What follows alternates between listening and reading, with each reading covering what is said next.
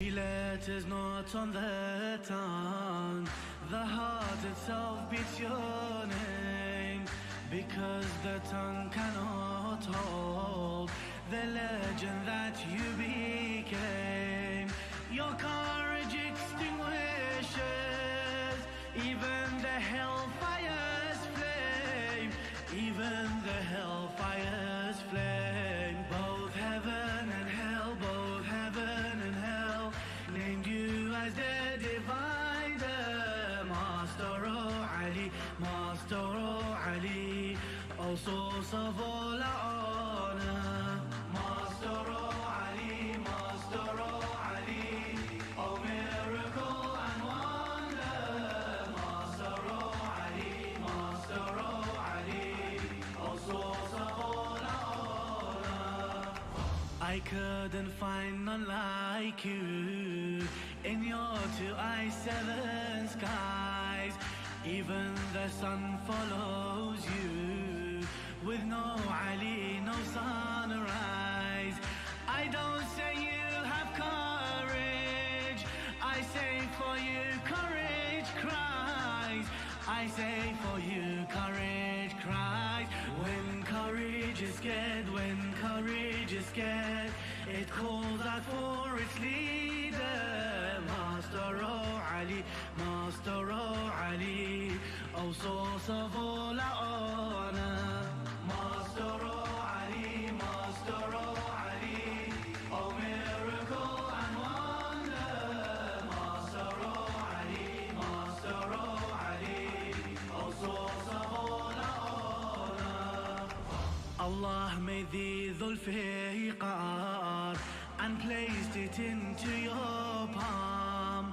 Alone you raised Khaybar's door, and Muhammad raised your arm. Even if they put you forth, Ali is my first Imam. Ali is my first Imam, my first and my last, my first and my last, and I cannot be prouder. Master Ali, Master Ali, O source of all honor. Master Ali, Master Ali, O miracle and wonder. Master Ali, Master Ali, O source of all honor. It is a part of my blood to call Ali when I fall, but Ali, I am confused. What do I say when I call? Ali's the father of dust, oh he's the father of all, oh he's the father of all. I see even gold, I see even gold wanted you as its father. Master Ali, Master Ali, O source of all honor. Master Ali, Master Ali, O miracle and wonder. Master Ali, Master Ali, O source of all honor. To tell Munkar and Nakir, from birth I have been ready. Ask me who is your Imam, I'll say it 10 times proudly. And like I cried in my life, I'll cry help me, oh Ali. I'll cry help me, oh Ali. Help me, oh Ali, help me, oh Ali. I'll cry till the hereafter. Master Ali, Master Ali, O source of all honor. Master Ali, Master Ali, O miracle and wonder.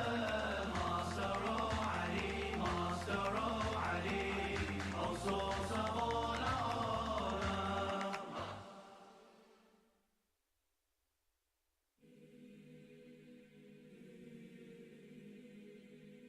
أنا حبي علي وغرامي علي مولى علي مولى علي.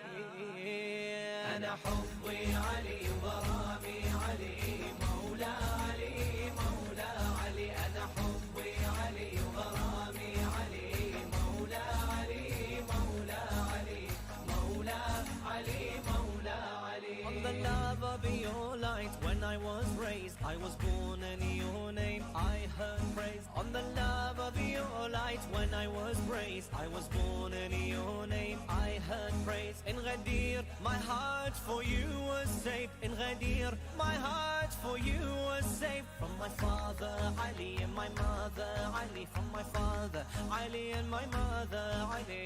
Mawla Ali Mawla Ali Mawla Ali Mawla Ali. أنا حبي علي وغرامي علي مولى علي مولى علي. أنا حبي علي وغرامي علي مولى علي مولى علي مولى علي مولى علي. أنا لا أبوح بسره وأنا المقاد لأمره.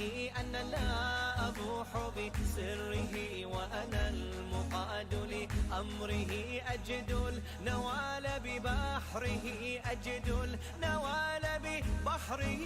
أنا روحي علي ودليلي علي. أنا روحي علي ودليلي علي مولى علي مولى علي مولى علي مولى علي.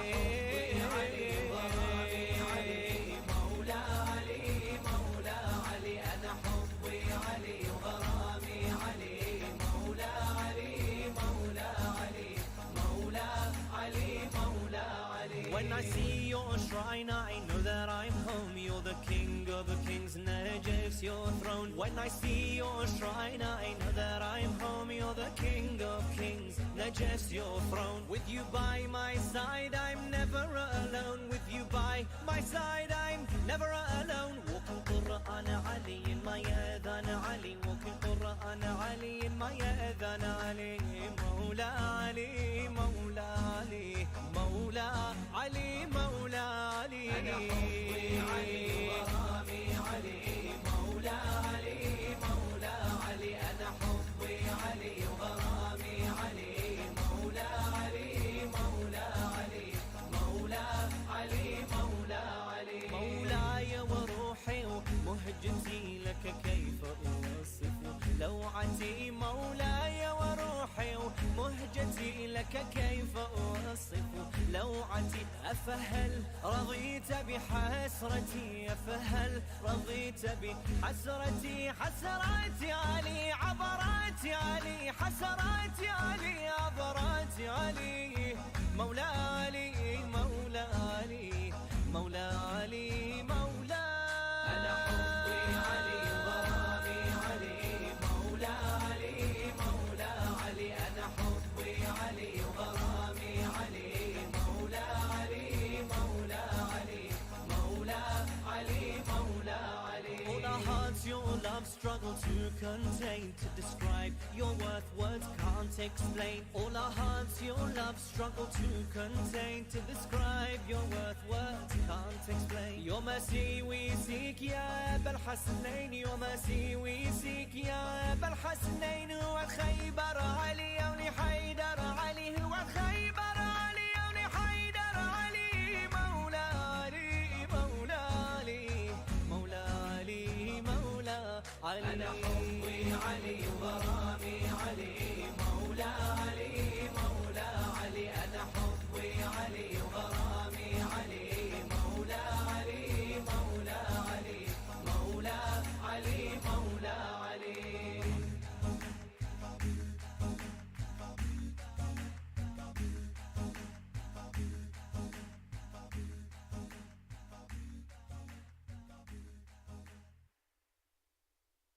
مولى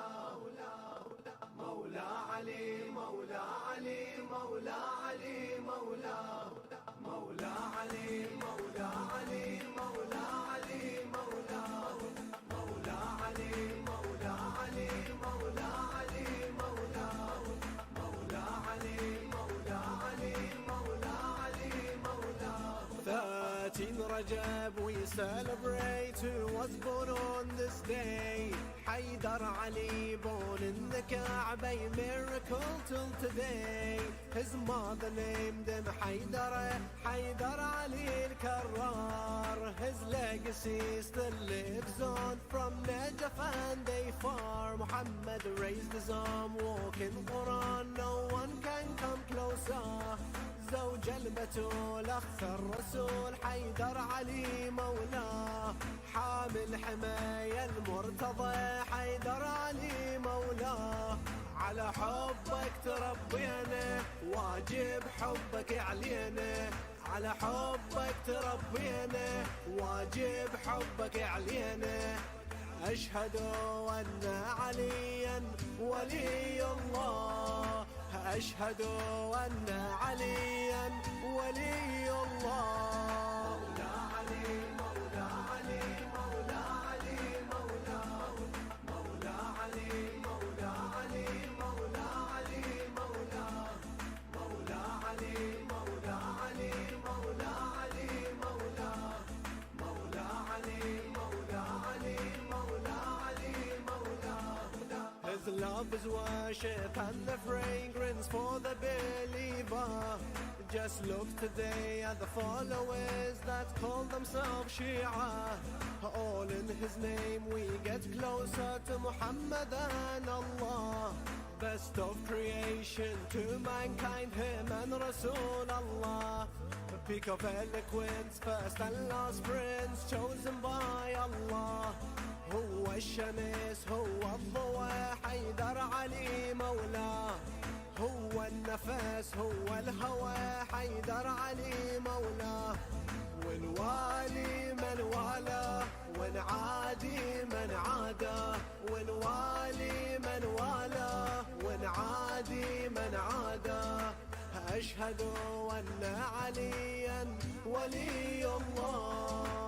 أشهد أن عليا ولي الله. مولى علي مولى علي مولى علي مولى مولى علي مولى علي مولى علي مولى مولى علي مولى علي مولى علي مولى مولى علي مولى علي مولى علي مولى. اسمك على قلبي علي وبيك أنا مجنون. صورة جمالك يا علي مرسومة بالعيون. أنت الولي أنت الوصي وغيرك ما أريده. يوم القيامة يا علي بس أنت الوسيلة. علي is the first, Ali is the last. How could they put you for? حبك ملك كل الفلك حيدر علي مولاه. يا أسد الله ولي الله حيدر علي مولاه. يا الساكن بوجداني يا أغلى من كل غالي. يا الساكن بوجداني يا أغلى من كل غالي. أشهد أن عليا ولي الله. مولى علي مولى علي مولى علي مولى مولى علي مولى علي مولى علي مولى مولى علي مولى علي مولى علي مولى مولى علي مولى علي مولى علي مولى.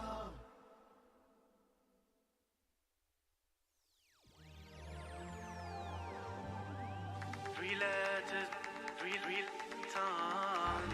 Three letters beats your name. Three letters not on the tongue. The heart itself beats your name. Because the tongue cannot hold the legend that you became. Your courage extinguishes even the hellfire's flame. Even the hellfire's flame. Both heaven and hell, both heaven and hell named you as the divider. Master Ali, Master Ali, O source of all honor. Master Ali, Master Ali, O mirror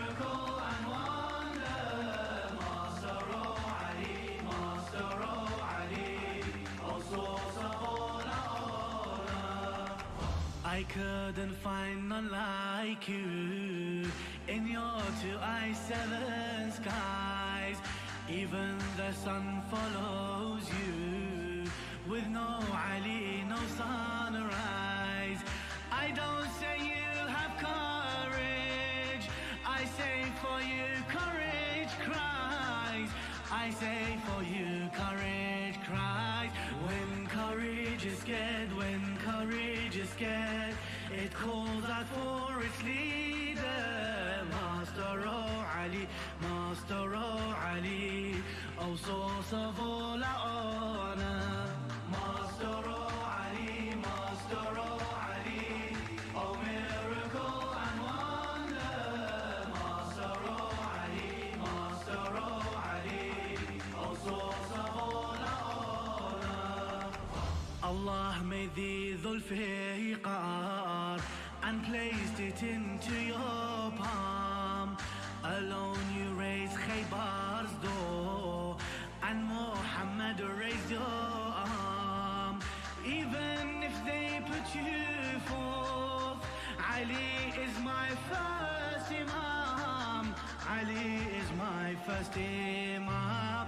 My first and my last, my first and my last.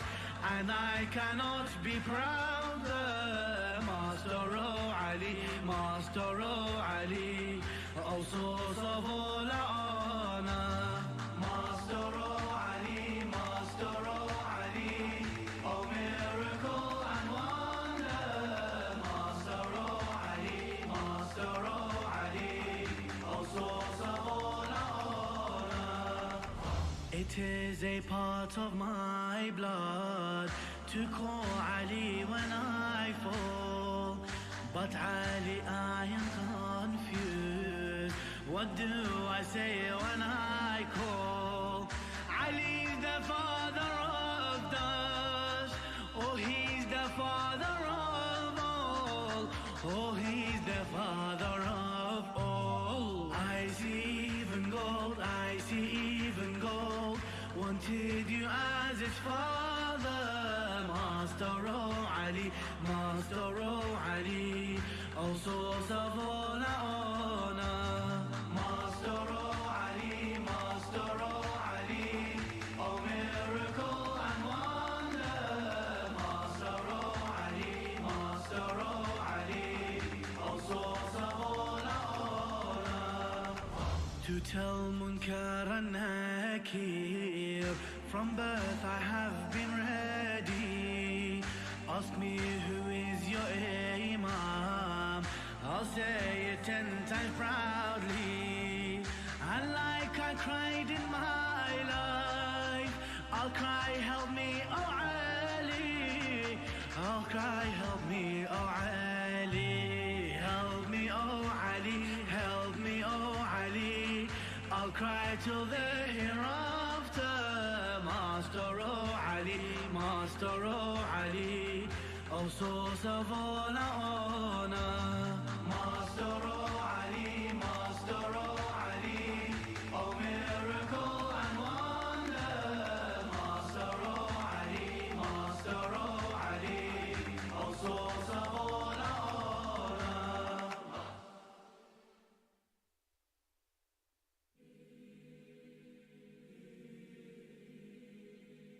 أنا حبي علي وغرامي علي، مولا علي مولا علي. أنا حبي علي وغرامي علي، مولا علي مولا علي. أنا حبي علي وغرامي علي، مولا علي مولا علي مولا.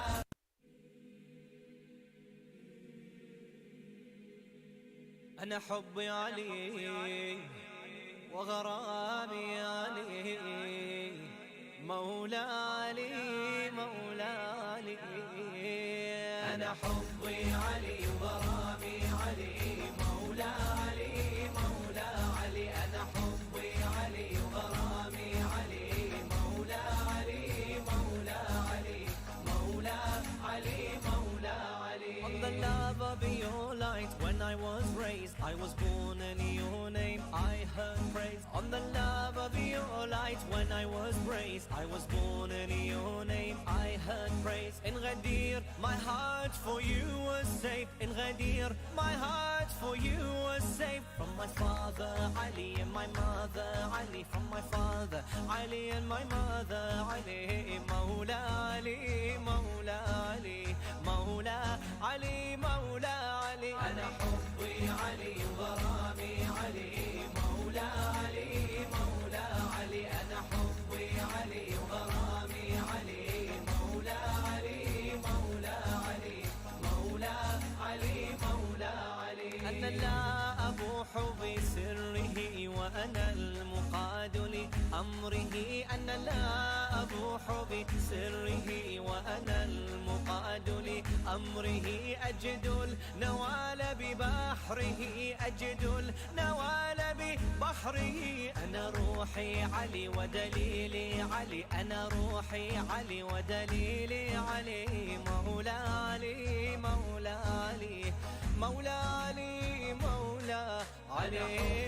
علي وغرامي علي مولى علي مولى علي. أنا حبي علي وغرامي علي مولى علي مولى علي مولى علي مولى علي. When I see your shrine I know that I'm home. You're the king of kings, Najaf's your throne. When I see your shrine I know that I'm home. You're the king of kings, Najaf's your throne. With you by my side I'm never alone. With you by my side I'm never alone. Walking Quran Ali in my adhan Ali, walking Quran Ali in my adhan Ali.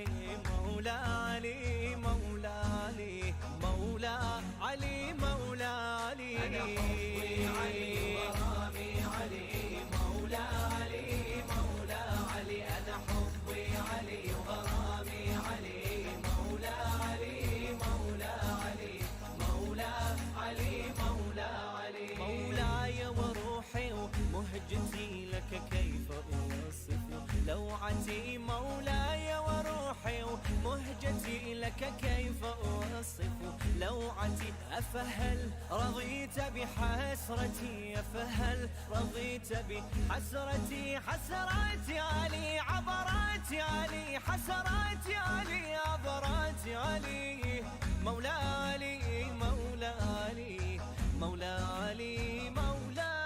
أنا حبي علي وغرامي علي مولى علي مولى علي. أنا حبي علي وغرامي علي مولى علي مولى علي مولى علي مولى علي. All our hearts your love struggle to contain, to describe your worth words can't explain. All our hearts your love struggle to contain, to describe your worth words can't explain. Your mercy we seek ya Abul Hasnain, your mercy we seek ya Abul Hasnain. هو خيبر علي ولي حيدر علي، هو خيبر علي ولي حيدر علي. مولى علي، مولى علي، مولى علي، مولى علي. أنا حبي علي وغرامي علي مولى علي مولى علي. أنا حبي علي وغرامي علي مولى علي مولى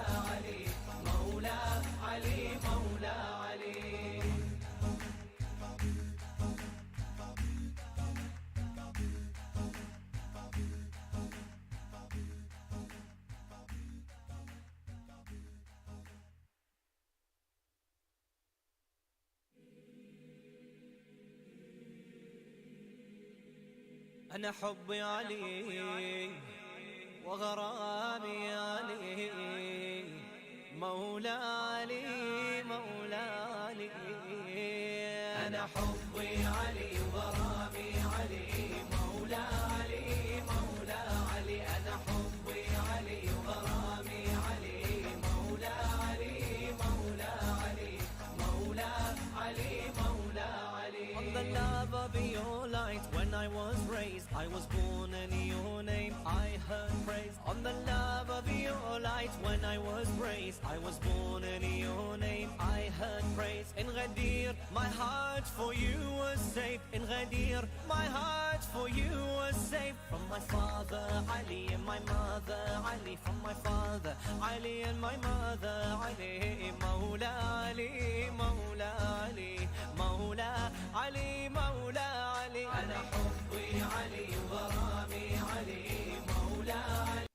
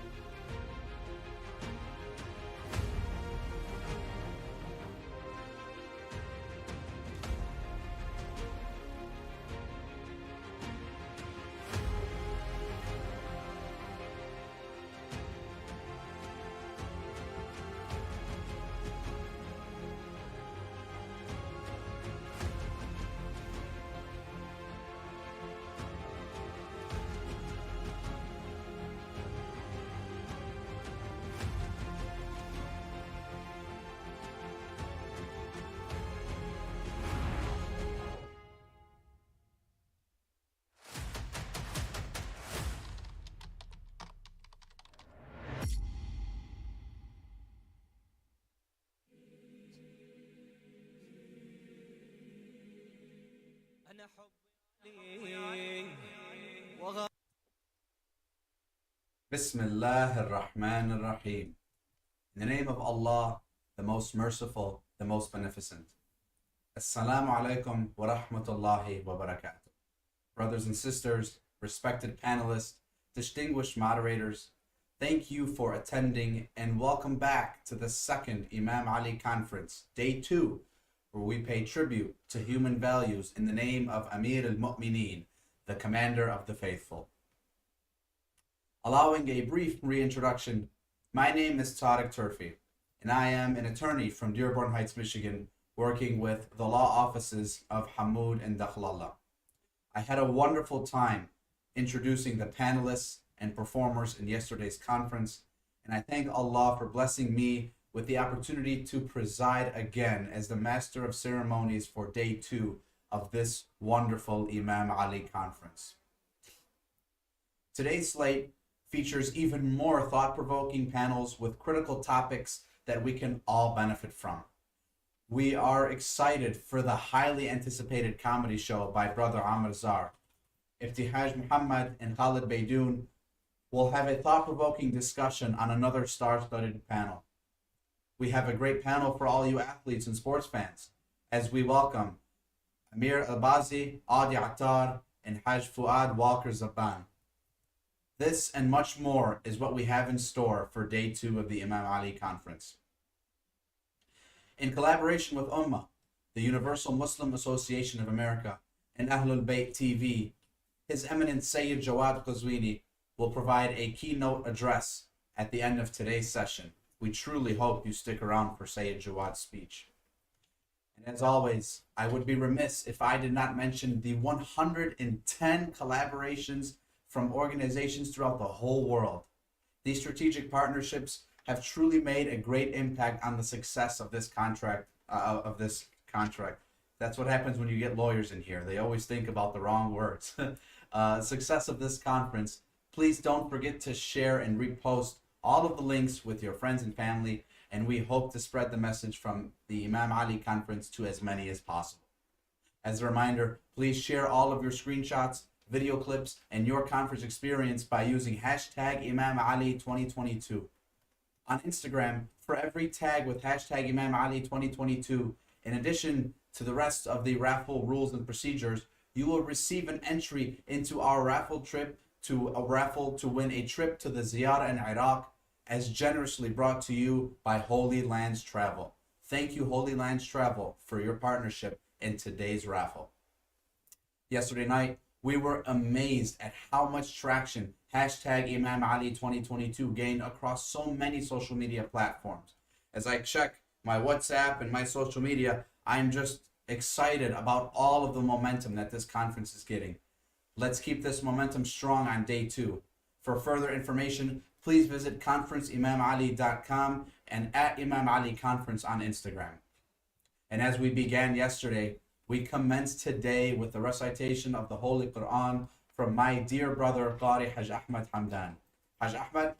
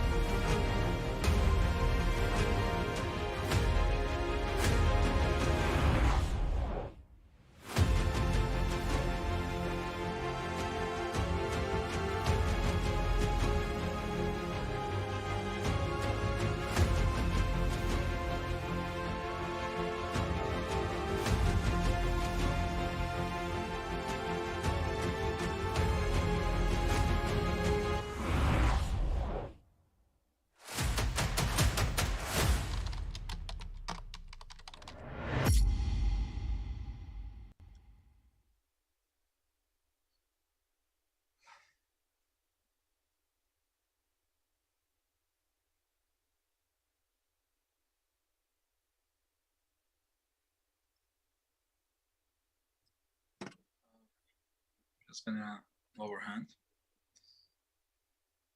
يا أهل بيت رسول الله حبكم فرض من الله، فرض من الله في القرآن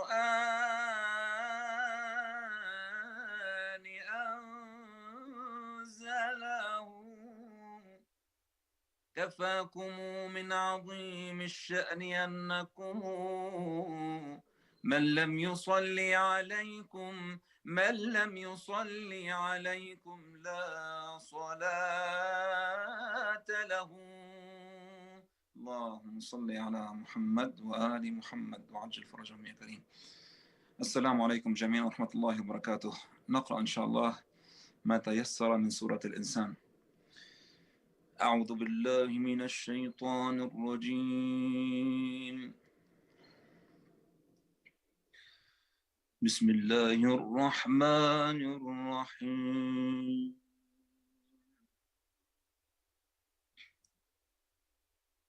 هل أتى على الإنسان حين من الدهر لم يكن شيئا مذكورا. إنا خلقنا الإنسان من نطفة أمشاج نبتليه،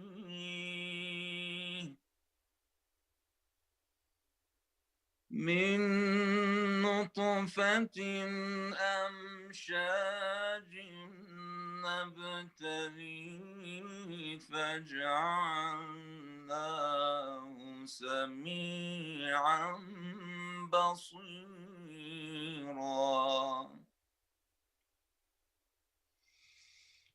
إنا هديناه السبيل،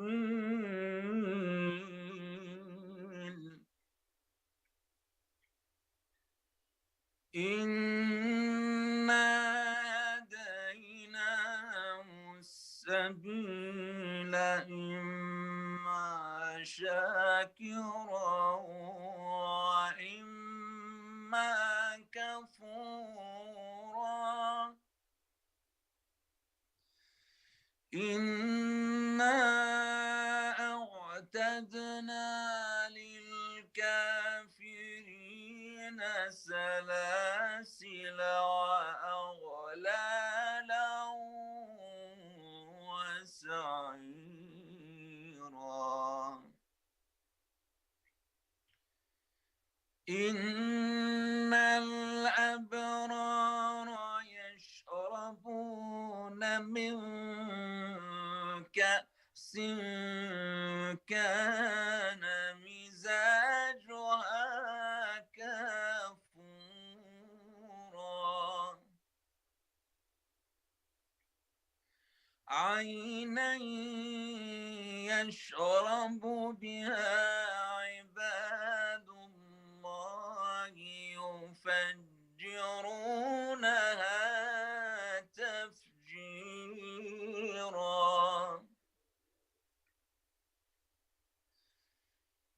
إن الأبرار يشربون من كأس كان مزاجها كافورا عينا يشرب بها عباد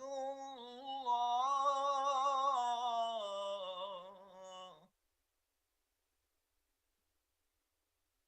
عينا يشرب بها عباد الله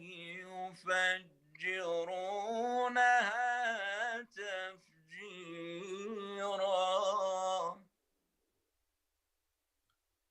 يوفون بالنذر ويخافون يوما كان شره مستطيرا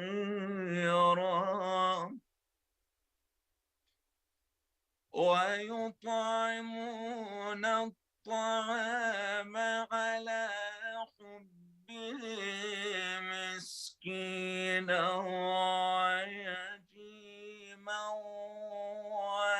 وأسيرا إنما نطعمكم لوجه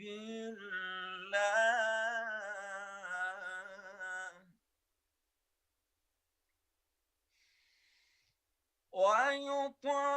ويطعمون الطعام على حبه مسكينا ويتيما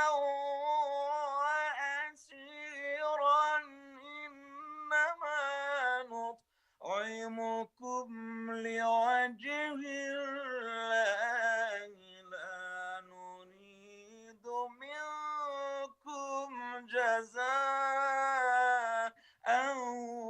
ولا شكورا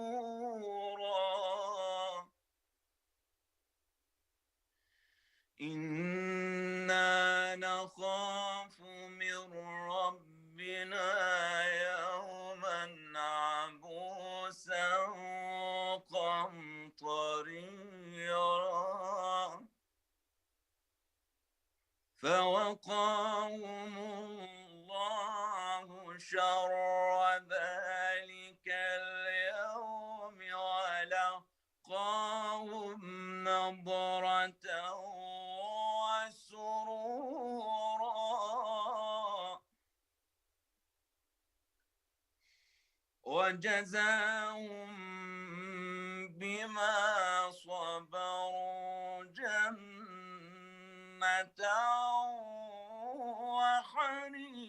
وحريرا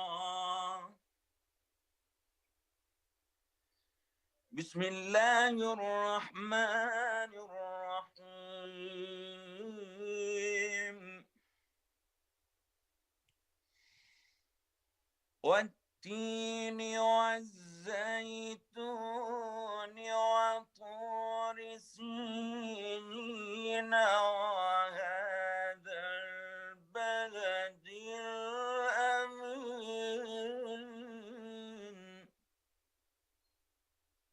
لقد خلقنا الإنسان في أحسن تقويم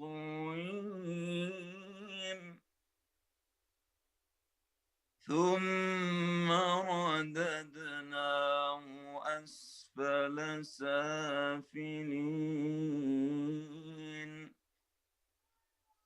إلا الذين آمنوا وعملوا الصالحات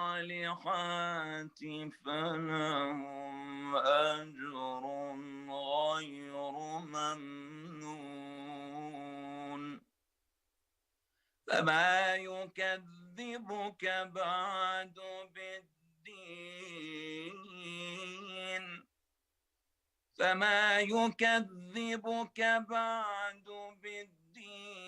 أليس الله بأحكم الحاكمين صدق الله العلي العظيم اللهم صل وسلم وزد وبارك على رسول الله وآله الأطهار على رسول الله وآله الأطهار اللهم صل على محمد وآل محمد.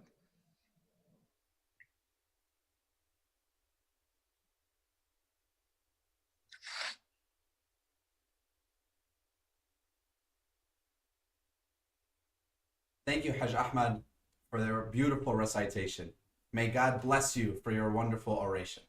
I see the momentum for hashtag Imam Ali 2022 is gaining traction. Let's keep up the momentum.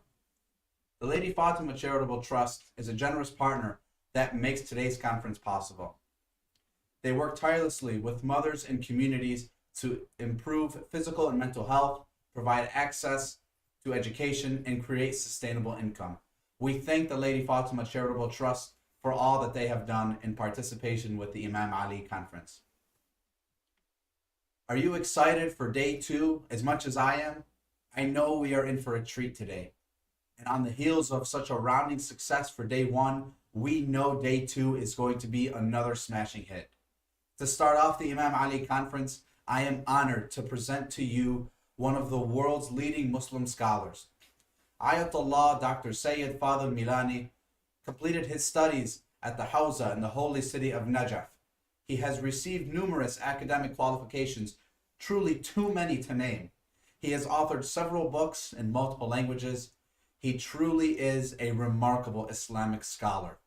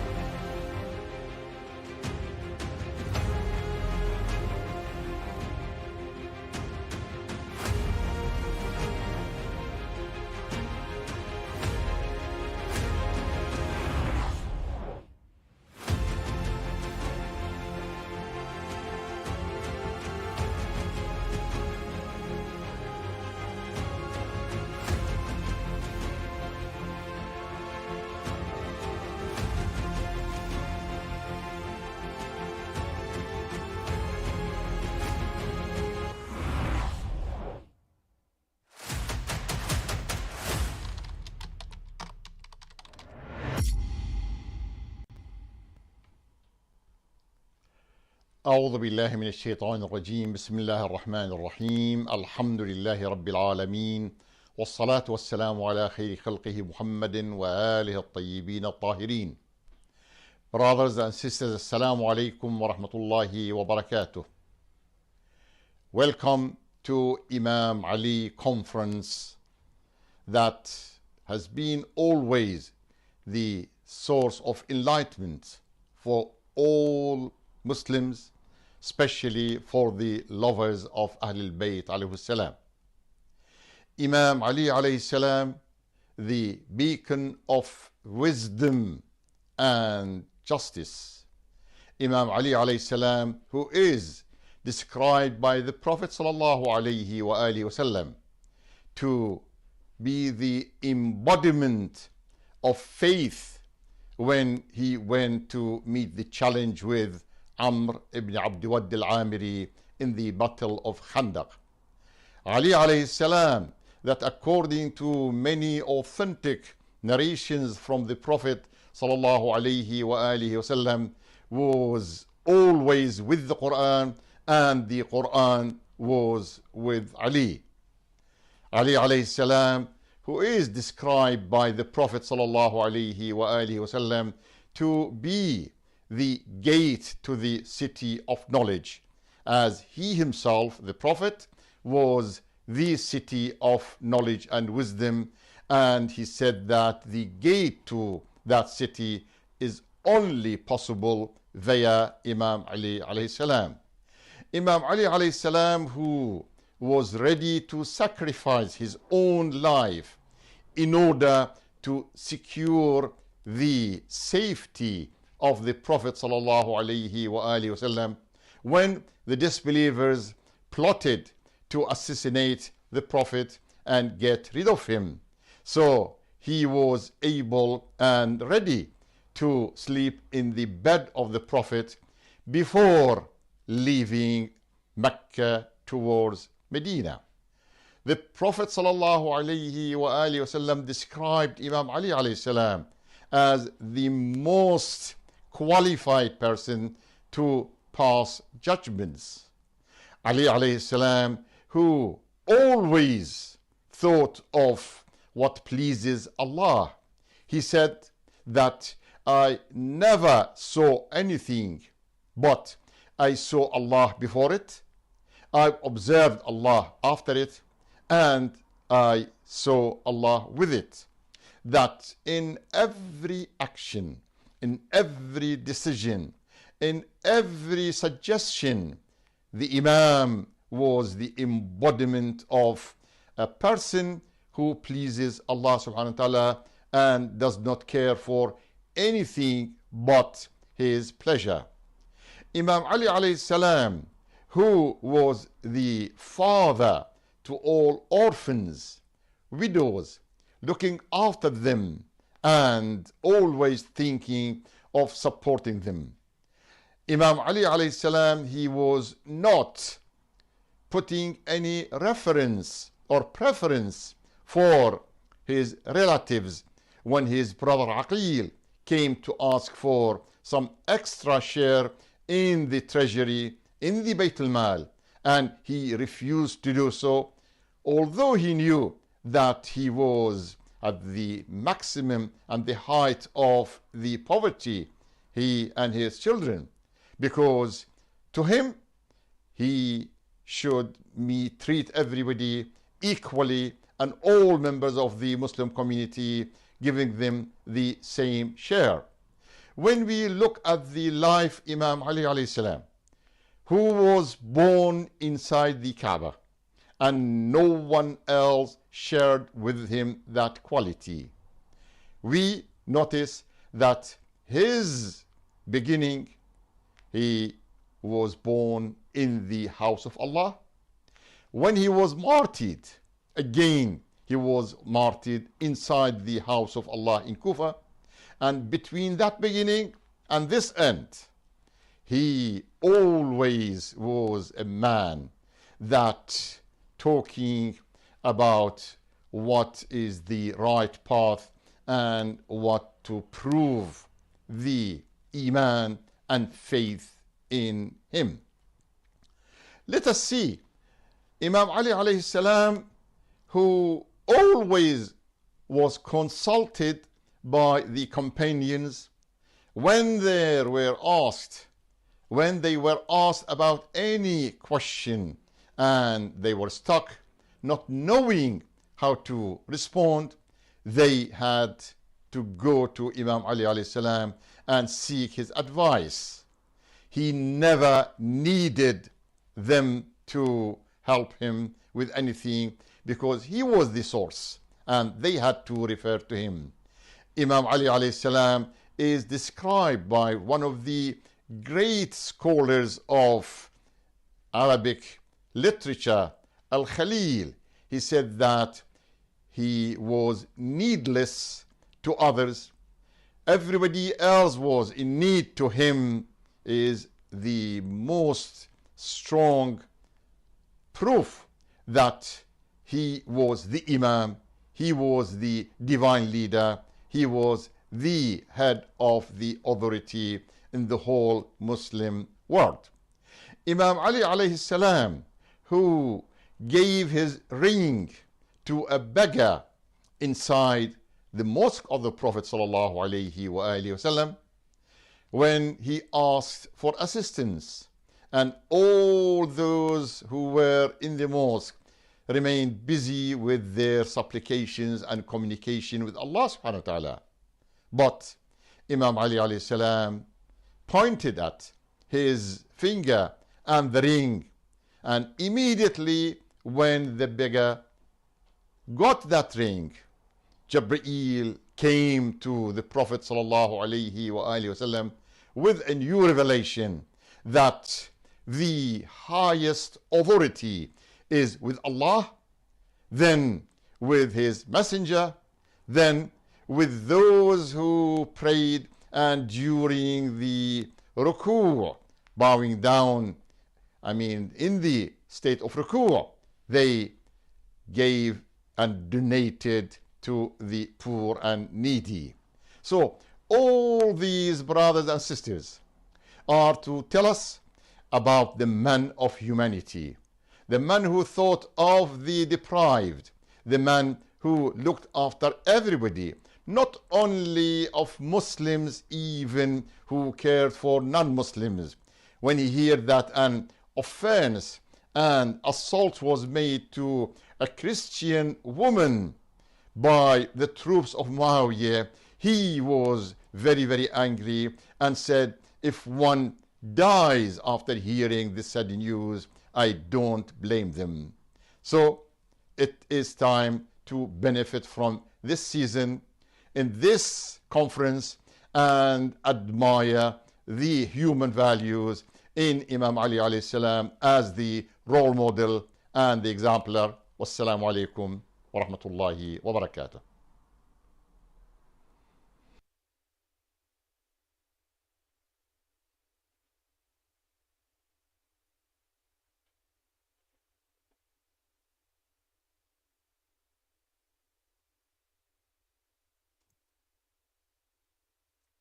Thank you, Sayyidina, for setting the tone for day 2. Your beautiful words of wisdom are the best commencement for the second day of this conference. The 2022 Imam Ali Conference is made possible by many partners and organizations collaborating in the name of Imam Ali and human values. We are blessed to receive support from so many generous individuals and organizations. We truly thank you for all that you have done. The Imam Ali Conference leadership firmly believes and promotes inclusion and diversity not only throughout the world, but amongst ourselves as Muslim as well. Imam Ali belongs to all Muslims and not just to any particular sect. We look past these denominational divides, and that is why we are honored with this esteemed panel that I am about to introduce next. Sheikh Dr. Muhammad Nainawi is joined by Nouri Sardar on a panel about leadership and discussion in Ali, the leader of human values. Sheikh Nainawi is an American Islamic scholar, theologian, and a medical doctor. He is one of the most influential Muslims in the world. Moderator Nouri Sardar is a poet, filmmaker, and a co-host of the 786 Boulevard podcast. He has been featured on a wide variety of productions all across the world. I am truly excited for this distinguished panel.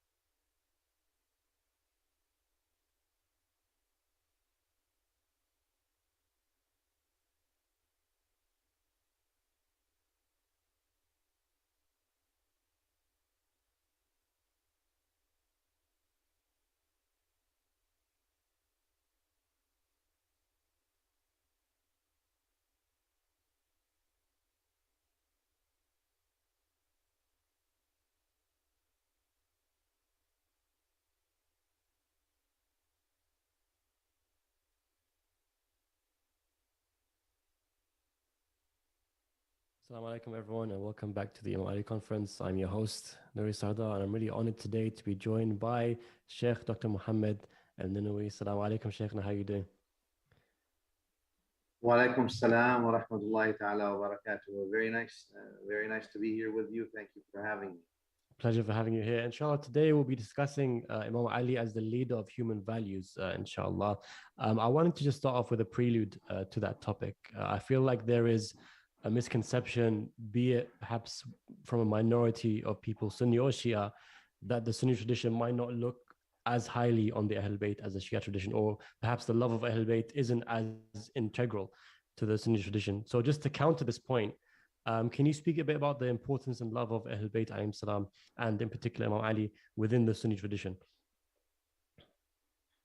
Bismillah ar-Rahman ar-Rahim. Alhamdulillah wa sallallahu wa sallam wa baraka ala Sayyidina Muhammad Rasulullah wa ala alihi al-tayyibin al-tahirin wa radiyallahu عن أزواجه وأصحابه وأحبابه والتابعين وعنا معهم برحمتك يا أرحم الراحمين.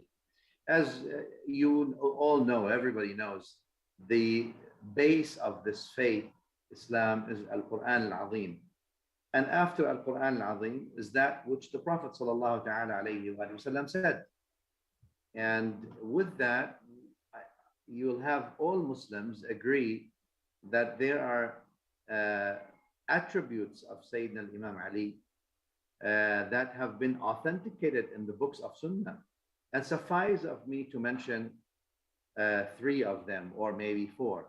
First, the most mutawatir, or the mutawatir hadith, yani the definitive narrative that has been prophetically authenticated in a definitive way, where the Prophet sallallahu ta'ala alayhi wa sallam said, "Man kuntu mawla fa'aliyun mawla."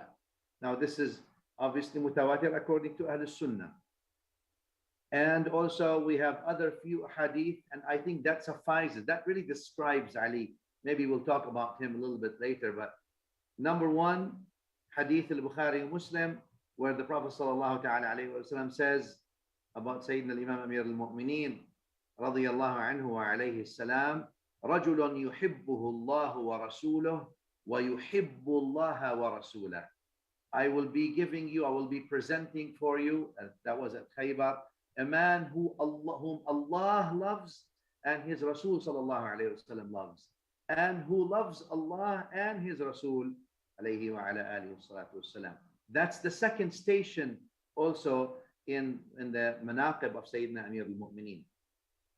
Another one obviously comes also, Hadith al-Manzila fil Bukhari, and also it's known in the Sihah, where Nabi sallallahu alayhi wa sallam said to Sayyidina Amir al-Mu'mineen, أَمَا تَرْضَى أَن تَكُونَ مِنِّي بِمَنْزِلَةِ هَارُونَ مِن مُوسَى. So هذا المقام الهاروني now, المقام الهاروني to Sayyidina Amir al-Mu'mineen alayhi salam.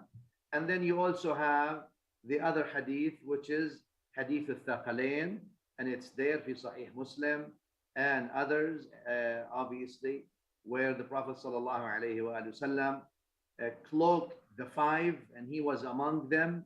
And among the five, obviously, after Nabi al-Mustafa sallallahu alayhi wa sallam, was no other than our mother and Mawlatuna Fatimatu Zahra alayhi salam, and then Amir al-Mu'mineen Ali, and then Al-Hasan al-Hussein, and those are Ahlul Kisa wa Ahlul Aba. So these are something that all Muslims have in common with that. And I don't think anyone would be a Sunni Muslim if they have an issue with Sayyidina Amir al-Mu'mineen from this perspective. And obviously in history things happen, but these things I believe have settled now. Wallahu a'lam. Ahsantum, Sheikhna. Beautiful introduction. Ahsantum. So, inshallah, today, in the very short time we have, we're going to speak about Imam Ali alayhi salam as a leader of human values. I feel like one kind of value we can look at right now that is perhaps most relevant was his love for social justice, his yearning for justice, especially when he was Khalifa. There are many beautiful stories about how just he was during his caliphate. And now we're in a time where I think that social injustice is rife, and social justice is a very popular conversation with the protests that are happening. You know, people are coming out and protesting against injustice in all forms, especially in America, here in this country. So with that kind of context, what do you think Imam Ali alayhi salam can teach us about the importance of social justice within our communities? So now, if you allow me, Brother Nouri, I would like to widen the perspective first as a prelude to enter, sort of to seek permission to enter the massive spiritual atmospheres of the life of Sayyidina Amir al-Mu'mineen, alayhi salam. And first of all, we need to realize that life is a test, right? Allah says in the Quran, لِيَبْلُوَكُمْ خَلَقَ الْمَوْتَ وَالْحَيَاةَ لِيَبْلُوَكُمْ. Life is a test. I don't want to take too much time in the explanation. I think it's known. Not only life, hayat is a test, and death is a test, but also iman is a test. Allah says in the Quran, وَلْيُمَحِّصَ اللَّهُ الَّذِينَ آمَنُوا. Allah will test those who believe. So iman is a test. Salah, siyam, zakah, etc. All this is a test. But Allah and Nabi sallallahu alayhi wa sallam made Ali a test. By him in Sahih Imam Muslim, Sayyidina Nabi sallallahu alayhi wa sallam said, لا يحبك إلا مؤمن ولا يبغضك إلا منافق. So he made this persona. Now, al-Iman is a test, life is a test, death is a test, and now the persona of Sayyidina Imam Amir al-Mu'mineen wa Mawla al-Muwahhideen alayhi salam itself is a test, and that is for a reason. The prophetic wisdom doesn't do things like that chaotically, circumstantially, or coincidentally. In huwa illa wahyun yuha, as Allah mentioned. Some people, my dear beloved Brother Nouri, some people are born dead. I don't mean physiologically or psychologically, but they're born, and the minute they're born, their life is as good as dead. And some people, they are born when they die. There's a third kind of people where death and life to them is simply a state they pass through. It doesn't really touch the core of their presence. وَعَلِيٌّ أَمِيرُ الْمُؤْمِنِينَ was amongst the leaders of that kind. Because if we want to get close to see his life, we will see and we will be able to touch that the life of Sayyidina Amir al-Mu'mineen has not yet ended and will not end. First, as the shaheed, and Allah says in the Quran, وَلَا تَقُولَنَّ لِمَنْ يُقْتَلْ فِي سَبِيلِ اللَّهِ أَمْوَاتٌ بَلْ أَحْيَاءٌ. And also there is a hayat of Ali before the martyrdom and after the martyrdom. And that hayat and that life of Ali is different from most other people, because oftentimes people look at life as the human being eating and drinking and wearing clothes and moving. But in this kind of life, animals share with us. Al-hayat to Ali, life to Ali, is about giving. Giving was living to Ali. Loving also is giving to Ali. And therefore, life to Ali was love, living, loving, and giving. Al-hayat that Ali actually embodied is the hayat that today occupies our conscious, occupies our thoughts. The body of Ali was martyred by the sword and the dagger. Lakin the ruh, but the ruh of Ali still lives in the corners of the pages of the Quran, in the middle of the Quran. So wherever you find the Quran, you will find Ali. Why am I saying this? Because when we talk about social justice, we're talking about the book of Allah Azza wa Jal, and it would be a crime for me to separate Ali from the book of Allah. Hence, wherever you find Al-Quran, you will find Ali, and wherever you find Ali, you'll find the Quran. Bismillah ar-Rahman ar-Rahim. وَمِنَ النَّاسِ مَنْ يَشْرِي نَفْسَهُ ابْتِغَاءَ مَرْضَاتِ اللَّهِ وَاللَّهُ رَءُوفٌ بِالْعِبَادِ وَفَضَّلَ اللَّهُ الْمُجَاهِدِينَ عَلَى الْقَاعِدِينَ أَجْرًا عَظِيمًا.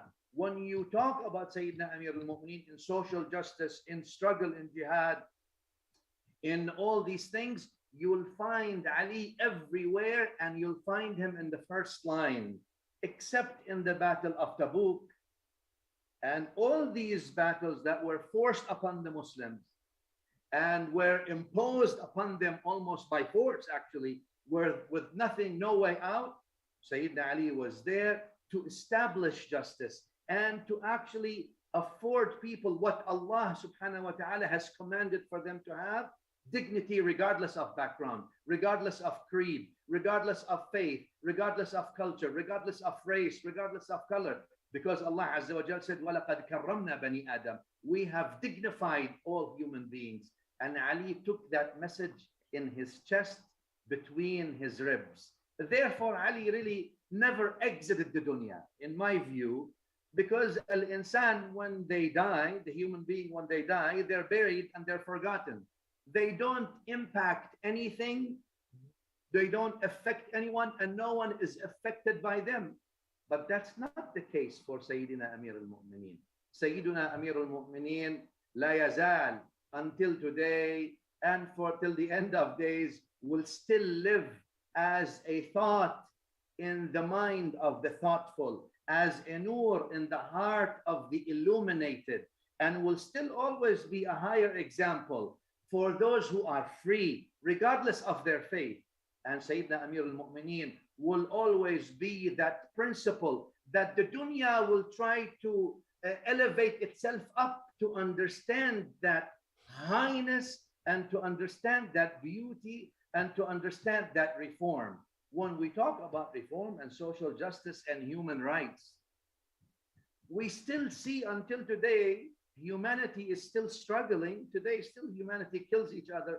Violence is rife. We solve still our problems with either intellectual terrorism or actual terrorism. I call it yani irhab fikri or physical, or we use violence to silence each other or to subdue each other, to control each other. Lakin today, in the midst of this chaos, insaniya, humanity is still looking for the light of the prophets alayhimus salatu wassalam, and the light of those who followed the line of the prophets, like Sayyiduna Amir al-Mu'mineen Ali ibn Abi Talib. And I want to mention this before I'll stop here because it connects with it. There is no coincidence then that Al-Hakim rahimahullah fil Mustadrak mentions, and Al-Hakim died 405 of Hijrah, yani about 1,000 some years ago. He says, فَقَدْ تَوَاتَرَتِ الْأَخْبَارِ. The narrations are mutawatir, are definitive. أن فاطمة بنت أسد ولدت أمير المؤمنين علي بن أبي طالب كرم الله وجهه في جوف الكعبة. It is no coincidence then that Fatima bint Asad gave birth to Sayyidina Amir al-Mu'mineen Ali in the midst of the Kaaba. Why? Because Ali carried in his heart. What's the link here? He carried in his heart Risalatul Kaaba, the message of the Kaaba, the symbol of the Kaaba. And the symbol of the Kaaba was La ilaha illallah. Just like the Kaaba symbolizes the Tawheed, and the Kaaba still illuminates and shines that nur of Tawheed, and the nur of Haqq, and the nur of love, and the nur of Iman. Ali was filled with the nur of Tawheed, and the nur of Haqq, and the nur of Iman, all the way from the beginning till the end, so that the Prophet ﷺ mentioned in Hadith al-Tirmidhi, wa huwa Hasan, al-Jannah tashtaq. Jannah itself longs for Ali. Beautiful, Sheikh. Ahsantum. Honestly, I wish we had more time because there's so many more talking points that I had, but time is quite limited. But I would definitely like to conclude by saying I'm so privileged to be here on this panel with you, having seen your videos of the past few years, and inshallah, hopefully this won't be the last meet that we have. And we would also like to thank the viewers very much for tuning in. And inshallah, you can forgive our shortcomings, and congratulations to you all on this occasion, the birth of Amir al-Mu'mineen alayhi salam. Inshallah, we can take the lessons of Imam Ali alayhi salam and use them in our life going forward, inshallah. Assalamu alaikum wa rahmatullahi wa barakatuh.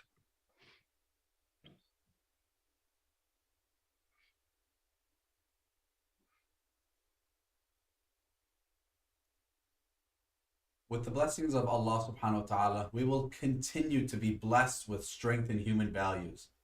It is now our duty to carry the torch of Imam Ali alayhi salam to advance these values to our brothers and sisters in humanity across all faiths and all denominations.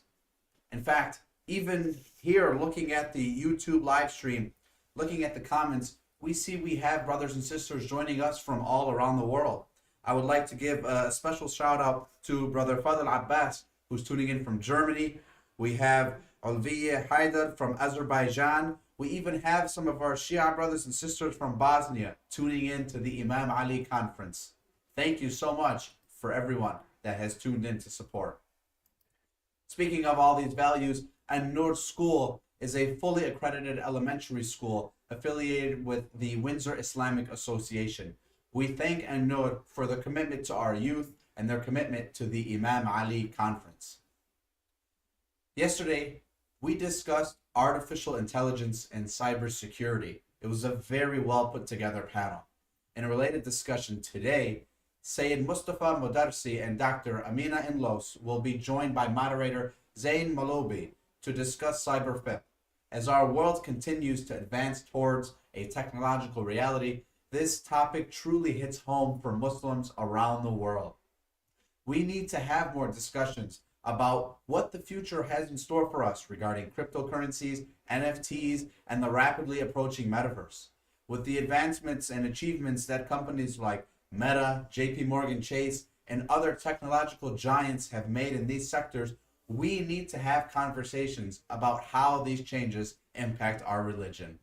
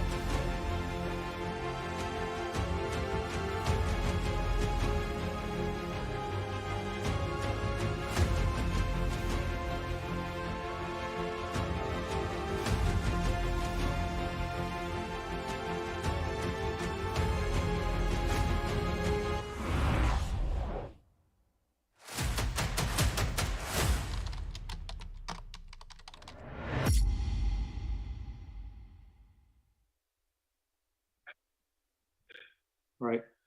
Bismillahir Rahmanir Rahim. Assalamu alaikum wa rahmatullahi wa barakatuh. Welcome to the panel discussion on cyber fiqh. My name is Zain Al Hussain, and I'm delighted to be joined today by two eminent personalities. Dr. Amina Inlos is the author of Women in Shi'ism, Ancient Stories, Modern Ideologies, and a co-translator of Spiritual Mysteries and Ethical Secrets by Farid Kashani. She is also a contributor to the Tafsir al-Mizan translation project. She completed her PhD at the University of Exeter on the subject of Shi'i Hadith. She teaches via distance education for the Islamic College in London, where I was honored to be her student. Along with her academic work, she travels and lectures worldwide, as well as engages in interfaith work. Assalamu alaikum, Dr. Amina. Wa alaikum assalam. We're also deeply honored today to have with us Sayyid Mustafa Modarsi. Sayyid Mustafa studied under senior jurists in the Shia world, under Grand Ayatollah Wahid Khurafani and Grand Ayatollah Tabrizi. Sayyid Mustafa also has a master's degree in theology, specializing in comparative religions and Abrahamic faiths. Sayyid Mustafa has lectured globally, serving the cause of the Ahlulbayt and promoting their pristine message for over 2 decades. He is currently teaching at John the Martyr Academic Seminary. Assalamu alaikum, Sayyid Mustafa.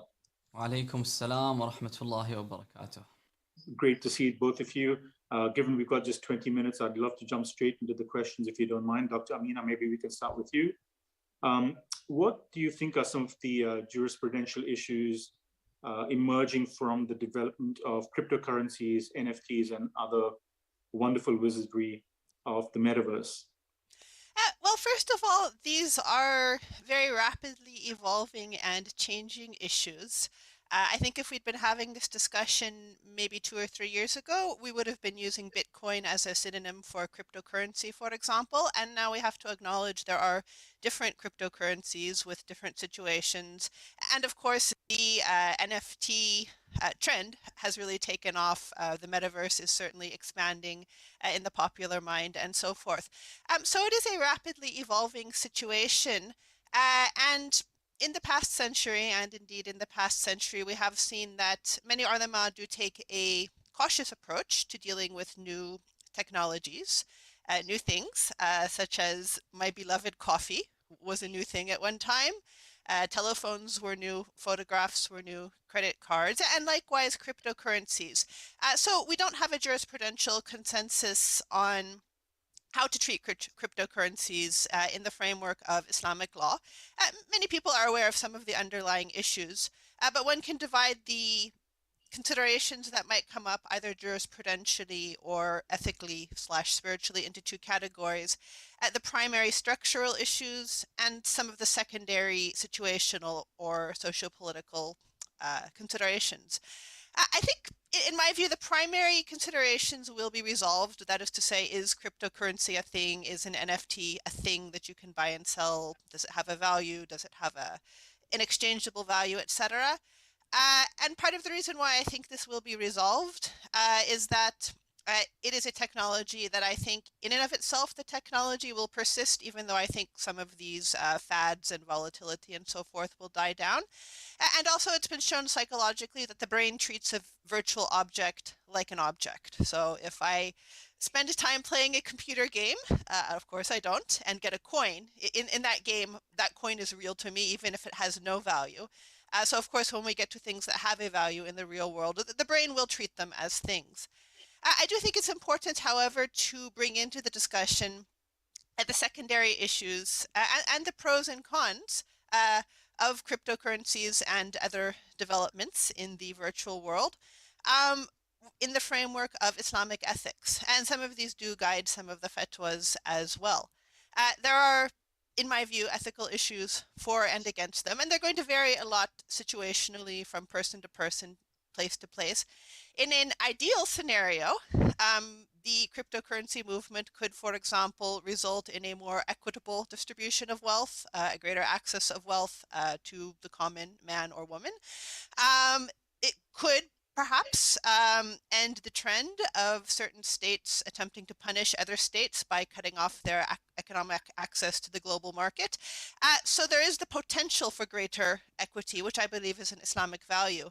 At the same time, there is a digital divide in the world. Not everyone has access to these things. There's more access than there would have been in the past. But for example, if you look at what happened in El Salvador when they attempted to institutionalize Bitcoin, some people didn't have internet access at all. And there are other considerations as well. To me, one of the main ones is the environmental question. Sometimes when we see the internet, we just see the glitter in front of us, and we forget the internet is like a monster. It eats, with apologies, it excretes, and it does. And if we're not in a situation where we're seeing the eating and the waste products of the internet, then we may not necessarily be appreciating the impact. Same thing for anything else like YouTube or Amazon. So this should be handled. There are people who are handling it. There are people who are not handling it. So like I said, it's situational, but there is rising awareness in this day and age of the Islamic ethics pertaining to the environment. So these are some of the considerations that can go behind considering where to situate these things in an Islamic jurisprudential and ethical framework. Of course, there are many more. Thank you, Dr. Amina. That's excellent. Actually, it's a great segue into my next question, said Mustafa. Usually the big discussion amongst the Shi'i lay people, for want of a better word, is that we don't understand how jurists derive rulings from texts that are more than 1,000 years old. So when it comes to what Dr. Amina was saying about cyberspace, can you possibly give us an example of how a jurist might practically derive a ruling today? بسم الله الرحمن الرحيم الحمد لله رب العالمين والصلاة والسلام على خير خلقه أجمعين محمد وعلى أهل بيته الطيبين الطاهرين. First of all, allow me to seize this opportunity to thank the organizers of this conference. And I ask the Almighty to grant all the brothers and sisters involved infinite success. And secondly, allow me to, because the conference is called the Imam Ali Conference, to draw the connection between Imam Ali and our discussion. Imam Ali is a central figure in our religion. And his ideals and his principles and his character and what he represents is the of our faith. And our fiqh is Imam Sadiq alayhi salam, who has narrated more than 35,000 narration. He has enriched the Shia heritage. He says, he always makes a reference to Kitabu Ali or Mushafu Ali. The Imam was once asked about Mushafu Ali. He said, Mushafu Ali is a transcript. Imam Ali used to write down what the Prophet used to give him. And then he said that this is a very huge encyclopedia. And then the Imam said that all the halal and haram is incorporated in this book. So all our fiqh is in essence derived from Imam Ali alayhi salam. So there is a strong connection between our fiqh and everything that we discuss in fiqh and Imam Ali alayhi salam. As for our discussion, no doubt we are witnessing the rise of a new civilization. It's unlike anything that the world has ever seen before. And the world is moving at a rapid pace, and people's life is just changing accordingly. And people are spending more time in cyberspace than in the real world. And this new environment has different characteristics than the physical world. It's pretty unique. And if we fail to keep pace of the macro evolution that is taking place, we will fall behind and our influence will diminish. And consequently, our culture, our moral system, our identity will be obsolete. And the reality on the ground is changing dramatically. And we strongly believe that the Prophet left us with a robust system to guarantee our survival in life's shifting patterns. And I think one of our points of strength is that our religion doesn't change in accordance with what people desire. And Ahlulbayt alayhimus salam and their teachings and their edicts and their instructions, they're timeless because they emanate from the Quran. Therefore, we can't put an expiry date on their teachings. What the Ahlulbayt alayhimus salam have done is lay the foundations. They said that we give you the guidelines. Yes, the world is changing, but our fiqh is equipped with the right tools to handle these changes. It has been designed to adapt to any environment. Why? Because again, their words is intertwined with the Quran, and the Quran is like the sun and the moon, as the hadith says, يَجْرِي مَجْرَى الشَّمْسِ وَالْقَمَرِ. They never become obsolete, they always shine on a new day. And our fiqh stems from our ideals and principles, and these principles can never become outdated no matter what. And in fact, our need for these ideals and principles is only growing. So from a fiqhi perspective, of course, we are dealing with an array of issues in cyberspace. Primarily e-commerce, social media, and all of its implications, cyber crimes, and everything encapsulated by Web3, which includes the metaverse. So essentially, what applies legally in the physical world applies in cyberspace. But it's not as simple as one might think. It's tricky because we're dealing with a new phenomenon here. And the subjects are shape-shifting. For example, back in the day, gold and silver was the predominant currency. And in contemporary history, fiat money backed by gold became the predominant currency. And then fiat money not backed by gold became the currency, earning an intrinsic value. And now we're dealing with cryptocurrency.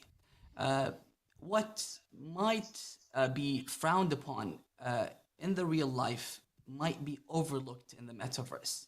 For example, ownerships. In the real world, you own something tangible, as opposed to the digital world.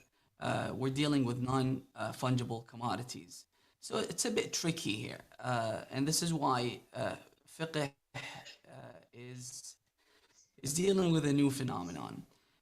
So in fiqh, even though we believe that everything is, we always say this, that everything is considered halal unless proven otherwise, in some areas, jurists are being very cautious, as Dr. Amina said.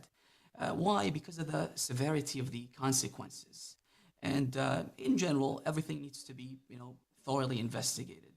And obviously, we can't discuss all the topics here related to the internet, which is why we want to look at what perhaps has the most wide-ranging impact, because you asked me to cite an example, and it's a hot topic at this stage, fintech.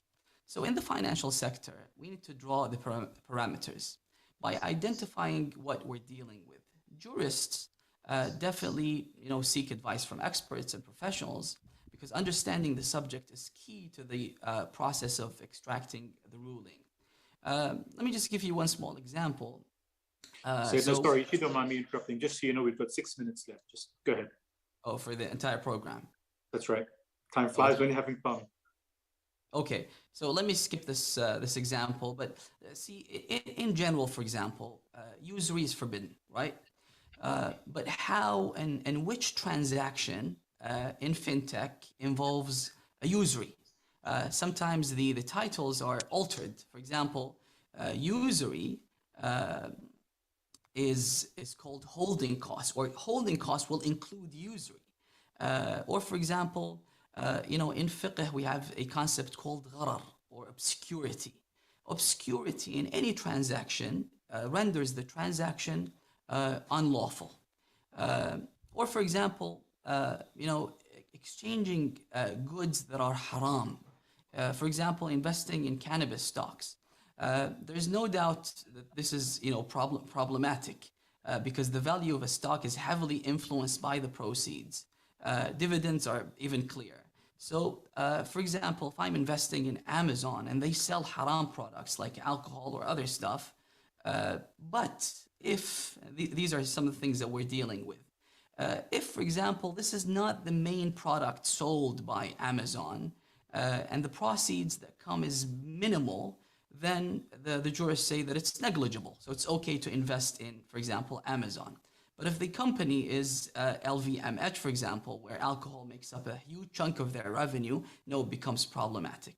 Now, when it comes to CFDs, contract for difference, or option tradings, because it's a parallel transaction, you're not exchanging anything haram. You're not dealing with actual stocks of the company. So in here, it's different. But the question is it recognized by fiqh when you're not exchanging anything? And it's parallel to what's happening in the market because it's intangible. Also, for example, leverage trading, margin trading. We know, for example, interest is part of it. Also, it's high risk. And these things directly impact the jurisprudential outcome of the ruling.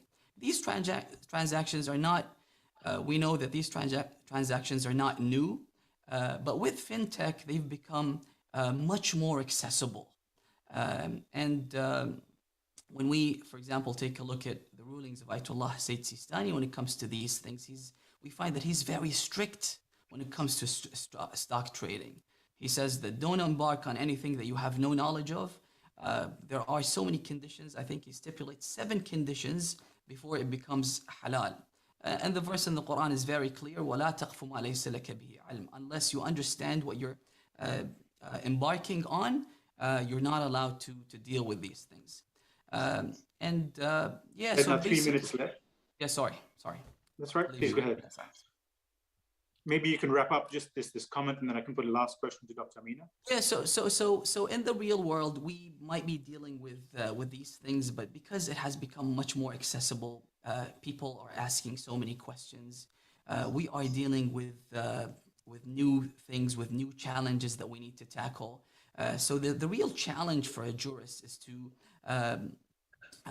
apply the principles of fiqh on these new challenges.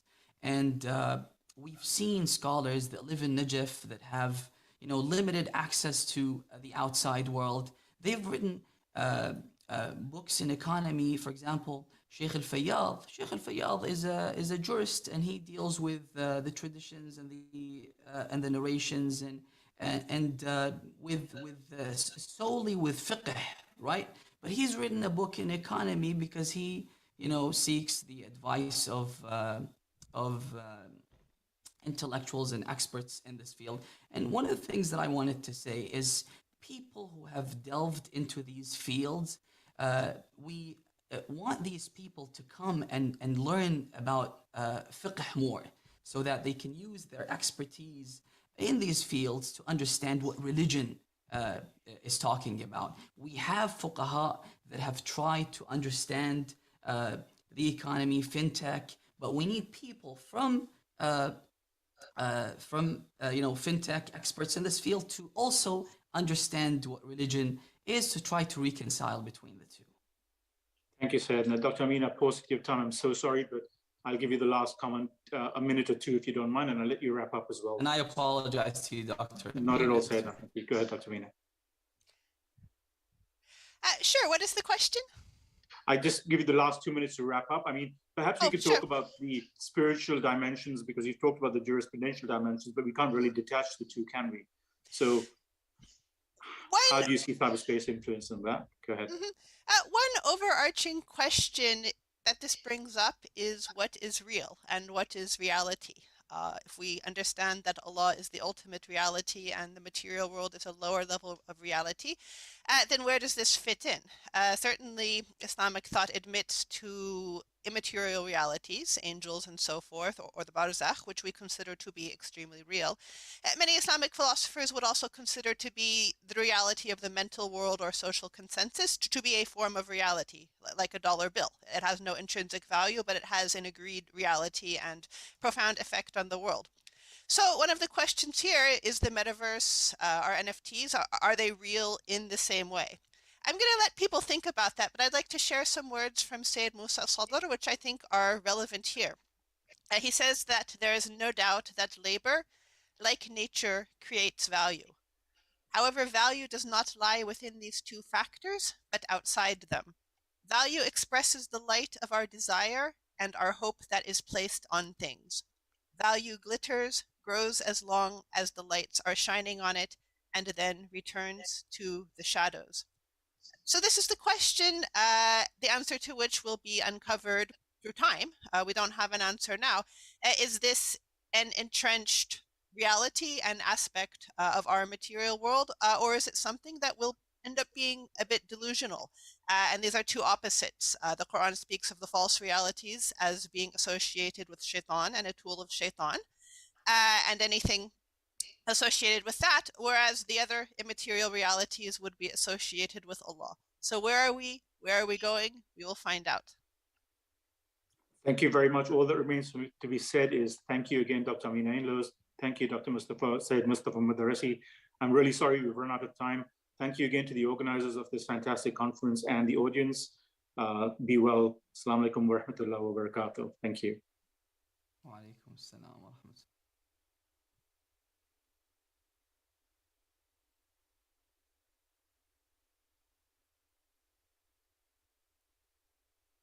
Thank you for that informative panel. Fiqh and cyberfiqh are becoming ever more apparent in our advanced society. Conversations like the one we just heard only serve to advance our understanding of this changing landscape. The DRF, Development and Relief Foundation, is a wonderful organization that provides critical humanitarian services in Iraq. They are truly a remarkable partner, and we could not have the success we enjoy today without their support. And to continue on from last segment, we see that even more viewers from around the world have tuned into the Imam Ali Conference 2022. I see we have Lisa sending her salams from Australia. We even have viewers from Dunfermline, Scotland. We even have Hassan Sarini, who's hanging out with the Turfies, watching the Imam Ali Conference from Dearborn, Michigan. Thank you all for tuning in. And if we can, go into the chat. I want to see where you're from. I want to see where you are live streaming the 2022 Imam Ali Conference to see how far Imam Ali's message can reach throughout the entire world today. Imam Ali strived for his religious equality throughout his entire life. and throughout the entire world. In our next topic, our panelists will discuss religious manipulation. Today, religion is unfortunately manipulated in many unsuspected ways and means. Sheikh Nur Muhammad and Dr. Kawthar Abbas will be moderated by Hidayah Nawi in a discussion on this important topic.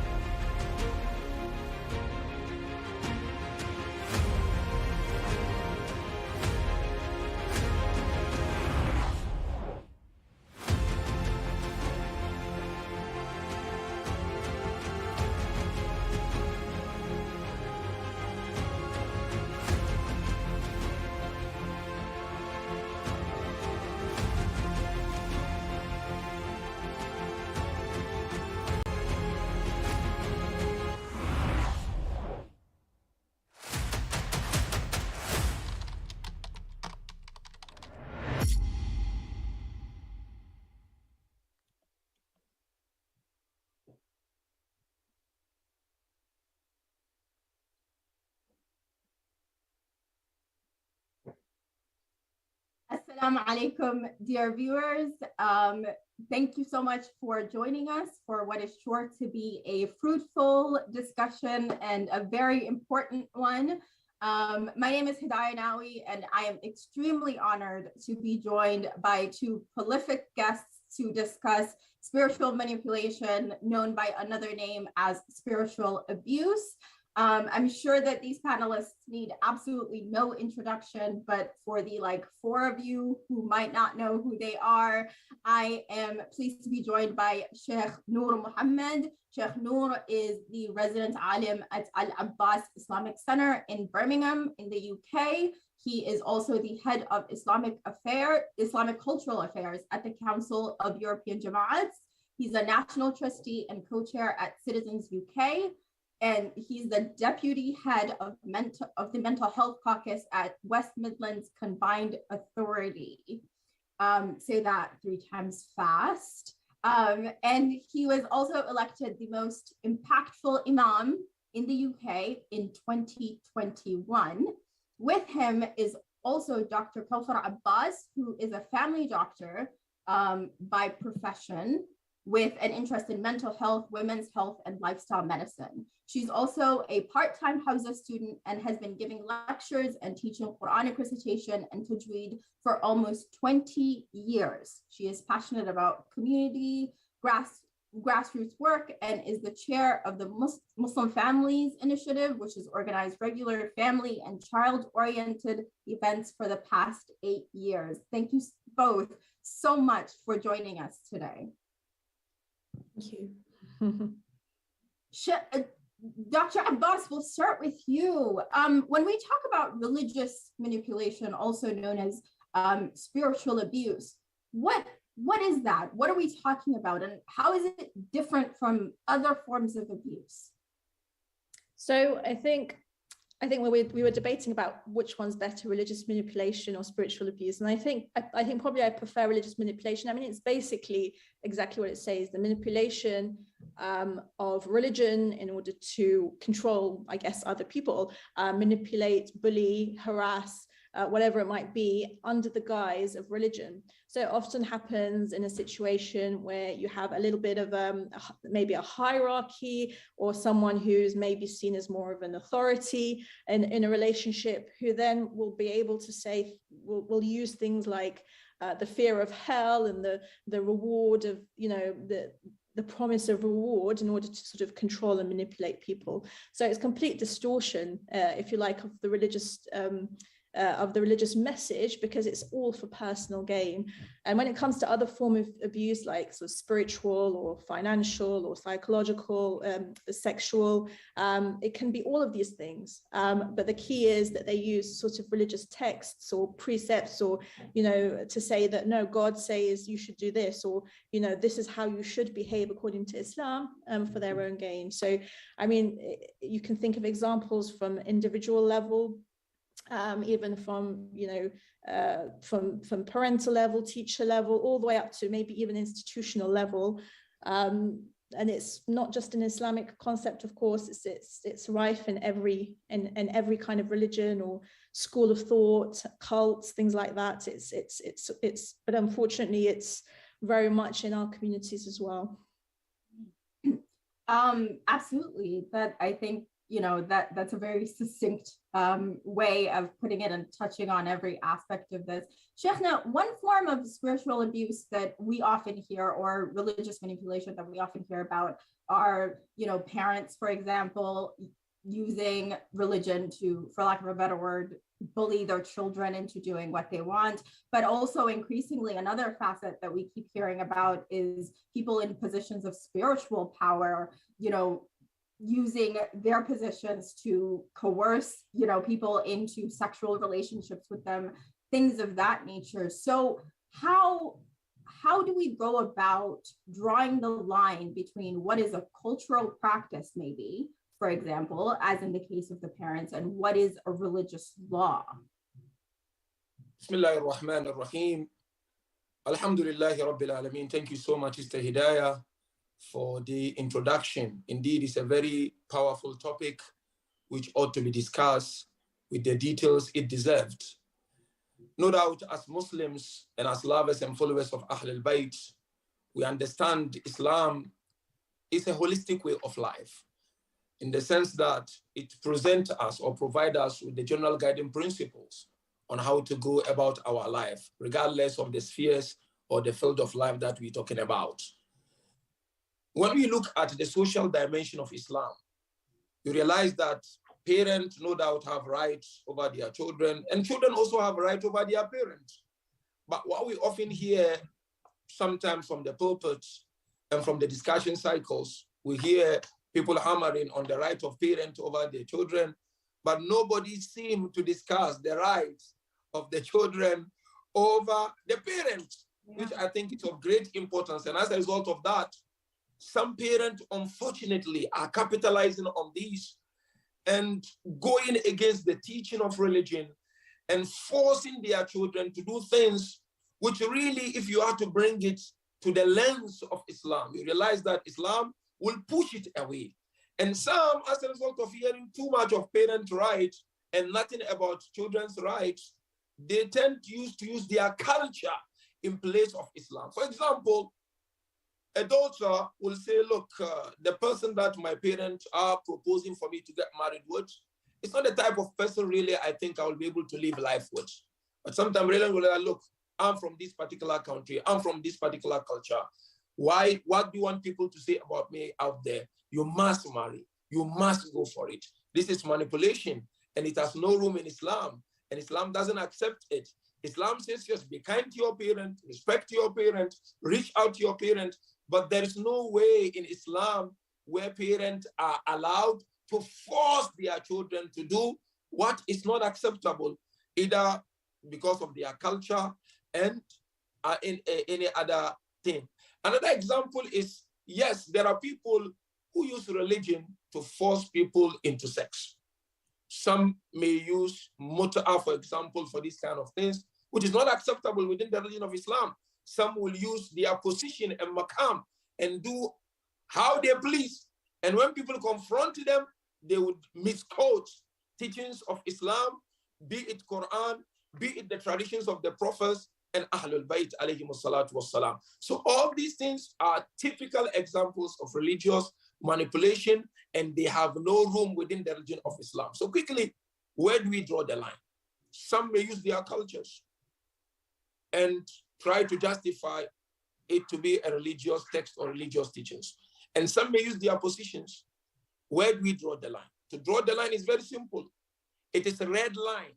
to use your culture and to use your position against the teachings of Islam. So the way out is to follow the teachings of Islam as taught and brought to us by the Holy Prophet and Ahlulbayt al-Ismati al-Tahara. That is where we draw the line.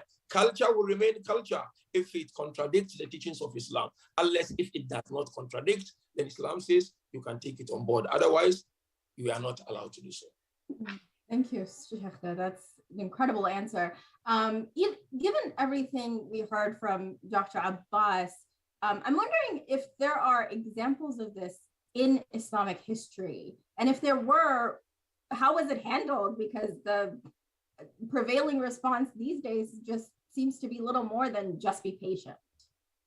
Absolutely, absolutely. We always take our cue from the history of Islam, from the times of our beloved Prophet and Ahlulbayt alayhi salatu wasalam. So let's look at a few examples and how Prophet and Ahlulbayt dealt with them. The first example is racism. There are people who use Islamic texts to antagonize, to undermine, to ridicule, to push people away. During the time of our beloved Prophet, there were those who were of the view that, look, Quran is in Arabic, plain Arabic, and the Prophet is an Arab. And God sent him to an Arab country, say Saudi Arabia, for instance. So any other race, especially black color, you do not have any room here. So they undermined so many people. They blatantly demonstrated the racism against the blacks who were inclined to the teachings of Islam. How did our Prophet handle this? He gave Bilal position. He gave him position, not just Muazzin. Bilal was also the secretary of our beloved Prophet, sallallahu alaihi wasallam, to tell them that there is no racism in Islam. There is no superiority in Islam. That is one example. Another example, as we're talking of Imam Ali and human value. You know, Amir al-Mu'mineen alayhi salam, when of course he moved from the holy city of Medina to the holy city of Kufa, there were people who were close to him who thought now our own is in charge. So let us try to get whatever we want from him. Typical example, Amir al-Mu'mineen had a sister called Fahita. Fahita, my dear brothers and sisters, she used to be in the holy city of Makkah with her husband. And the husband used to torture and attack Muslims, you know. So that's the time when the Holy Prophet said to Amir al-Mu'mineen, go to Makkah and administer justice. She used to use the name of Imam Ali without the consent of Imam Ali to wage war against Muslims and against people.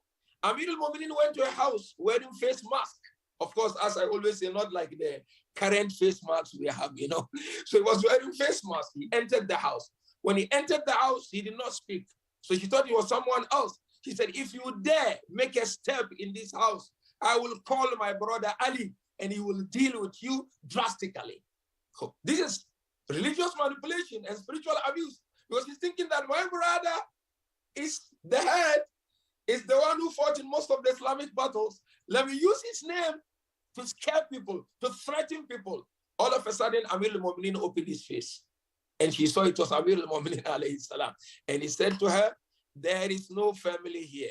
I am here to administer justice. I'm going to make sure that you are held accountable and you are dealt with drastically. And that's what exactly happened. Last example, Imam Amir al-Mu'mineen in Kufa, his brother Akil came to him. He thought, now my brother is in charge. Of course, Akil was a good person, but my brother is in charge. Let me go and get some money from my brother. He went to Amir al-Mu'mineen. He said, I need 1,000 dinar. Amir al-Mu'mineen said, I do not have 1,000 dinar. He said, but you are in charge of Islamic treasury. Today it is happening in some of our communities. Leaders are sitting on wealth and they do as they please. They call it in the name of I'm a leader, I travel this, I travel that, and they are abusing the wealth of our communities. Youth are struggling, people with mental health are struggling. Some of our communities are faced with these challenges, and if you dare talk, they will chase you out of the community. Amir al-Mu'mineen said to Akil, no, I deserve 3 dinar. You deserve 3 dinar. Each and every member of this community who is under me deserve 3 dinar. So therefore, Ahlulbayt alayhi salatu wasalam, they faced those challenges hands-on. They did not beat about the bush. They tackled it there and there, and they removed it completely from the community. And that is really the lesson we need to take on this. Sheikhna, those are fantastic examples. Thank you so much. Dr. Abbas, to come back to you, what are your thoughts? How do we hold abusers accountable in these kinds of cases? I think probably on two levels we have to think about how we can change things. The first is on the institutional level, this a systematic shake-up of how our institutions really are running. Because, you know, as someone I used to be a partner in a practice, we have thousands of policies for every single eventuality. So if there is a case of bullying, harassment, if there is an allegation of some sort, there is a process to follow to be able to look into that, to be able to investigate it. There is a transparency there where you feel, if it works, that you are listened to and that there is going to be a process for this. And there is an external body that looks into these policies and is able to sort of independently sort of arbitrate on these things. And I think, I mean, I can't speak for all mosques and Islamic centers, but I feel that we all need to make sure that it's all in line in that way, that everything is written down, that people feel a confidence when they come forward with these issues, that it doesn't become like a trial by social media where someone says, you know, this so-and-so did this, and then everyone all starts going off into, we need other avenues for people to safely come forward and share their concerns and feel that they're being dealt with properly. And I think on an individual level, I mean, we talked about sexual abuse in the context of religion. And so I can only talk as a woman. A lot of cases I've heard have been of this nature.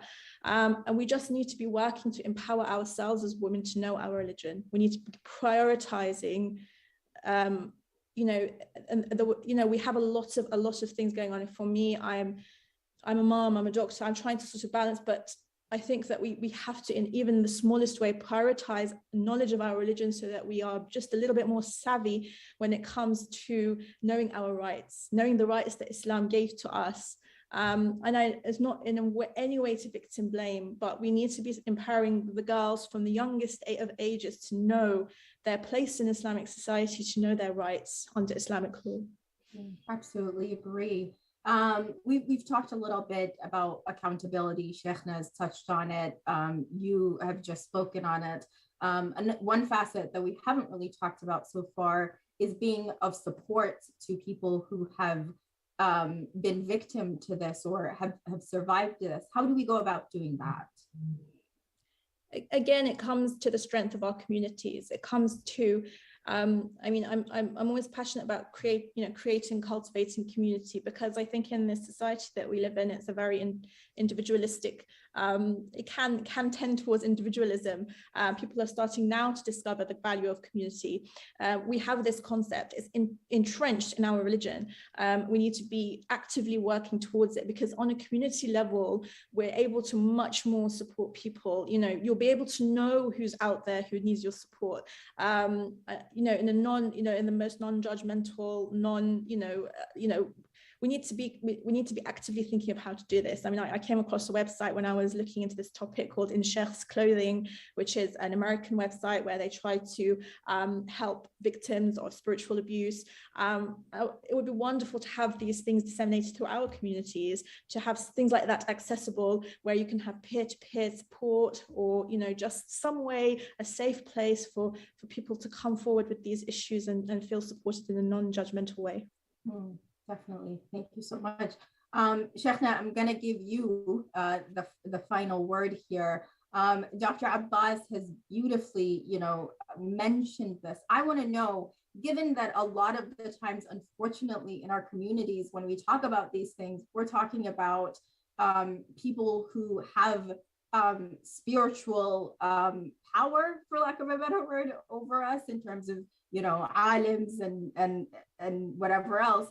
We often hear about this from that lens, right? Because, we give utmost respect to our alims. And as a result of that, it is very easy for the people who want to take advantage in whatever way, be it sexual, be it financial, they can do that. So I think it's important for you to answer this question. What would you say to someone who is currently enduring this form of abuse, specifically from, an alim, maybe. Thank you so much, Sister Hidayat. You know, as we said earlier on, spiritual abuse has no room within the religion of Islam. Our beloved Prophet came to discipline us physically and spiritually. And so, regardless of who holds the authority, sometimes the authority may be the imam, the resident alim, the speaker, you know, or those in authority like the chairman, the vice chair, those in executive authority. I mean, we've seen different colors of spiritual abuse in some of our communities, and people are just taking advantage of the situation. And what really saddens me, Sister Hidayat and Dr. Kauthar and our dear viewers, is that when a person is faced with this challenge, I'm talking of the victims, from the victim's perspective, what we hear now, be patient.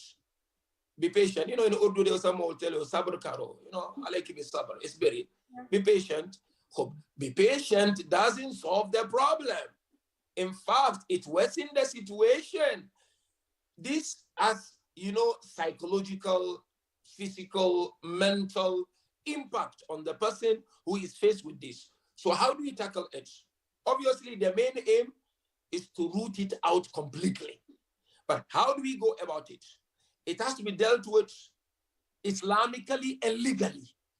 I'm not that type of a person who hold the opinion that, look, if we speak about it, we are washing our dirty clothes out there. No. Somebody is going about taking advantage of people.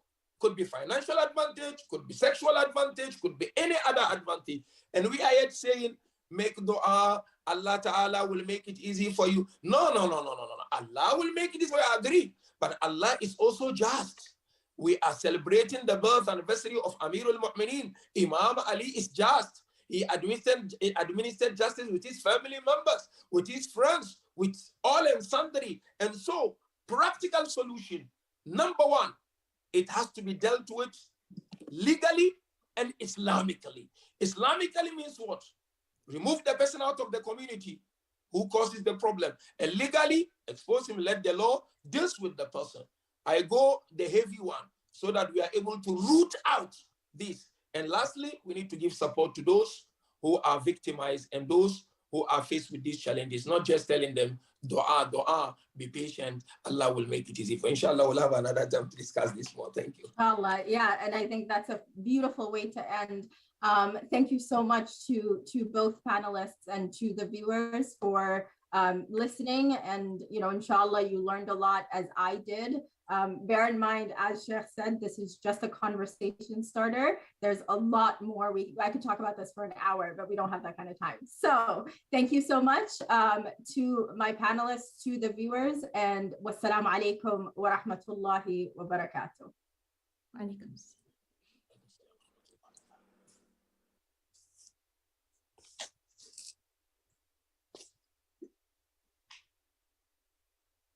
We learned in this discussion, we have a duty to maintain our religious independence, spared from manipulation and unwarranted originality and distortion. The Development and Relief Foundation, as mentioned earlier, is a blessed organization to partner with. They deliver hope, education, healthcare, and other support services to many around the world. Also, I would like to continue on the shout outs that we're receiving from all around the world. We have Atiya Yasir, who sends her salams from Delhi, India. Nawal Radihan and Mujgan Hajmat from Portland, Oregon. Thank you guys for tuning in. Atar Attar says Assalamu alaikum wa rahmatullahi wa barakatuh from Houston, Texas. We have Winmar representing the Burmese Muslims from Los Angeles, California. We see Haidar Al-Rubay, who's watching from Rentham, Massachusetts. Akbar Rizvi from Washington, D.C. We have so many amazing supporters from all around the world. And as these are coming in live, even Nashud Kasamali from Houston, Texas, truly is a worldwide event. Oh, here's another one. Anasha Hassan sends her salams from Pakistan. Thank you, everybody. And keep these coming up. While we're also engaging in the chat, let's also engage in our Ziyara trip raffle at Imam Ali Conference on Instagram. Please head to that page and make sure you use hashtag Imam Ali 2022 to find your way into our raffle entry. This truly is a remarkable prize, and we want everyone to have a great chance at winning this prize. I now call upon our panel of medical professionals to lead this discussion.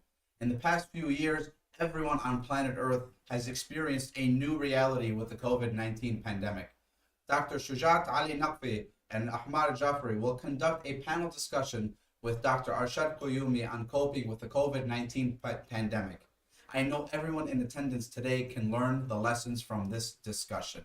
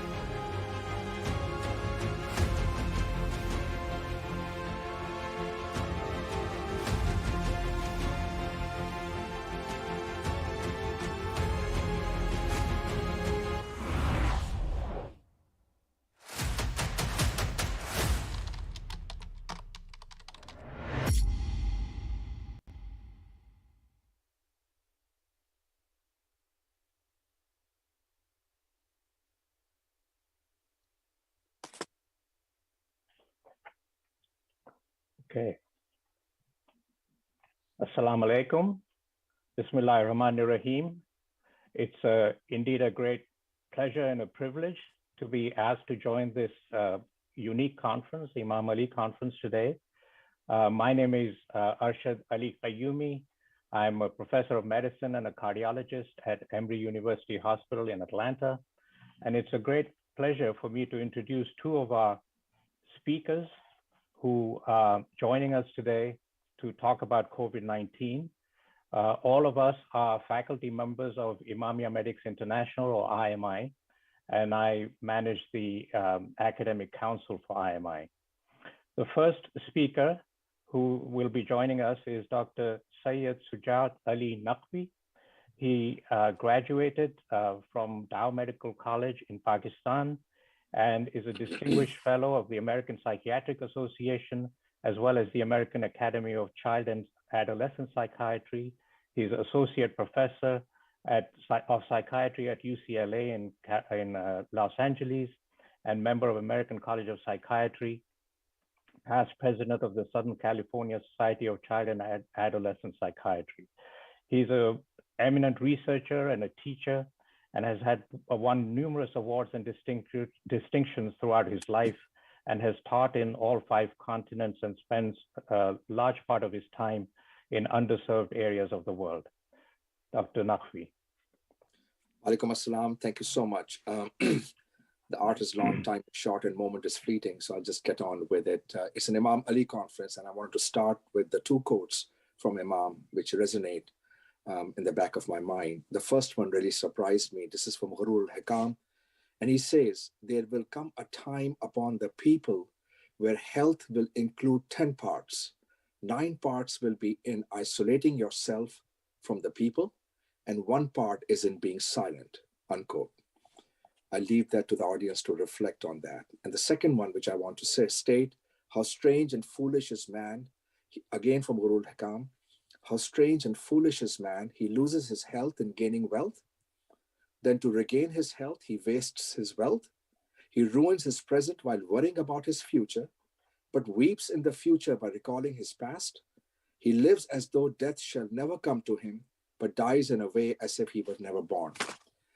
COVID-19 is just not a medical phenomenon. It affects individuals and society and causes disruption, anxiety, stress, stigma, and xenophobia.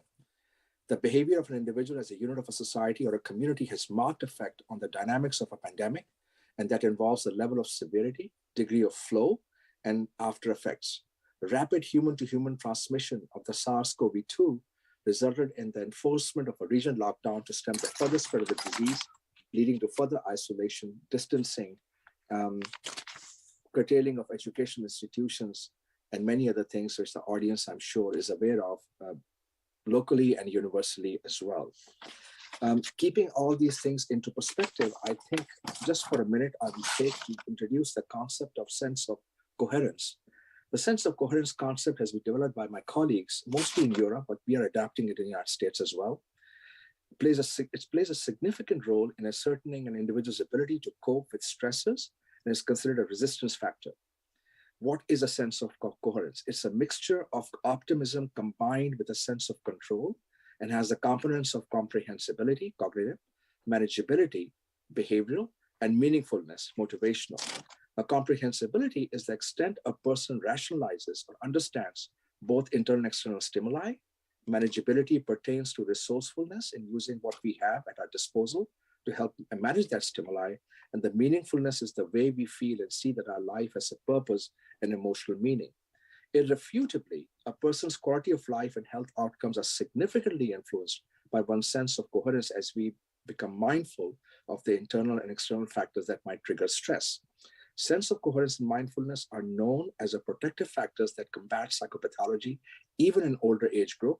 The higher the SOC, the sense of coherence, the less stressed or affected a person becomes. Adequate preparedness, good social support, and proactive coping styles shall also significantly reinforce the resilience. In that background, I'm open to questions, Dr. Qayyumi, and that's so I can help the audience a little bit to go further. Thank you. Let me introduce our second speaker, Dr. Ahmar Jaffrey. He's an infectious disease physician. He works as a consulting physician for the hospital-based practice in Eastern Pennsylvania, completed his internal medicine residency training at Rutgers in New Jersey. Welcome, Dr. Jaffrey.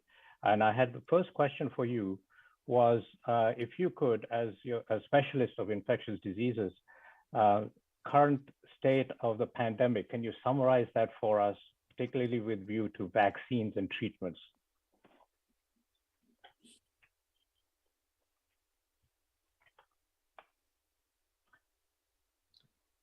Sure. Assalamu alaikum. It's my pleasure and privilege to do so and to be part of this esteemed panel. I'll start off by just diving into my discussion regarding the pandemic and look to touch upon vaccines, safety, effectiveness, treatment, as well as some frequently asked questions regarding this pandemic in regards to testing and masking, time permitted. So it has been more than 2 years since COVID-19 has surfaced, and it was initially declared a pandemic in March of 2020 by the WHO. And unfortunately, we have recently suffered through yet another wave and round of COVID infections. However, the very worst of this most recent Omicron surge appears to be behind us, and we can see that the number of cases are decreasing globally. Along with that, we have seen a sharp decline in the number of cases and hospitalizations. According to the CDC tracker, which is updated on a regular basis, at least in the United States, within the past 30 days, we've seen at least 78 million cases in the US. And of those, we have seen 930,000 total deaths. And even though those numbers do sound staggering, they are a sharp decline from what they were just a few weeks and months ago. However, community transmission remains high, I would say, in the red zone, with the US still averaging around 2,000 deaths per day. Now, how do we combat this plague and this scourge? I'll first touch upon that by discussing the vaccines that we have available here in the United States in regards to the manufacturers being Pfizer, Moderna, and Johnson & Johnson, and that they are safe and effective in preventing both COVID infections, or at the very least reducing the severity of the infection. And just to introduce boosters and who is eligible, we have booster vaccines now available in the US from both Pfizer and Moderna. They've been available. And those who are eligible would be people that are aged, or young children that are ages 12 and above, who have received their second Pfizer dose at least 5 months ago, or adults aged 18 years and above who have received their second dose of Moderna at least 5 months ago. If those people have received their Johnson & Johnson vaccination, they can get a booster in the form of an mRNA vaccine from Pfizer or Moderna at least 2 months after their initial vaccination.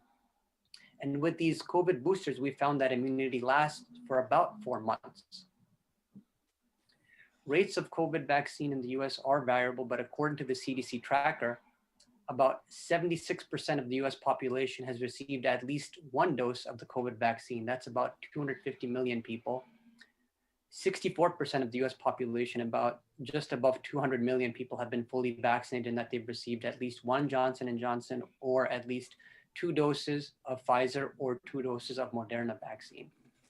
And only 43% of the US population has been fully vaccinated and boosted. That's around 92 million.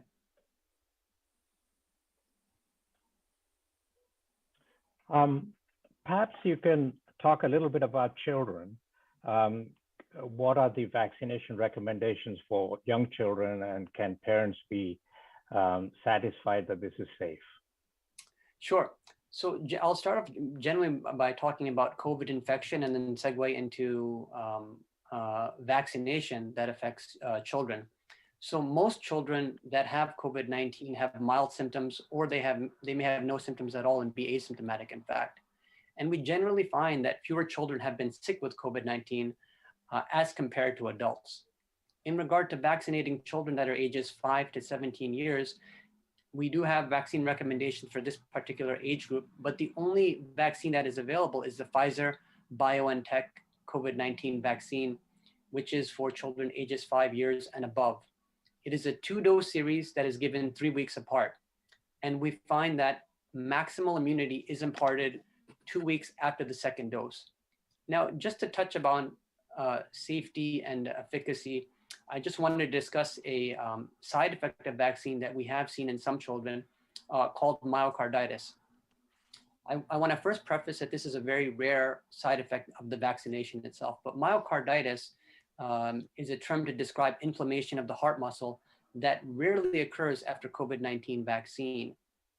According to one study that observed approximately 114 young patients between the ages 12 and 20 years of age, about 80% of the children had normal heart contractility, and about 75% of these children had heart muscle inflammation that was evidenced on a cardiac MRI. This was not a very sick group of kids. The majority of children went home after 2 days of hospitalization. They were followed for long-term sequelae, but most recovered just fine. I want to emphasize that this is a very rare complication of COVID-19 vaccination, and although it can happen, it is still recommended that children receive the vaccine, as they are much more likely to suffer from serious side effects of COVID-19 infection itself than of the vaccination. So in regard to this question, should your child get vaccinated against COVID? I would say absolutely yes. Getting your child vaccinated helps to protect your child and your family, including any siblings that may not be eligible to receive the vaccine because they're too young, they're below the age of 5. It may also help to protect family members from getting ill from these children and avoid mitigating that risk of infection. And again, as I stated before, children do tend to get more milder forms of infection from COVID, but some children can fall quite ill, require hospitalization. I would say especially those that require, that have underlying medical conditions. Thank you. Just one last quick question. Should we be getting ready for the 4th dose? Okay, this is a very interesting question, and I would say it's a tricky question to answer, just because the data suggests, as I pointed out, that only about 43% of the US population has in fact received a booster dose. But the data does suggest that 3 doses are better than 2 doses. So could we have a corollary, or does it beg the question that should there be a 4th dose? And I would say that most likely yes. There will most likely be a 4th shot available, but it would most likely be for certain targeted populations. It will likely roll out for immunocompromised patients first, and that could include patients that may have cancer or are receiving chemotherapy, or perhaps even a transplant recipient. This will likely only be available to this select population, patient population, that needs it the most initially. This may then thereafter extend to an elderly patient population, say perhaps above the age of 65, and it may roll out eventually to nursing home patients. It is certainly not available to the general population as yet. Thank you. Thank you, Dr. Jaffrey. And I turn to Dr. Naqvi. In your field of psychiatry, I guess you are seeing a lot of impact on mental health of people, particularly adolescents and young people from the COVID-19 pandemic. Could you tell us a little bit about that and how one should be able to cope? Thank you, Dr. Qayyumi. Children away from their school and friends and colleagues staying at home can have many questions about the outbreak. And they look forward to the parents or caregivers to get the answer. Not all children and parents respond to stress in the same way. Kids can experience anxiety, distress, social isolation, abusive environment, and of course, as we have found out, much more leaning on internet addiction or gaming addiction, which has become a challenge now in a lot more ways than not. So what you see really in day-to-day clinical practice, which is being elicited worldwide, specifically in the United States, you can sometimes see excessive crying and annoying behavior, increased sadness, depression, and worry about the worry, difficulties with concentration, attention. And that's important because that difficulty in concentration, attention is not symptomatology of attention deficit hyperactivity disorder. It's a cause and effect analogy to what they're going through. Changes in or avoiding activities they enjoyed in the past, which have been severely restricted, unexpected headaches and pain throughout their bodies, which is psychosomatic symptoms, and changing in eating habits specifically. The routine gets quite crushed in so many ways or not. So to help offset these negative behaviors requires parents and the caregivers to remain calm, deal with the situation wisely, and answer all of the child's questions as best as to the best of their ability. Parents can take some time to talk to children about the COVID-19 outbreak in the language which is simple and understandable, less data-oriented, much more, obviously, broad-based in its ethos, and share some positive facts, figures, and information. And an ethos of self-compassion and gratitude has to be brought into that dialogue. They have to help to reassure them they are safe at home and encourage them to engage in some healthy activities, including indoor sports, physical and mental exercises.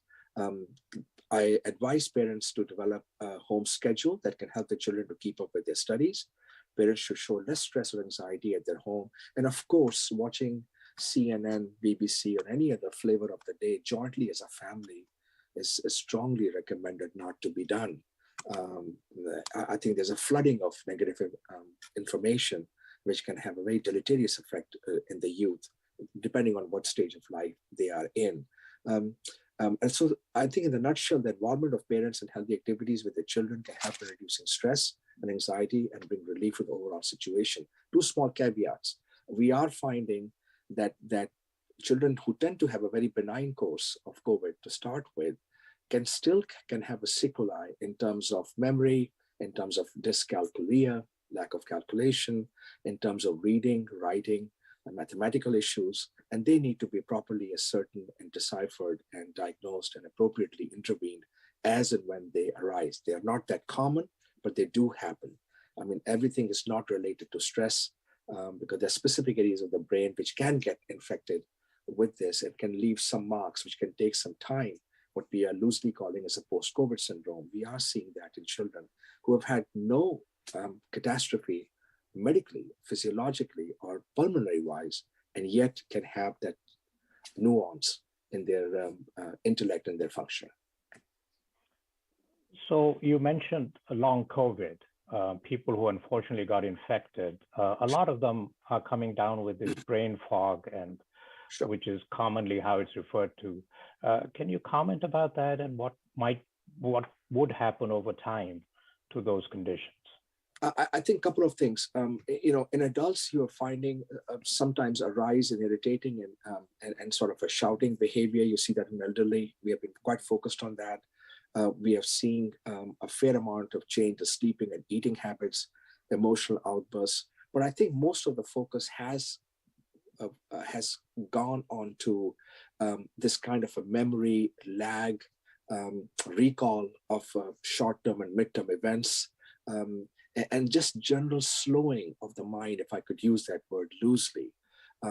It seems to be time encapsulated. And I think with the passage of time in my practice, I've seen it does lift away, but it depends on what spectrum of age you are in. The more older you are, it may take longer to do so. So I think that is something. But having said that, one has to be quite cognizant that if you have underneath, that's what I was talking about, SOC, that whole issue of coherence is that if you are resilient to start with, you may have a less fallout.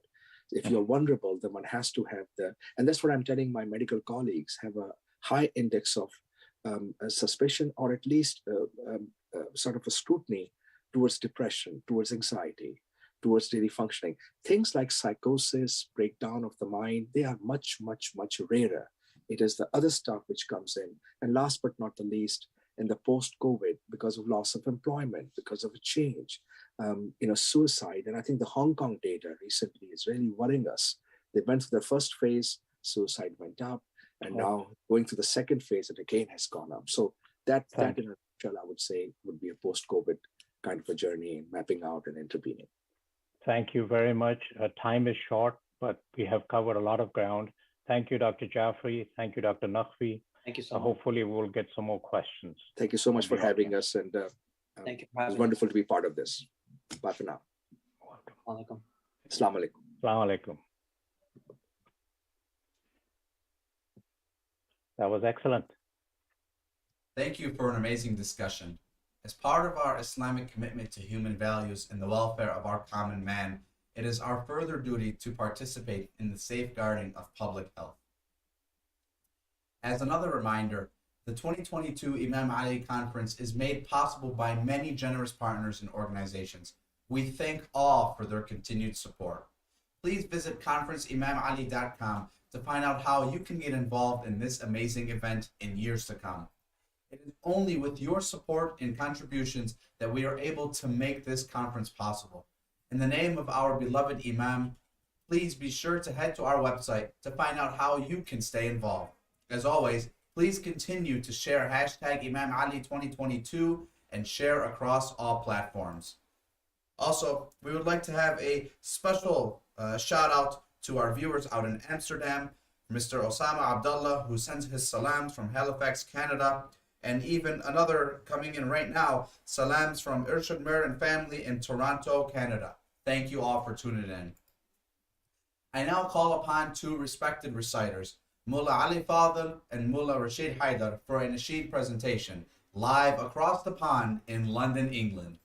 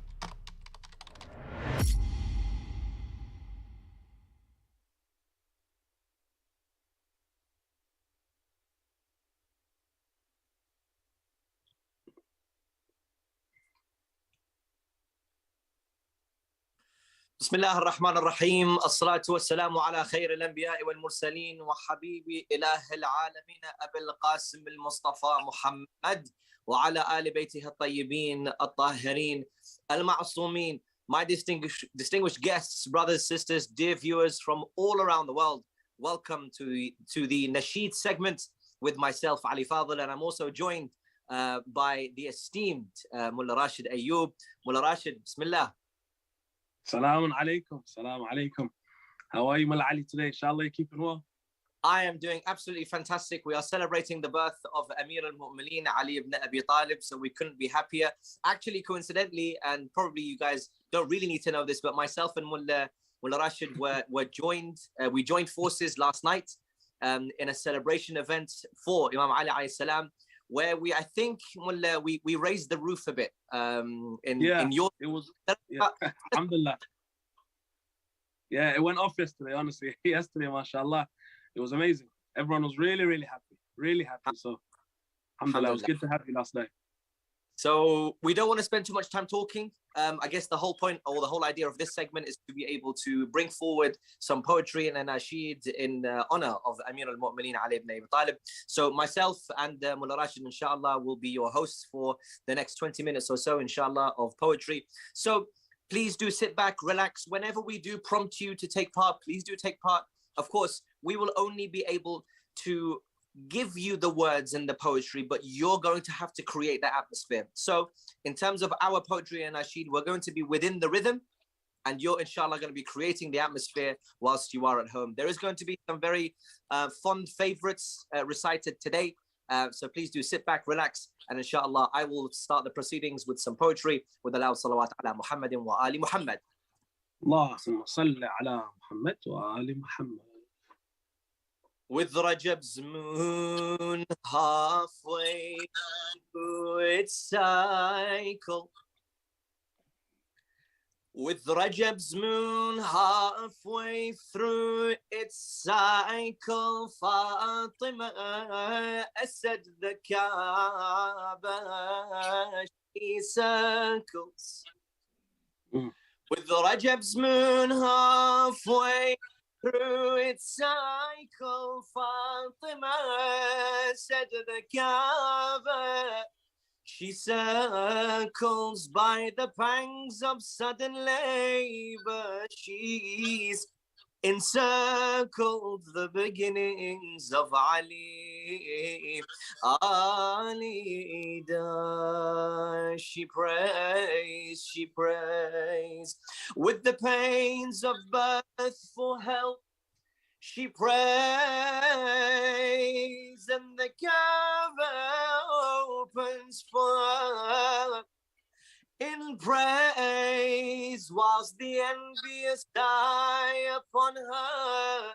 It prays the call of Ali soothes her name.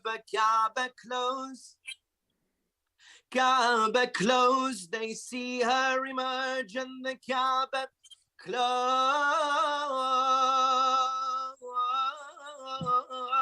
Muhammad receives Ali and holds him close, raises him in his house, and with his wisdom clothes him, bathes him with the fear of his creator, raised within the house of the holy prophets. From his wisdom first hand, Ali he would profit. The belief in God he first professed it. I believe in God and his messenger. I believe in God and his messenger. Salawat ala Muhammadin wa ali Muhammad. Allahumma salli ala Muhammad wa ali Muhammad. Ahsant. So inshallah, for my first nasheed that I'd like to recite, when we look at Imam Ali, we have to look at Rasulullah. So inshallah, the first nasheed is in honor of Rasulullah Muhammad sallallahu alayhi wa alihi wa sallam. Before I begin, please recite Allah salat ala Muhammad wa ali Muhammad. Allahumma salli ala Muhammad wa ali Muhammad.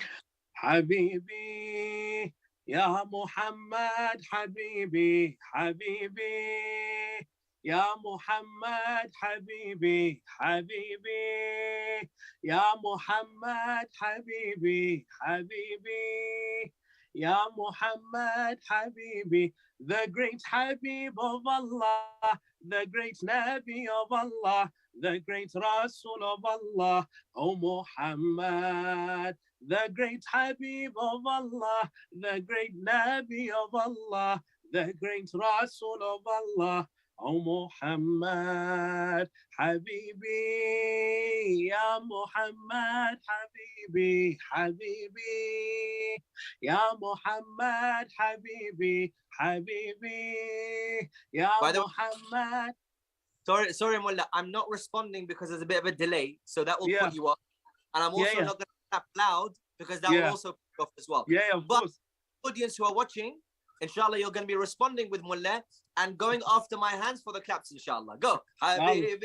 Ya Muhammad, Habibi, the great Habib of Allah, the great Nabi of Allah, the great Rasul of Allah, O Muhammad, the great Habib of Allah, the great Nabi of Allah, the great Rasul of Allah, O Muhammad. Today is the day we celebrate the best of creation, Habibi, Ya Habibi. Today is the day God graced us with his greatest salvation, Habibi, Ya Habibi. Clap your hands together and let's celebrate as one nation, Habibi, Ya Habibi. Shout with your loudest voice and let's celebrate as one nation, Habibi, Ya Habibi. Raise and clap, let's all rejoice together. Smile and let's all rejoice together. Raise your hands, let's all rejoice together. Shout aloud, let's all rejoice together. So the heavens can hear us, angels descend among us. They recite alongside us for Muhammad, Habibi, Ya Muhammad, Habibi, Habibi, Ya Muhammad, Habibi, Habibi, Ya Muhammad, Habibi, Habibi, Ya Muhammad, Habibi, the great Habib of Allah, the great Nabi of Allah, the great Rasul of Allah, O Muhammad, the great Habib of Allah, the great Nabi of Allah, the great Rasul of Allah, O Muhammad. He was sent down as the greatest of mercy to all mankind, Habibi, Ya Habibi. There is none like him that you will ever be able to find, Habibi, Ya Habibi. If you follow his path, then with heaven you will be aligned, Habibi, Ya Habibi. This includes to follow the hand raised that Ghadir left behind, Habibi, Ya Habibi. Hold firm to the rope of our Lord. Hold firm to my family and their Lord. Hold firm to your master after I leave. Hold firm to the 12 I leave after me. The one I chose to lead you is the greatest among you, the greatest in the heavens.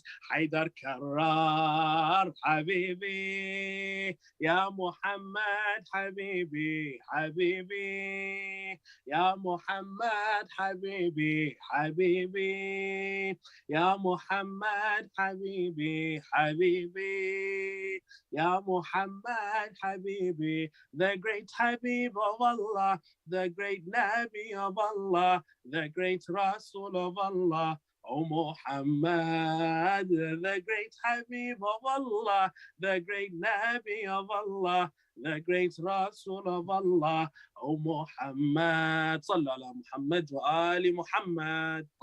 وصل على محمد وآل محمد. أحسنت Mullah. For time's sake, I'm going to get straight into the nasheed. Go back to you for your poem about Imam Ali, and then come back to me for the last poem, inshallah. نعم أنا حبي علي وغرامي علي مولى علي مولى علي أنا حبي علي وغرامي علي مولى علي مولى أنا حبي علي وغرامي علي مولى علي مولى On the love of your light, when I was raised, I was born and your name I heard praise. On the love of your light, when I was raised, I was born and your name I heard praise. In Ghadir, my heart for you was safe. In Ghadir, my heart for you was safe. From my father Ali and my mother Ali, from my father Ali and my mother Ali, Mawla Ali, Mawla Ali, Mawla Ali, Mawla. أنا حبي علي وغرامي علي، مولى علي، مولى علي. أنا حبي علي وغرامي علي، مولى Imam Ali. When I see your shrine, I know that I'm home. You're the king of kings, Najib's your throne. When I see your shrine, I know that I'm home. You're the king of kings, Najib's your throne. With you by my side, I'm never alone. With you by my side, I'm never alone. Walking Quran Ali in my adhan Ali. Walking Quran Ali in my adhan Ali. مولى علي، مولى علي، مولى علي، مولى علي.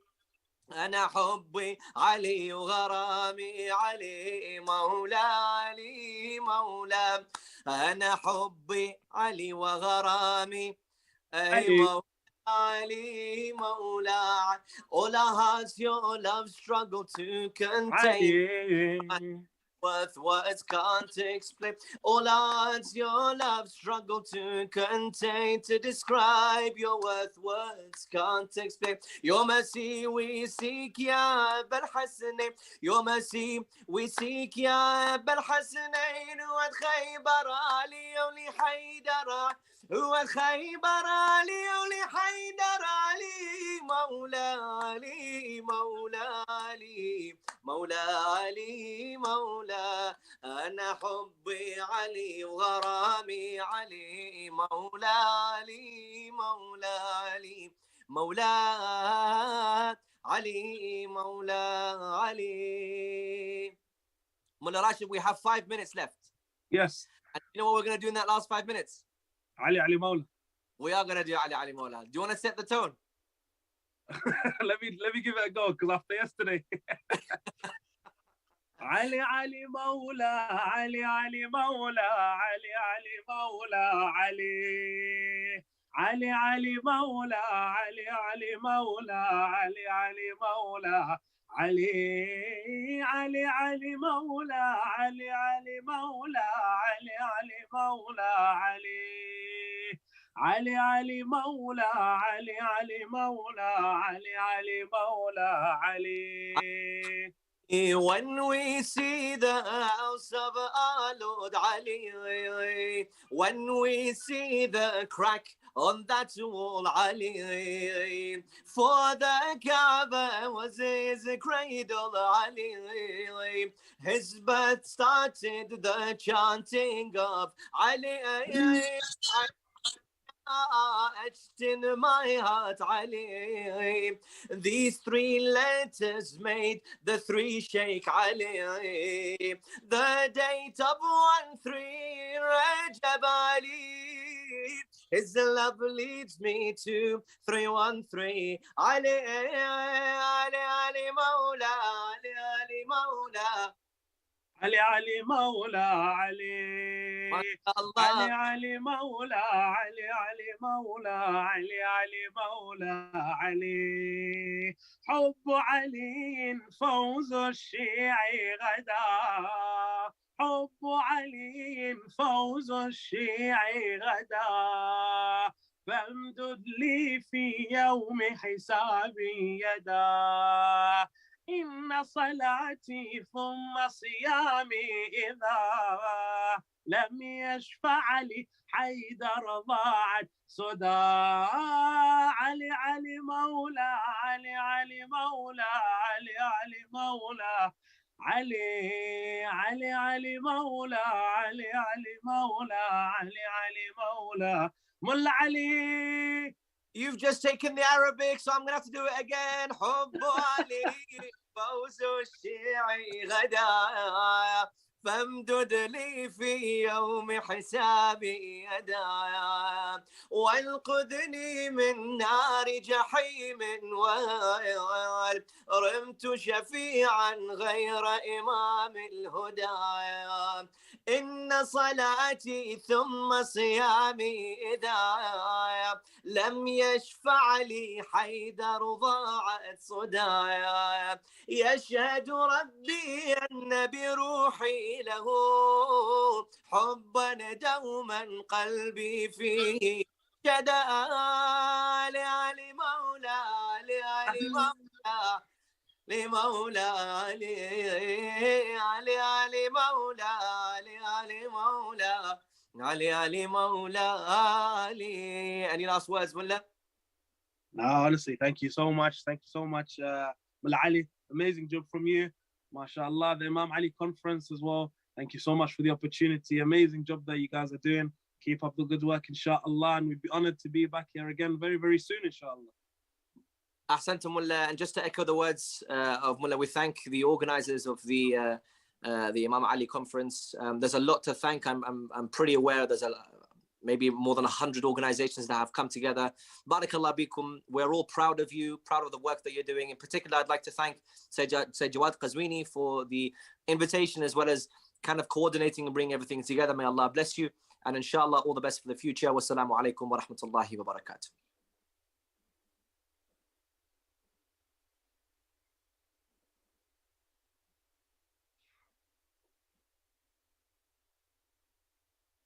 Brothers Ali and Rashid, thank you for that beautiful performance. Your oration skills are truly inspiring. The Islamic Education Foundation of Arizona is another generous partner to the Imam Ali Conference. We sincerely thank the Islamic Education Foundation in Arizona for their continued support, and we wish them success in their endeavors in sunny Arizona. Up next, we have Sayyid Hussein Mekki and Huda Al-Marashi to discuss family values. Moderated by Elvina Jeffrey, this panel will include topics of how the core family values are ever so important in our daily lives. Sometimes we forget how central family values are to our Islamic faith. Our leaders were integral family figures, and this panel will touch upon this critical subject. And as an aside, I'd like to take a small moment to wish Elvina a happy birthday. So if you could in the chat, wish her a happy birthday as well.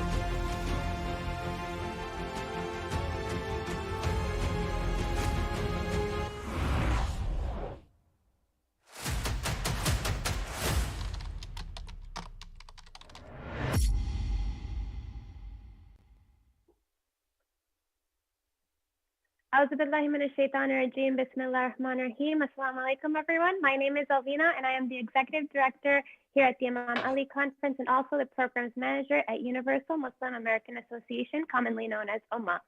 I'd like to congratulate everyone in the entire Muslim Ummah on the birth anniversary of Amir al-Mu'mineen, Imam Ali ibn Abi Talib.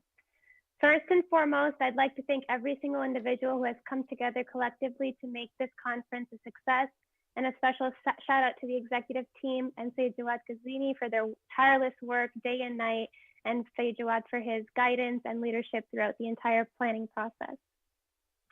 Without further ado, today I have two esteemed guest speakers on our segment titled Family Values. I'd like to welcome Sayyid Hussein Mekki and Sister Huda Al-Marashi.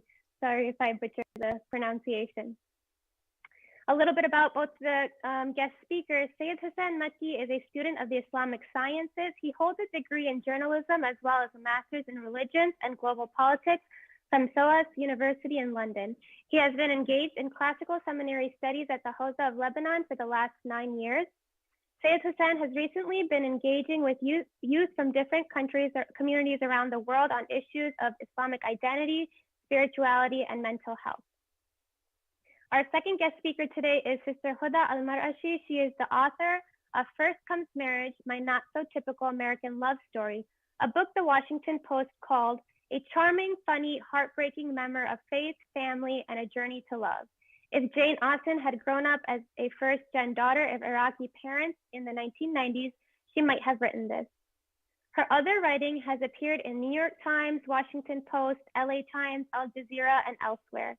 She is currently a fellow with the Highlights Foundation Muslim Storytellers Program and is working on Grounded, a collaborative novel for middle grade readers forthcoming in 2023. So keep an eye out for that. Due to our time limitations, I'd like to delve right into our discussion today. And the first question I have is, what are family values? A few examples of them, and why is it so important to have them? And I wanted to hand over the mic or give the floor first to Sister Huda to take it away. Assalamu alaikum, everyone. I think when it comes to the conversation of family values, it is not an exaggeration to say that world peace truly starts at home. This is the first place where we model to young children how to get their needs met, how we model conflict resolution, and how we model leadership structures, how we interact with others. And so everything we are doing at home and with our children is literally felt for generations, because this carries on to how they interact with their children, their families, and what they take forward into the world. Thank you, Sister Huda. And now Sayyid Hussain. Assalamu alaikum, everyone. Alaikum salam. First of all, when it comes to values, I think it's very important that we understand that each individual has values in their lives, whether they realize it or not. And it's very important that we are able to realize it, because we can more consciously go into the direction of those values. Because when those values aren't met, we don't feel fulfilled as individuals, let alone for those values to define a family, because that's what it actually does. The values that you identify in your life end up defining you and the direction you want to take.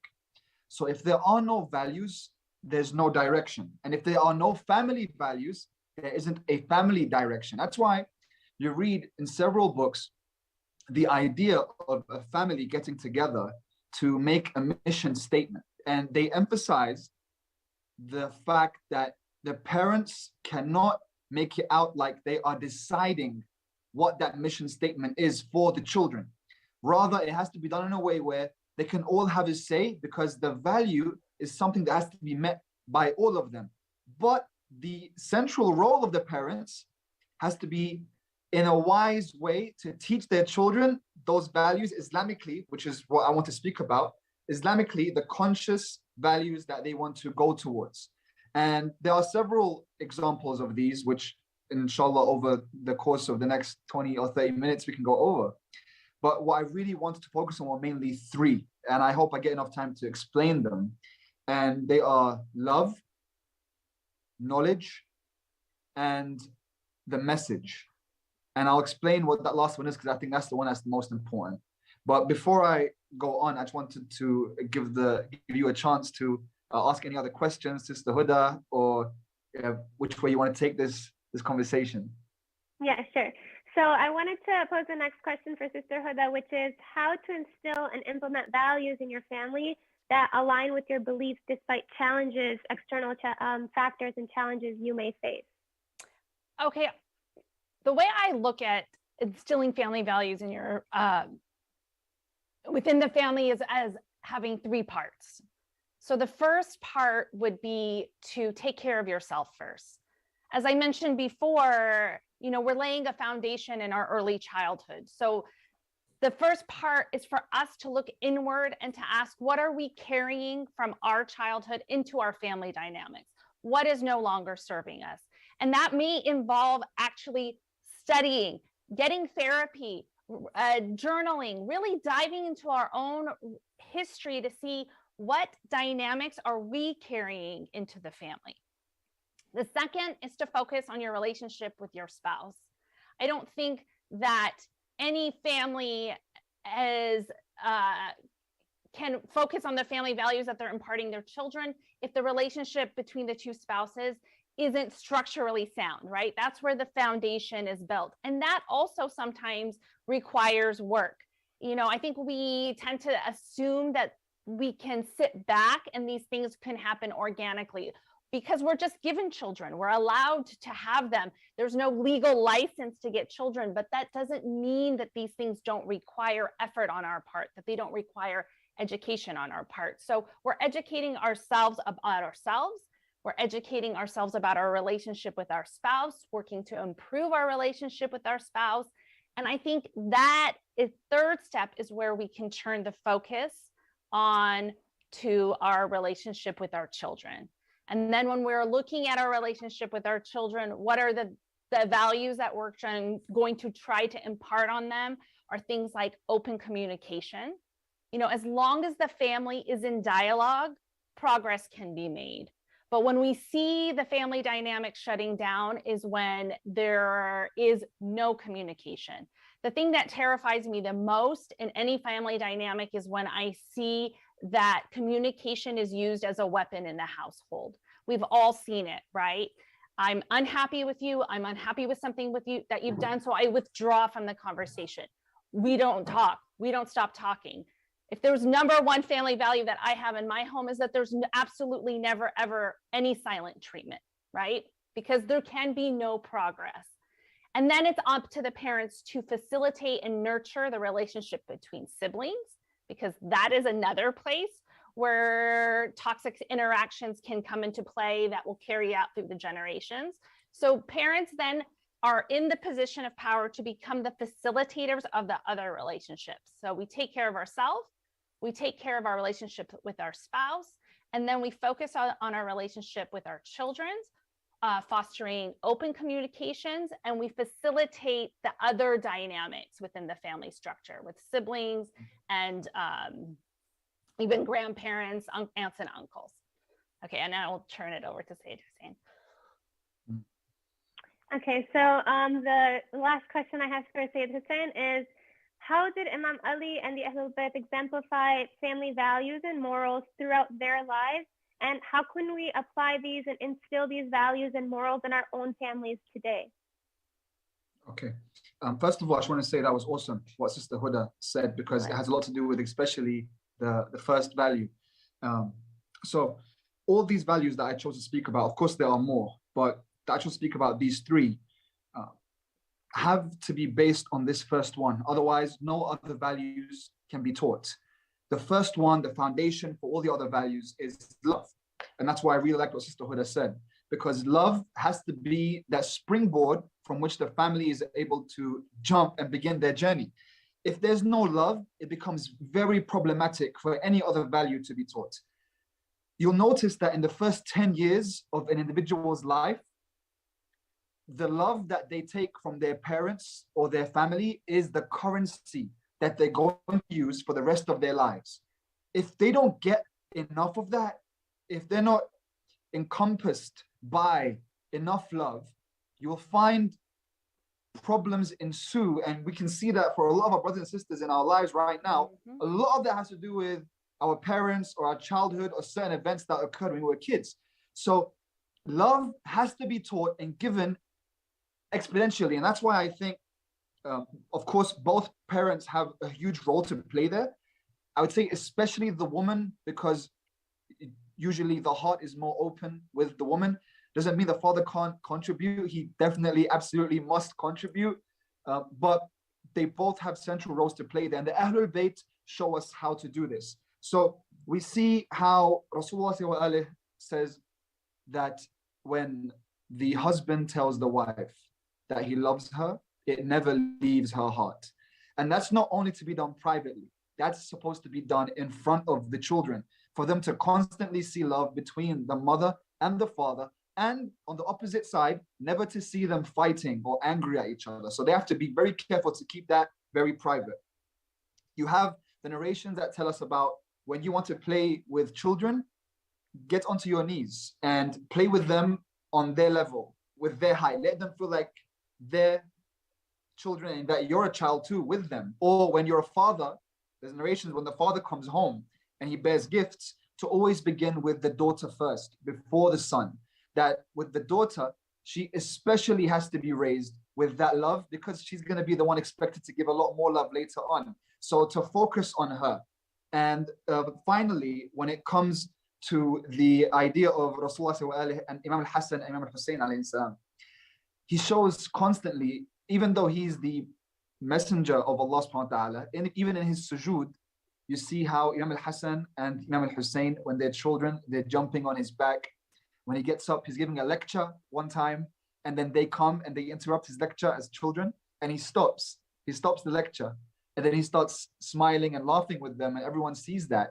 And Rasulullah is showing here that when it comes to the family, we're not supposed to block them out of whatever it is we're doing with our lives, with our work, especially when his job was the most important job in all of history. So he wouldn't even let that stop him. That's the first thing. The second thing is knowledge. The value of knowledge is something that is really underlooked and underestimated. We think we could just put our kids in Saturday school and madrasa and for them to learn how to read some Arabic words, and that's enough. And it's not enough. The narrations tell us, the Ahlulbayt tell us that we have to teach our children the Quran. That's the source. And teach them Quran doesn't mean teach them how to recite the Quran.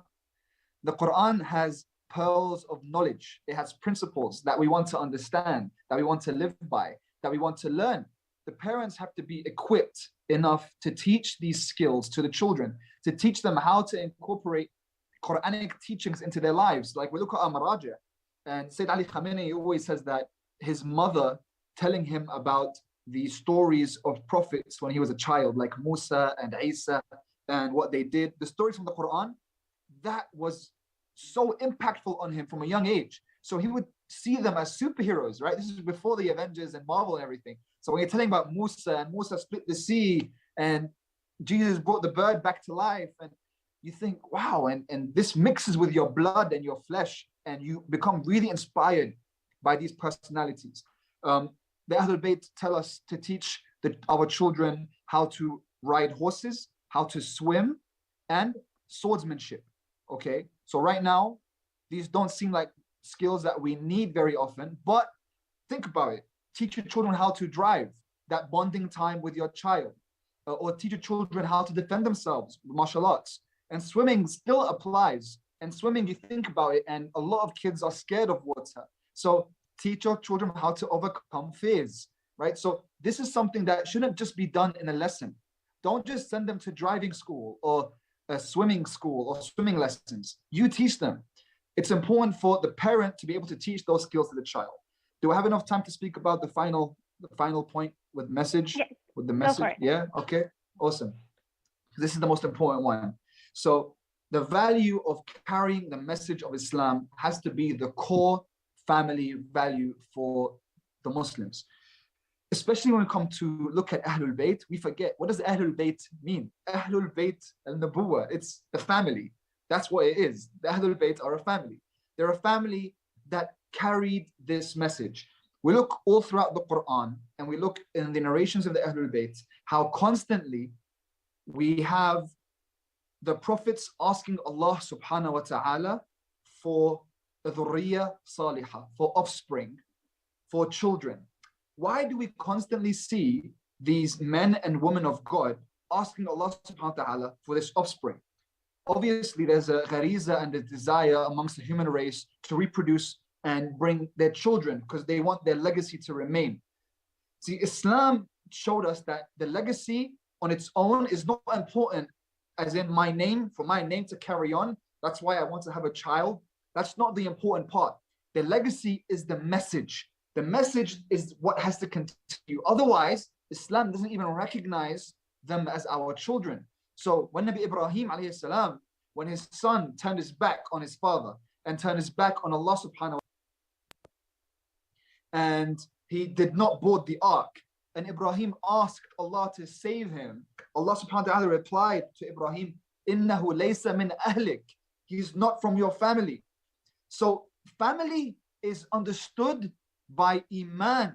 It's not just the blood ties. So on that day, on the judgment day, the Quran tells us, فَلَا أَنْسَابَ بَيْنَهُمْ يَوْمَئِذٍ. On that day, it's not about us being brothers and sisters from the same womb. It's about the path that we tread. So we look at the path. Sayyidah Zahra alayhi salam, she brought a whole progeny, a whole legacy, carrying the message of Rasulullah. And what we have to do when we marry, we have to realize that when I'm looking for a spouse, it's bigger than just her for me and me for her. There's a global background that we have to take into consideration. It's not only what we want. We have to look at, what does our Imam want? What does our Imam need? And then we build our children based on what he needs. And so we have here what I like to call al-Usra al-Mahdawiyya. It is the family of Imam al-Mahdi, the Mahdawi family. We're looking what our Imam needs. And you know who did this best? Imam Ali alayhi salam. Looked at what the Imam in the future was going to need and based his family on that. Who was the Imam in the future? It happened to be his son. And Imam Ali also happened to be an Imam of his time.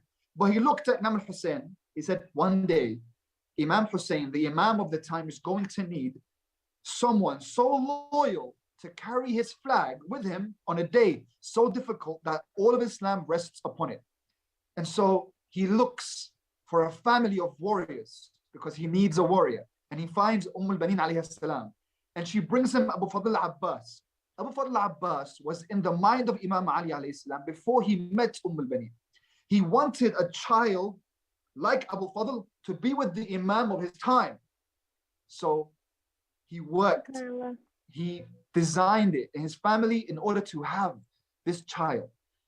What we need to do is the same thing. We have to apply Imam Ali's technique through having the Usra Mahdawiyya and think, all right, if Imam al-Mahdi needs 1, 2, 3, I'm going to base my family values on what my Imam needs. So then I have children that can serve him. And if they don't, then in the Quranic understanding, no longer is that understood as family. So we have something global. It's not something based on just you and I and what we like and what we need. It's much bigger than that. Well, you guys have honestly left me speechless with your answers, and just, it's only a 20-minute panel. I wish we had more time to speak about this, but I am motivated, inspired, and you guys have dropped gems of wisdom, honestly, through this entire segment. And I hope everyone viewing and watching is able to apply these things and take in all the information. I know it's a lot in such a short period, and we wish we had more time. But thank you so much, Sister Huda and Sayyid Hussein, for being with us today. And I hope you guys celebrate Imam Ali's birth and his life and his legacy over the course of this weekend and continue to watch the rest of the conference. Thank you so much. Thank you. Thank you very much.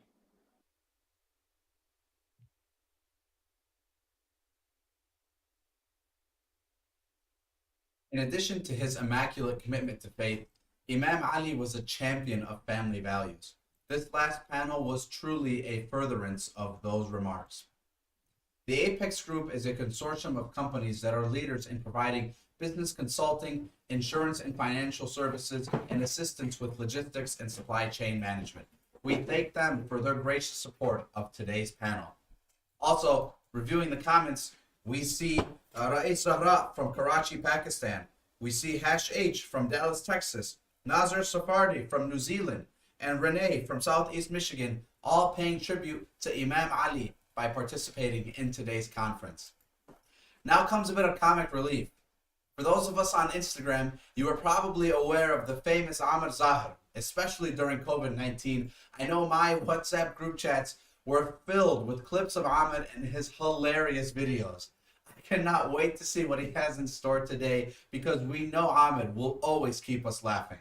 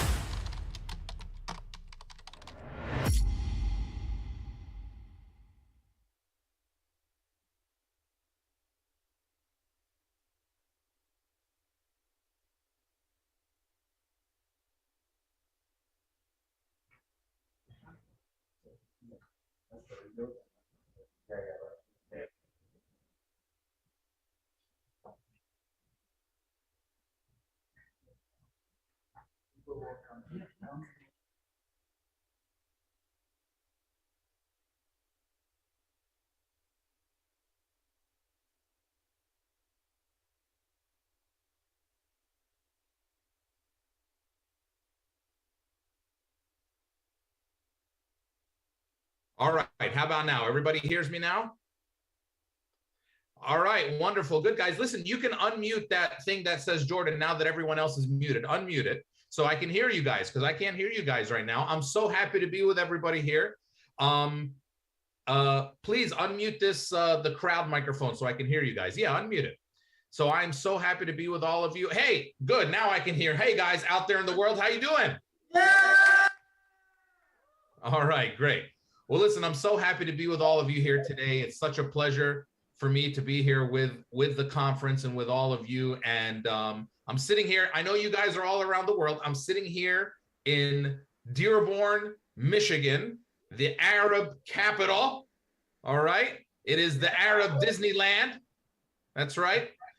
We have everything here. It's the only place in the world where you can have a falafel, a hookah, and a free Palestine protest all in the same day. All right. It's amazing. And I have to say, you know, we now have an Arab mayor for the first time. Things are going great. His name is Abdullah Hamoud. I understand he spoke to you guys yesterday. People here saw him already. Great guy, known him for a long time. He's going to bring a lot of energy to the office, but a lot of people don't know. A lot of things are going to change as well. Okay. I mean, the other things are going to change. He hasn't told everybody yet. Like the Henry Ford Performing Arts Center is now going to be changed to the Super Greenland Aswaq Al Mustafa Performing Arts Center. Okay.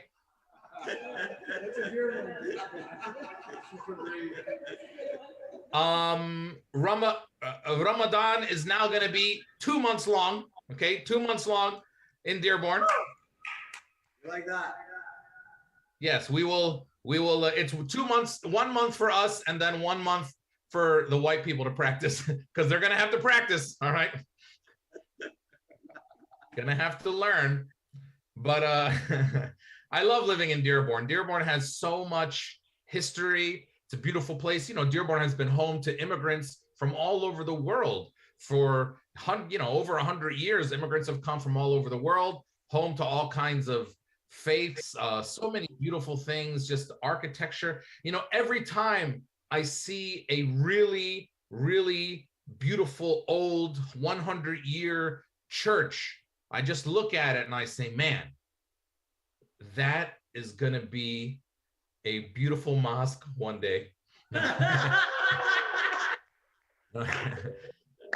mean, listen, we're taking over, but that's what America does. You know, America, you know, different people come in. Well, see, a lot of people don't know this. Dearborn is actually, everyone thinks there is Sharia law in Dearborn, and that's not true. There is no Sharia law in Dearborn. There is still about like 40 churches There is like 7 or 8 ham shops. There's a few strip clubs I've heard. Okay, Sharia law has not taken over Dearborn. Okay, Not yet. not yet. Well, the only Sharia law I've heard of is that the strip clubs serve halal chicken. So that's the only Sharia law. Other than that, there's no Sharia law in Dearborn. So listen, man, we are here to celebrate who we are and to talk about who we are and the culture that we love. See, I love being an Arab, okay? I didn't grow up in Dearborn. I grew up in outside of Philadelphia around all white people. And I mean, everyone was white. It was very white. I was the darkest person in my school, okay? It was very, very white. And now the government still calls us white. I mean, the city of Dearborn, according to the last federal census, is 89% white. Okay, and it takes like 2 seconds on Warren Avenue to realize that that is not the case. All right, we are not white. We deserve our own box on the census form. Does everybody out there in the world agree with me that Arabs deserve their own box on the census form? Yes? Yes. Because listen, I grew up with white people and we are different, okay? We are different. We do everything different. We buy houses different than white people, okay? White people are very logical when they buy a house. They walk into the house, they say, hey, are the taxes low? Is the neighborhood safe? Are the schools good? You know, they're very logical. Not us. We're totally different when we walk into a house. You know, yeah, I like the house. It's very nice. How far is Costco? We have different things that are important to us, okay? Like white people, when they give directions, they're very precise, you know, they're very just, you're gonna go down 6 miles, then you're gonna take a left on Route 23, then you're gonna take a right on Maple Street, then you're gonna go down 3 stop signs, and then we're gonna be the 4th house on the left. The address is 732 Maple Street. It's very specific. I don't know what's wrong with us. We don't give directions in a way that makes sense to anybody. I remember when I was a kid, I asked my uncle for directions to his new house. And I said, Ammo, how do I get to your house? He goes, okay, you're gonna go down like 3-4 kilo. I'm like, what the hell is a kilo, bro? Okay, I grew up in America. And then he goes, okay, then you're gonna drive, then you're gonna see a tree, a very big tree, okay, big tree. Then you are gonna take a left. Then you are gonna go down maybe like 3, 4, 5 stop sign. I don't know, I don't really stop. And then you are gonna see a white Mercedes and a black BMW. That is my house. Like that's how we describe people. You know, that's how we describe people in Dearborn. You know, that's how, you know, do you know Tariq Turfi? No, I don't know Tariq Turfi. Who's Tariq Turfi? Tariq Turfi, you know, Tariq Turfi, you know, he studied at the university. No, I don't know Tariq Turfi, you know, the son of the judge David Turfi. No, I don't know who you're talking about. You know Tariq Turfi, he drives the white Range Rover. Oh yeah, Tariq Turfi. Why don't you tell me?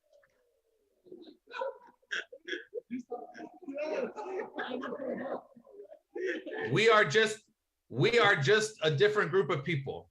Okay, we're different. We're not white. I wish we were. All right. It seems like an amazing thing to be, but we're not. People sometimes ask me, they say, Ahmed, you say Arabs aren't white, so what's white? And I tell them, look, it's simple, okay? White is not like a color. It's not necessarily a heritage or like geographically. Those things have relationship to it. But what white really means is that nobody cares that you're white. Nobody cares about your race. It really means like you cannot mess it up for other people in your race, okay? Like for instance, let me put it like this. I'm an Arab comedian. If I go to a comedy club and I'm not funny, then that comedy club might not bring the next Arab comedian. I might have messed it up for that Arab comedian that's coming after me, all right? Like Barack Obama was the first black president. If Barack Obama, I voted for Barack Obama twice because he's a Muslim. I mean, Barack Hussein Obama, you know, whatever. So Barack Obama, if he had a real scandal, like a baby mama or something like that, then nobody could ever be president. No black guy could ever be president ever again. He could mess it up for other black people. But George W. Bush started a fake war. Like he lied about it, okay? And 1 million people died, but nobody said, hey, let's watch out for John McCain. Nobody said that, okay? All right, like Bill Clinton, well, you know, we know what he did in the White House, okay? Every day for like 2 years with an intern.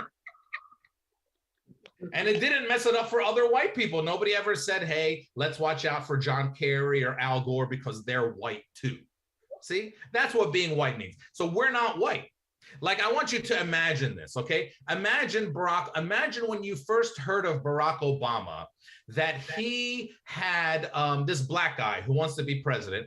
I want you to imagine that he had 5 kids from 3 women, and he cheated on the first one with the second one, and then he cheated on the third one with a porn star, and then paid her $130,000 to be quiet. Okay, imagine you heard that about a black guy. You would have never heard of Barack Obama, actually. He'd still be on the south side of Chicago getting people out of speeding tickets and stuff, okay? But that is Donald Trump. What I explained to you is exactly who Donald Trump is, and he still became president. You see how awesome it is to be white? You know, this is why I know we're not white. Barack Obama had to be a perfect black guy. Barack Obama is like the Mitt Romney of black people, and Donald Trump is like the Flavor Flav of white people, okay? And he became president.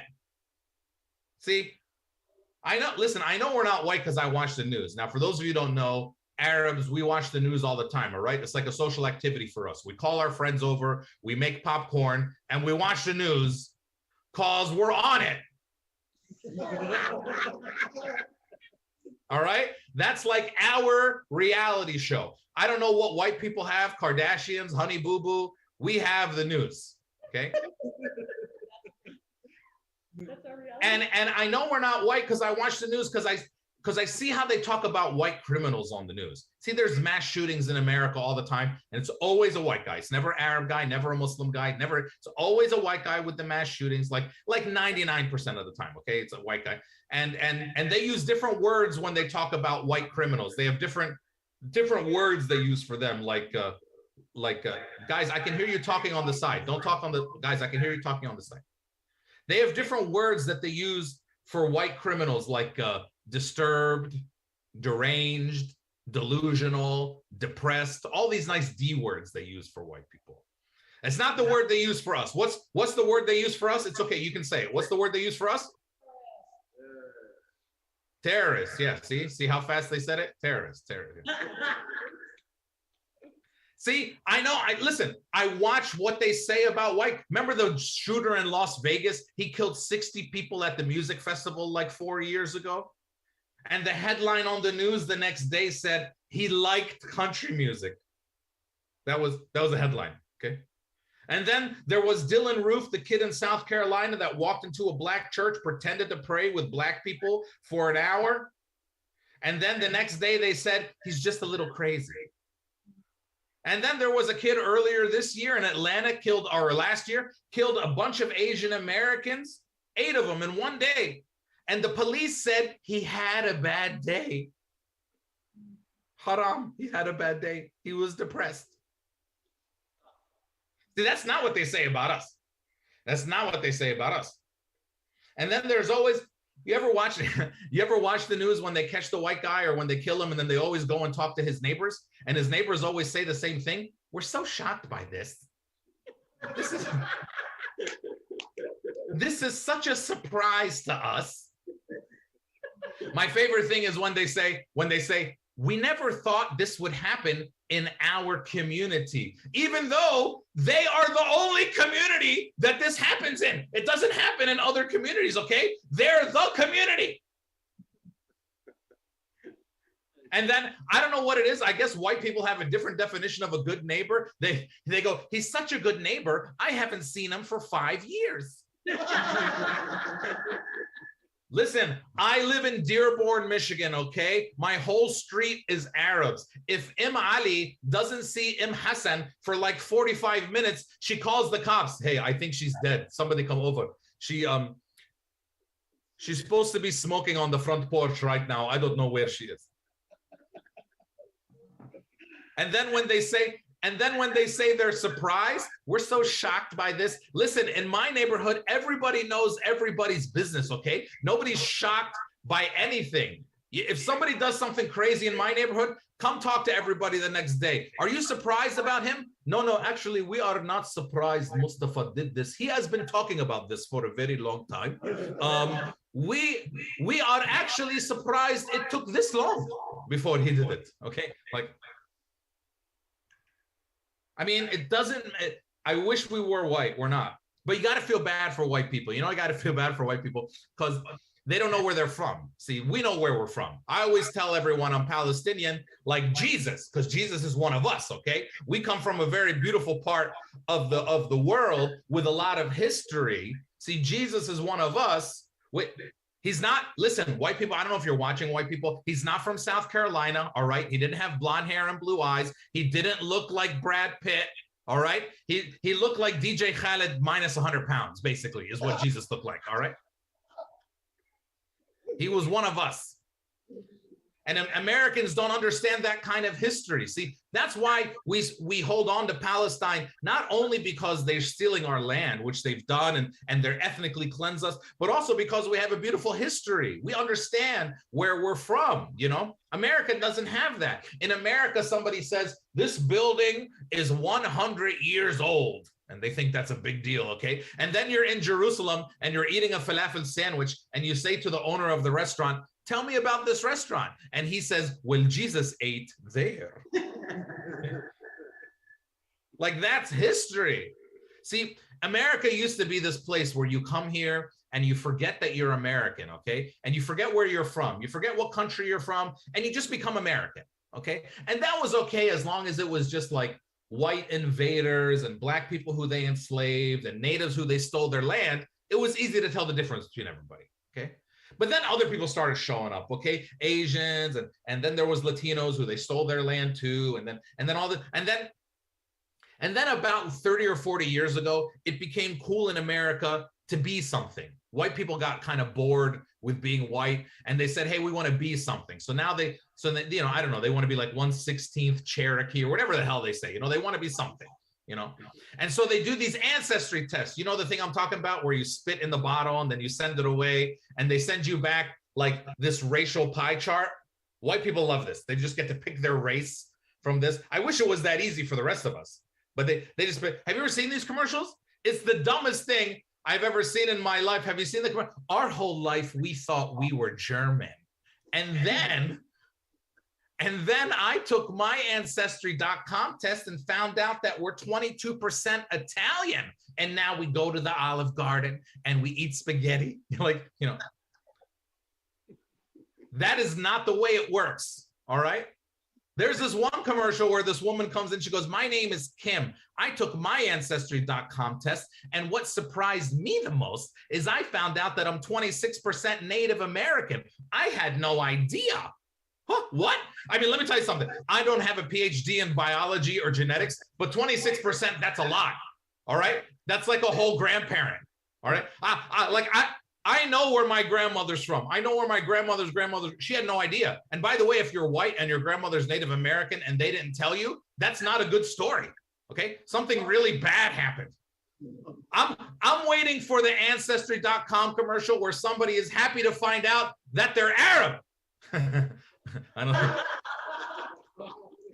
I don't think you're going to see that. Can you imagine that commercial?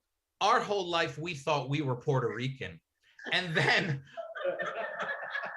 I took my Ancestry.com test, and what surprised me the most is I found out that I'm 26% Arab. And now we go to the airport early. Finally, I'll say this. I see the clock running out on me, so finally I'll say this. Everybody out there, I want you to stay proud of who you are. It's not easy in this country sometimes.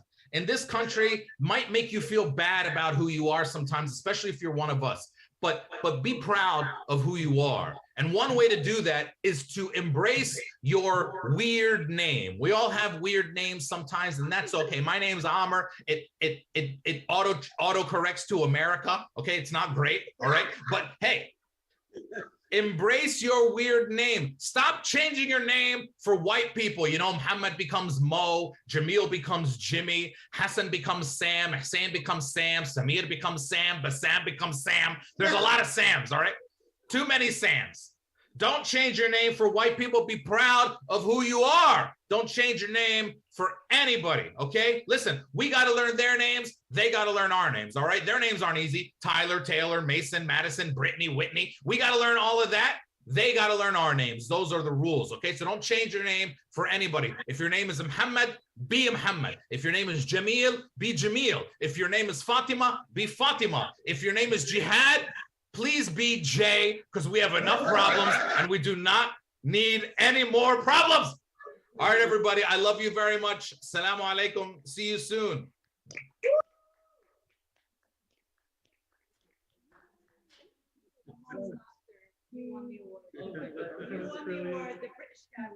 Thank you, Amr.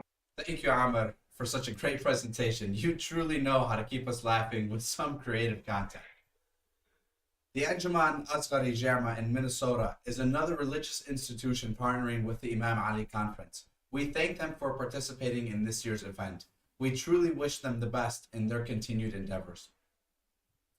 From one social media star in Amr Zahar to another, Sheikh Azhar Nasser has developed an impressive following for his witty, informative, and creative messages on Twitter.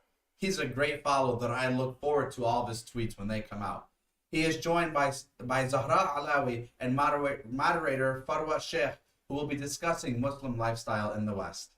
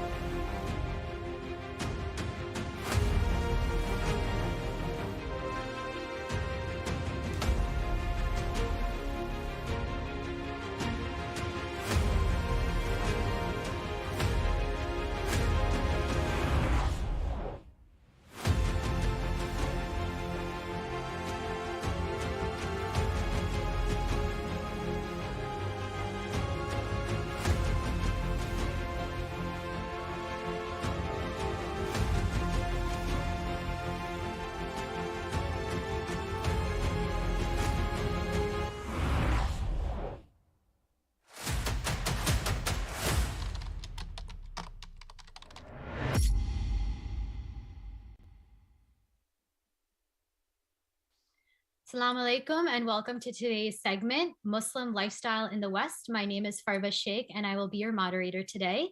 There is no doubt that Western culture has become a part of many Muslim households, from the foods that we eat to the schools we go to and the professional environments that we work in.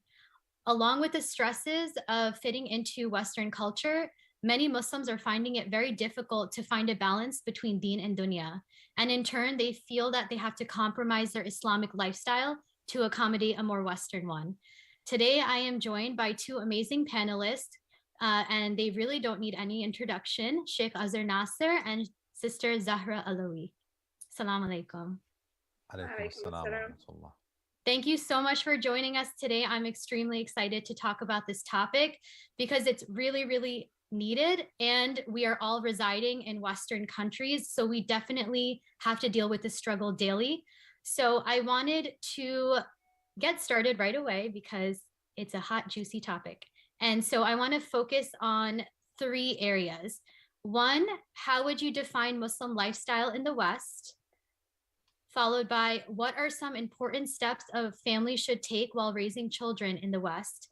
And how do we as a community integrate into Western society without compromising our beliefs? And how can our mosques and community centers help us? So I wanted to get started with Sheikh Azhar Nasser. How would you define Muslim lifestyle in the West? Bismillah ar-Rahman ar-Rahim. So I actually have a problem with the notion of, you know, Western Muslim versus Eastern Muslim, Western Muslim style lifestyle versus Eastern Muslim lifestyle, because ultimately, especially in the world that we live in, we're so interconnected. And you know, the Quran emphasizes the idea that, you know, وَلِلَّهِ الْمَشْرِقُ وَالْمَغْرِبِ, you know, to Allah belongs the East and the West. And the laws of Allah subhanahu wa ta'ala apply in the East just as they apply in the West. You know, as Western Muslims, we don't get a pass. We you know, the values of Islam apply no matter where you are. The teachings of Islam, the ahkam apply. There's an interesting narration where one of the companions of Imam al-Sadiq actually asks the Imam a question about relocating to a non-Muslim country. The narrator says to the Imam, Ya ibn Rasulullah, inni adkhulu bilad al-shirk wa inna man indana yaqulun in mitta thamma hushirta ma'ahum. This man comes to Imam al-Sadiq and he says to him, Ya ibn Rasulullah, I am relocating to a non-Muslim country. And there are those among us, some Muslims have this belief that if you relocate and you become a part of a non-Muslim community and you die in a non-Muslim country, you will be resurrected among them, meaning that you'll become one of them. And in fact, many of our relatives back home, they might even consider us to be, you know, even outside of the fold of Islam, that we've relinquished so much of our identity that we've essentially become part of them. What's interesting here is that Imam al-Sadiq, he says to him, Ya Hammad, you know, the narrator, his name is Hammad, Ya Hammad, إِذَا كُنْتَ ثَمَّ تَذْكُرُ أَمْرَنَا وَتَدْعُو إِلَيْهِ. The Imam says, Oh Hammad, when you are there, when you are in that non-Muslim country, when you're in that region, are you able to revive our teachings? Are you able to uphold our values and invite others to our path? The man says, yes, Ya ibn Rasulullah. So this shows you that even during the time of Imam al-Sadiq, there are non-Muslim regions that offer more religious liberty, religious freedom. So he says to the Imam that yes, this non-Muslim country that I'm migrating to allows me to practice my faith, and it allows me to invite others to my tradition. And then the Imam says, he says, فَإِذَا كُنْتَ فِي هَذِهِ الْمُدُنِ مُدُنَ الْإِسْلَامِ تَذْكُرُ أَمْرَنَا وَتَدْعُو إِلَيْهِ. The Imam says, if you stay in these Muslim territories, will you be able to practice your faith and invite others to this path? And the man says, no. And this is really interesting because today we know there are places in the world that identify as Muslim countries, but you and I both know that we would not be able to practice our Shia tradition in those regions. We would not be able to practice our faith. The same problem existed during the time of Imam al-Sadiq, where you have places that identify as Biladul Islam, but they restrict the religious freedom of Shias. So the man says, no, if I remain in certain Muslim territories, I will be limited in my ability to practice my faith. So the Imam alayhi salam, he then says to this man who is going to a non-Muslim region, non-Muslim country, while he's able to practice his faith and invite others to the path of Ahlulbayt, the Imam says, إِنَّكَ إِن تَمُتْ ثَمَّ تُحْشَرْ أُمَّةً وَحْدَكَ وَيَسْعَى نُورُكَ بَيْنَ يَدَيْكَ. The Imam says, if you go to that region, if you go to that non-Muslim country, and you're able to propagate and live according to the values of Islam, Allah will raise you as a nation in and of yourself, and you will be a source of light. The light will emanate from before you. So the main point is that no matter where you live, you have to live in a place that allows you to practice your faith. And if you don't, And this is a very, difficult conversation that we need to have. Whether you're living in a Muslim country or a non-Muslim country, if you're living in a place that does not allow you to fulfill your religious obligations, if you live in a place where you are more inclined towards the muharramat, you have a religious duty to relocate. You have a religious duty to relocate. Wow. Thank you so much for that, Sheikh. That was so insightful. Sister Zahra, what would be your definition of the Muslim lifestyle in the West? First of all, Assalamu alaikum to you all, to Sister Farwa and Sheikh Azhar. I believe this is the first time I do a panel with Sheikh Azhar, although I don't know how we haven't crossed paths before, but it's good to be on with you. So Muslim lifestyle, I think Islam is a lifestyle. It gives us all the basics of a lifestyle, from family structure to raising children, to how we should conduct ourselves, to how we should behave, to the religious practices. So Islam already provides that basis of a lifestyle. Now, depending where we are around the globe, I think proves to, it presents itself challenges. Many people say, is it harder to live in the West or in the East? Or if you live in an Islamic country, would that be easier to practice your faith? And I truly believe that. I think wherever you are around the globe, even if you're living in an Islamic country, that presents itself with its challenges. So I think, number one, if we are living in the West, I think it provides us more opportunities to make change. And I think many of us see living in the West as a negative thing, when in fact it could be a very positive thing. It gives us more opportunities to promote the religion, to propagate the message of the Ahlulbayt alayhim assalam. And I think especially for our sisters, we have that physical representation of Islam, the hijab, and no matter where we turn around the globe, it's the discussion of hijab. Especially now recently in India, you see that they're banning hijab in schools. In France, the same thing happens. So I think especially as us sisters, it provides us with more of an opportunity to spread the religion, because we are walking examples of Islam. So I think a very interesting discussion. I done an interview with a convert a couple of years ago, and I was telling them, I said, mashallah, you're so amazing that you've come to this religion. You don't come from an Islamic background and you've come to the religion. And they said, well, I find you guys inspiring because you've been grown up in the religion, and you could easily leave. And sometimes when you are grown up a Muslim, you don't appreciate the religion as much. And they say is that, you could easily get diverted into culture, and you've still stuck to the religion as well. So I think it's just beautiful to see that sometimes we kind of look at living in the West as a negative aspect, when in fact it could be very positive. Many people living in Islamic countries take their faith for granted, and that lines between culture and religion really does get blurred. So I think we should look at the positives of living in the West, how we can make changes while we're living in the West, what positive, how we can spread the message of the Ahlulbayt alayhim assalam. And I think that's very important. And I think now, especially, I think Sheikh touched upon it, is that now the lines between, the globe has really become blurred with social media. We can connect with anyone. And I think even those that are living in an Islamic country are not shielded from the challenges that we living in the West are. Many of us, my sisters, they grew up, they were born in Bahrain and Iran, they grew up in Hawza. They didn't see half the stuff that people now living in those countries see. So we have to see that the world has really become one with the rise of technology, with the rise of the digital age. And wherever you're living, there are challenges, and we must ensure that we uphold our religion in the best way possible. Thank you so much, Sister Zahra. Yeah, and I agree with both of what both of you said. Islam is a lifestyle, and it's almost a blessing to be in the West, because we actually were challenged and forced to understand and learn our religion and not just inherit it. Like Imam Ali says, a lot of my cousins grew up right in the Middle East, and they don't know a lot of things we know here because we were forced to know the answers, because when you go to school, you're different and kids are asking questions.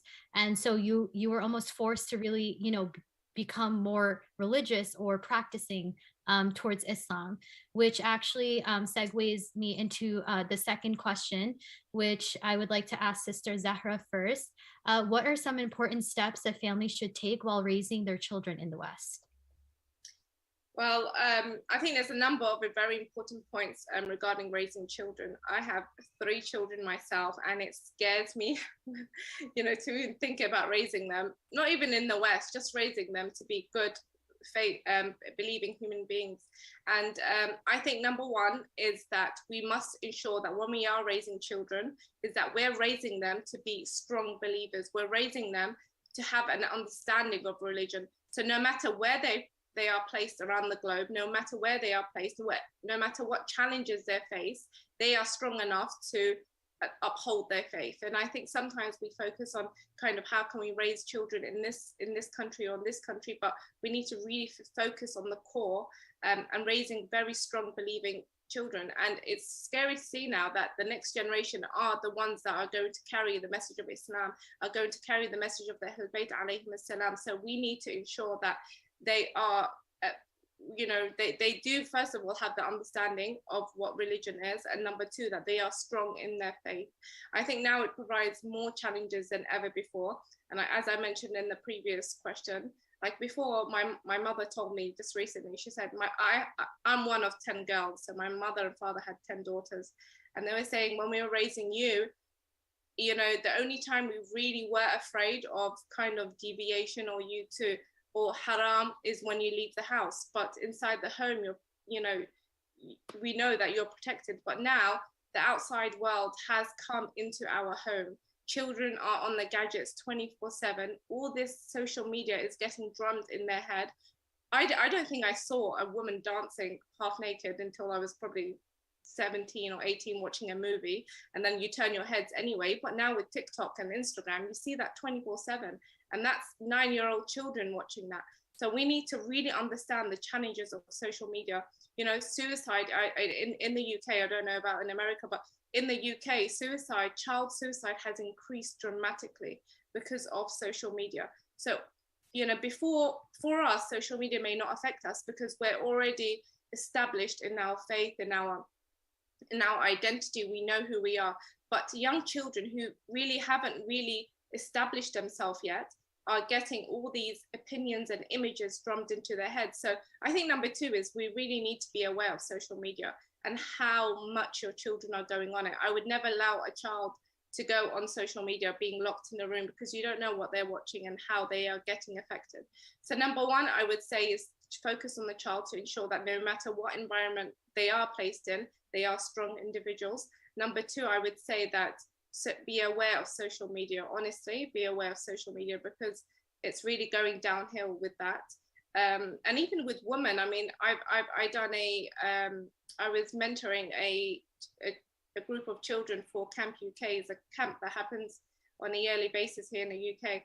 And the amount of young girls who are 9 years old are very self-conscious of the way they look. And when I ask them why, it's, look at this lady on Instagram, and it's like, that's all, it's all a filter and it's all fake, but it is really affecting our children. So that's number two. Even the issue of hijab, many people modify their hijab because of social media. And I've spoken to many sisters that then have taken off their hijab, and it started with seeing YouTube videos of how to style their hijab a certain way, and then it gets removed. So I think number two is really be aware of social media. We are facing another challenge with that, with raising children. And number three, I would say that we have to ensure our children are raised with the traditions of Islam as well. And I think now we're trying to make Islam very modern, very nice and very fun. And we have to really go back to the core because that's what it is.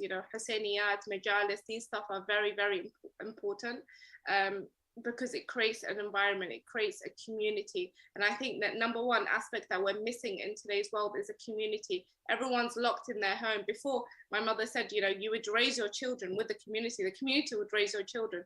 But now in this day and age, everyone's locked at home. You hardly see anyone, you hardly speak to anyone. So the mosque really does create that environment for our children. So we must ensure that our children are surrounded with very similar individuals, people that have the same belief. This is very, very important. We can't say our kids have friends in school and that's it, but we need to ensure they're surrounded by good friends and friends that have similar beliefs and similar outlook in life. And I think with those three aspects, we may be able to do a good job. Thank you so much for that. Sheikh, what's your input on this question. You know, just as Sister Zahra alluded to, raising children is very difficult. It's, you know, the easiest part is to have them, but Yeah. to raise them is the real challenge. And I think, you know, especially when both parents are working, you know, and you're exhausted, it's very, and I could tell you this from experience, it's very easy to justify giving them gadgets because you worked a long day, you're tired, you don't have the energy, and it's just easy. And I think that when you're a parent, if you want to, you know, there's a difference between, you know, having children and being a parent. Anyone can have children, but being a parent requires a lot of effort. You have to consciously make the decision that I'm not going to do what's easy, even though I want to. I'm going to do what's difficult, because sometimes, you know, you're not going to have the energy. But those are the moments where you have to find it within yourself and tell yourself, this is an investment. Like with my daughter, there are days where I'm just exhausted and I would love to just give her my phone and just be left alone. But I think that you have to remember that there is going to come a time when your kids don't want to hang out with you anymore. You know, those first, you know, few years, those first 7 years when they're young and, you know, mommy and daddy are like the best, cherish those years. And I think that those 7 years, and that's why the Prophet emphasizes the importance of treating them like masters during those 7 years. Really build a bond with them. So what I do with my own daughter is that, you know, we try to limit screen time. And sometimes that means that I have to sit for an hour and play tea time. You know, I have to sit and play dolls. You play with dolls with my daughter. I do that because I know that when she's 4, Bob is the coolest person in the world. But when she's 14, I'm not going to be that person. So the point is, you got to establish that connection very, very early on. And parenting requires the participation of both parents, right? Raising children is not the domain of mothers. Fathers also have an important role. And I think it's very interesting that when you look at the Quran, Allah makes it a point to talk about how Luqman gave advice to his young son. وَإِذْ قَالَ لُقْمَانَ لِابْنِهِ وَهُوَ يَعِظُهُ مَوْعِظَةً, like having that heart-to-heart, that one-on-one time, talking about the things that your kids are facing. But you're not going to be able to have those conversations unless you built that rapport with them, unless they see you as their playmate, as their companion growing up. So what I do, I really believe that no matter what, your public schools are not going to raise your kids. YouTube is not going to raise your kids. In fact, it's going to damage your children. So a lot of what it means to be a parent today is just to shield them from the negative influences and really be more involved in their lives. It's not just about giving them food. It's not just about buying them clothes. It's about actually sitting and, you know, playing with them, you know, taking them to the park, having conversations, talking to them, not texting them, you know, because we text, but texting is not real human conversation. You need to have real conversations with each other. When you're having a meal with each other, phones need to be removed. We should be looking at each other. We should be communicating. You know, every day when I take my daughter to school, it's a 30-minute drive, and I can take her to the public school, which is 2 minutes away, but I know that I'm going to pay the price in 10 years if I do what's easy. So I do what's a little bit, I'm going to inconvenience myself. And in that 30-minute drive, you know, I have 30 minutes with my daughter. I can give her a phone, but what I do is I review like the ahadith that she's memorized, and I praise her and I encourage her, and I, you know, give her gifts every time she memorizes a hadith. You make it into a game. And that's what I've learned as a father, that if you want to make Islam fun, make everything into a game, make everything into a challenge, reward them when they do good. And sometimes being a parent means that you have to find the child within you. You know, until I had kids, I don't sit on a swing or play, but now I climb and I hang on the monkey bars. I do all of that stuff. And I would never do that unless you have children. So I think children, they have a very unique way of bringing out the inner child within you. And we all have that inner child. And I think that you have to just embrace that, because if you do, you'll be able to build a strong foundation with your children. And if they ever make mistakes in life, they'll come back to you because you built those beautiful memories with them growing up. Thank you so much. Both of you spoke so well about this. I mean, I don't have kids, so it's something that's new to me, right? And like, what are these challenges that, you know, parents are facing daily, putting their kids in school, handing them devices? There's a lot of external things that are coming into our lives without us even realizing it. And some of the tips that both of you provided are very helpful, especially being in the West. It's so easy for kids to see something on social media or go to school and say, well, you know, so-and-so does this with their family. And you want to create that in your own home so your kids don't have to look anywhere else. And they feel like they're getting the best environment just being with their parents and their siblings. And so I wanted to segue into our final question. How do we as a community integrate into Western society without compromising our beliefs? And how can our mosques and community centers help us? Sister Zahra, I would love to start with you. Yeah, so I think this has been a debate, and many people say, can we integrate into the Western society without compromising our beliefs? And I think we certainly can. Islam is supposed to be, you know, Islam provides us, as I said before, a lifestyle, and and we should stick by that. And I think especially, for example, let's take the hijab, for example. Many people say, should I compromise my hijab, for example, to get a job or to get into a certain workplace? And I think that in many cases, and this is from experience, before working in a Islamic channel and Islamic organizations, I did work out there with, you know, in workplaces that had no Muslims at all. And I think that deep down, people really do respect you when you stick to your beliefs. And that's something I've really, really seen. And many times, you know, I worked in a workplace before working in the Islamic channel that I then moved on to. And many times, you know, people, for example, even if they would eat a certain thing or drink a certain thing, I would get off the table. And, you know, after when I finished, when I was about to leave the workplace, someone came up to me and they said, we really respect you for sticking to your beliefs. And I think deep down, people do respect you when you stick to your guns and you know yourself, you know who you are, you know who you are, and people respect that. So that's number one. Number two, I think that is it possible to integrate within the West while not compromising our beliefs? And it certainly is. In many aspects now, I think the world really does understand many of the religions. For example, a lot of the workplaces have here in the UK, many of the workplaces, they call it they don't call it a prayer room, they call it, is it a prayer room? Yeah. Meditation room. What is it called? Meditation room. Yeah, meditation room. Yeah. That's the one. Yeah, it is a meditation. I haven't worked in outside. I've been stuck with Islamic organizations, but yeah, a meditation room which has all faiths that can pray there. So I think many of the workplaces now do facilitate for religions. It does facilitate.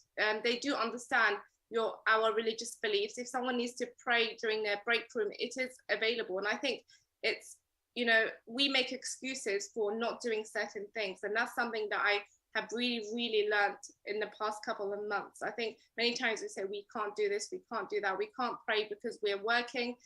And, you know, I don't know if many people know, but my father passed away 4 months ago, and I saw him on his deathbed.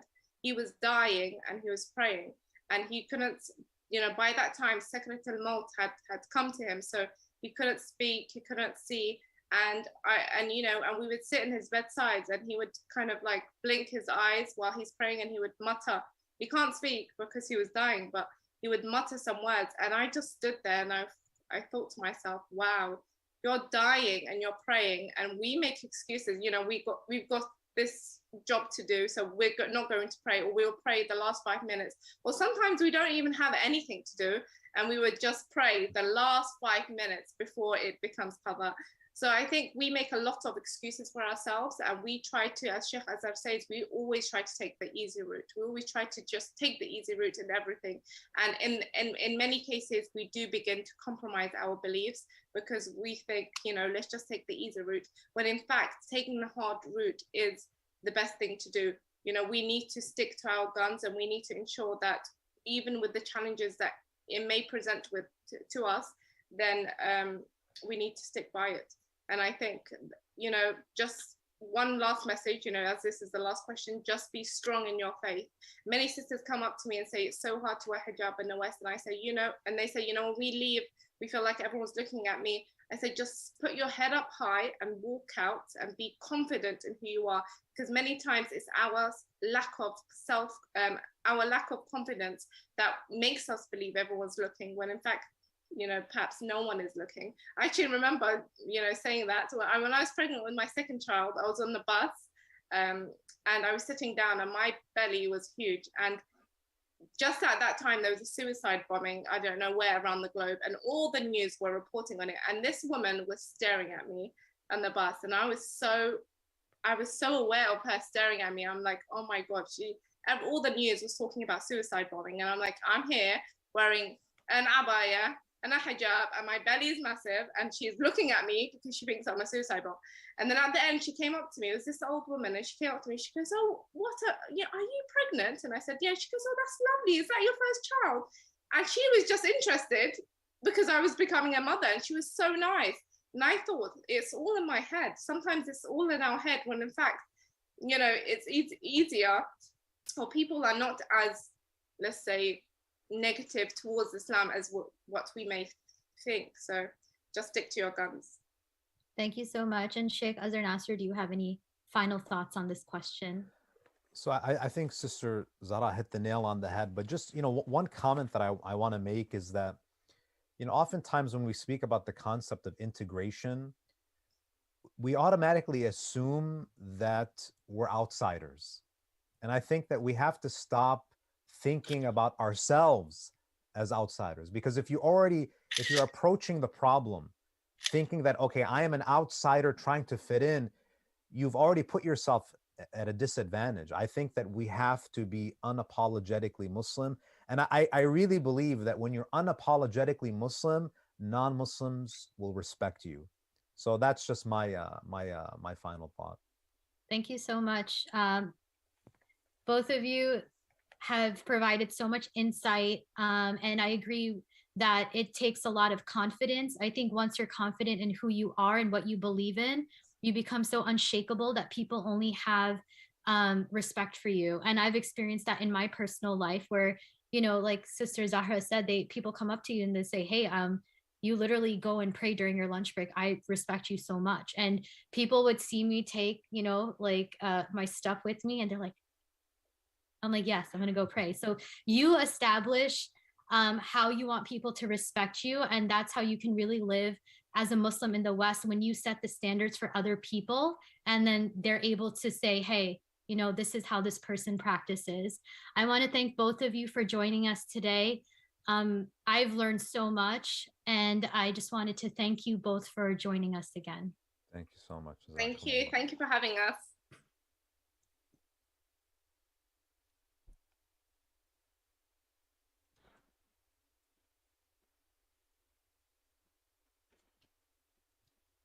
As Muslims continue to develop in the West, we owe it to ourselves to continue to uphold our faith and the traditions of our beloved Prophet and beloved Imams. The lessons such as those we learned from the previous panel will only help further those goals. As a reminder, brothers and sisters, please keep up the use of hashtag Imam Ali 2022. Our raffle is only moments away. Please be sure to review all raffle details on @Imam Ali Conference on Instagram. Again, thank you to Holy Land Travels for providing the Ziyara trip prize in today's raffle. Truly, Holy Land Travels is a remarkable partner of the Imam Ali Conference. Thank you. Babylon Monetary Services is a family-owned business helping you complete transparent transactions and conduct your business as efficiently as possible. We also thank Babylon for their generous support. And now to our next panel. Professor Khalid Baidoun and Ibtihaj Muhammad have built strong careers on the values as taught by Imam Ali. Khalid is a law professor at my alma mater, Wayne State University in Detroit, Michigan, and a renowned political and social commentator. Ibtihaj Muhammad is a saber fencer representing the United States of America.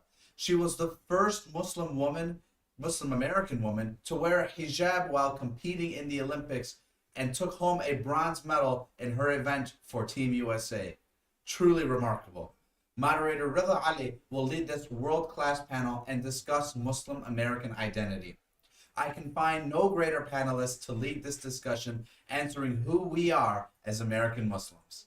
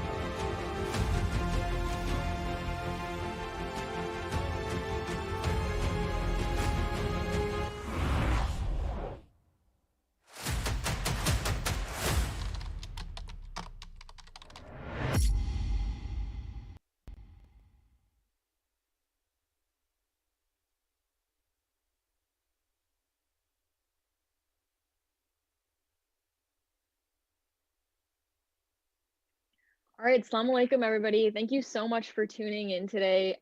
We're going to be talking about the Muslim American identity. My name is Rida. I am currently a student at NYU, and today we are so honored to be joined by Brother Khalid Baidoun and Sister Ibtihaj Muhammad. So we're just going to go ahead and jump right in. Super excited to be talking about the Muslim American identity today. Obviously, everybody knows both of you guys have done amazing work, but just to give a little bit of a brief intro, I'm going to introduce you and then we can jump right into the questions. I'm going to start with Sister Ibtihaj, who has done so much amazing work. She is an American fencer and a 2016 Olympic medalist, a 5-time senior world medalist, and a world champion in the sport of fencing. And in August 2016, she became the first American woman to compete in the Olympics in hijab, and is also the first Muslim American to win an Olympic medal for the United States. She's a 3-time All-American from Duke University with a dual degree in international relations and African studies. She's really doing it all. And in 2014, she launched her own clothing company, which aims to bring affordable, modest clothing to the United States market. This summer, they actually released a Barbie doll after Ibtihaj Muhammad, which is super cool. And it's just amazing to see representation like that. She's a sports ambassador with the U.S. Department of State's Empowering Women and Girls Through Sports initiative, and she works closely with organizations like Athletes for Impact and the Special Olympics. She was named Time Magazine's one of Time Magazine's 100 most influentials, and Ibtihaj is an important figure in the global discussion on equality and the importance of sport. Her voice continues to unite both the sport and the non-sports world, and we are so grateful to have her here with us today. And now on to Brother Khalid Baidoun. Khalid Baidoun is a law professor, author, and public intellectual, and he serves as a law professor at Wayne State University and a scholar in residence at the Berkman Klein Center at Harvard University and associate director of the Damon J. Keith Center for Civil Rights in Detroit. Professor Baidoun is the author of the critically acclaimed book, American Islamophobia, Understanding the Roots and Rise of Fear, and co-editor of Islamophobia and the Law, published by University of Cambridge Press. His academic work has been featured in top academic journals, including the UCLA Review, Northeastern Law Review, the California Law Review, and so many more. And he works with Islamophobia and structures of Islamophobia, both locally and nationally and abroad. And he was named the extraordinary professor by the University of Western Cape in South Africa.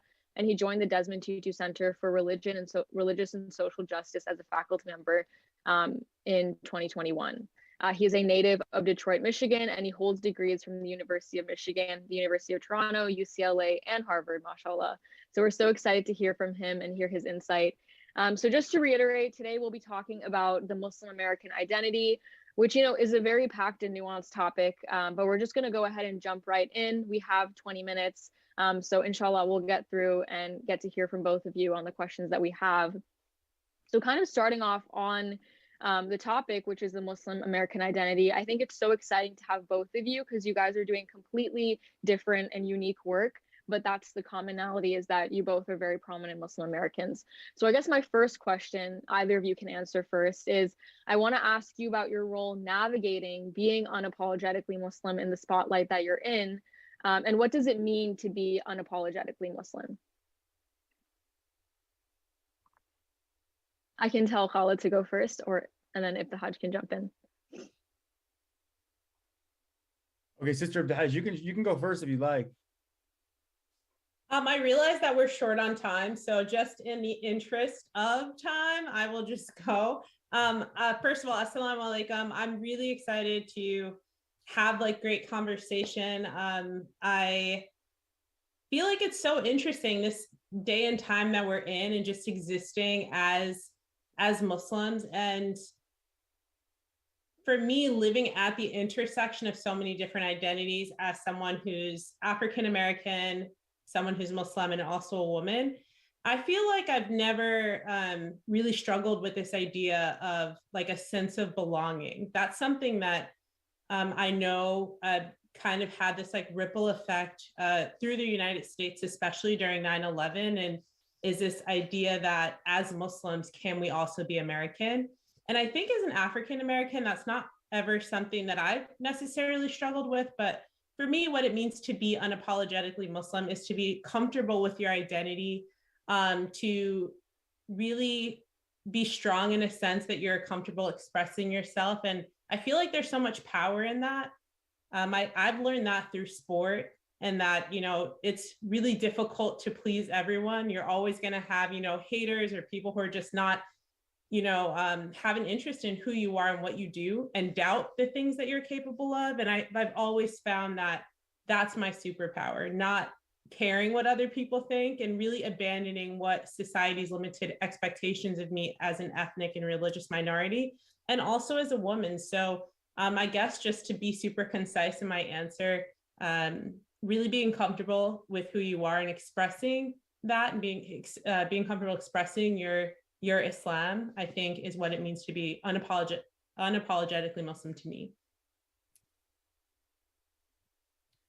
I think for me, being unapologetic about your Muslim identity it's an obligation, especially in the world we live in today. This broader war on terror world where Muslims are obviously policed, stigmatized, and demonized.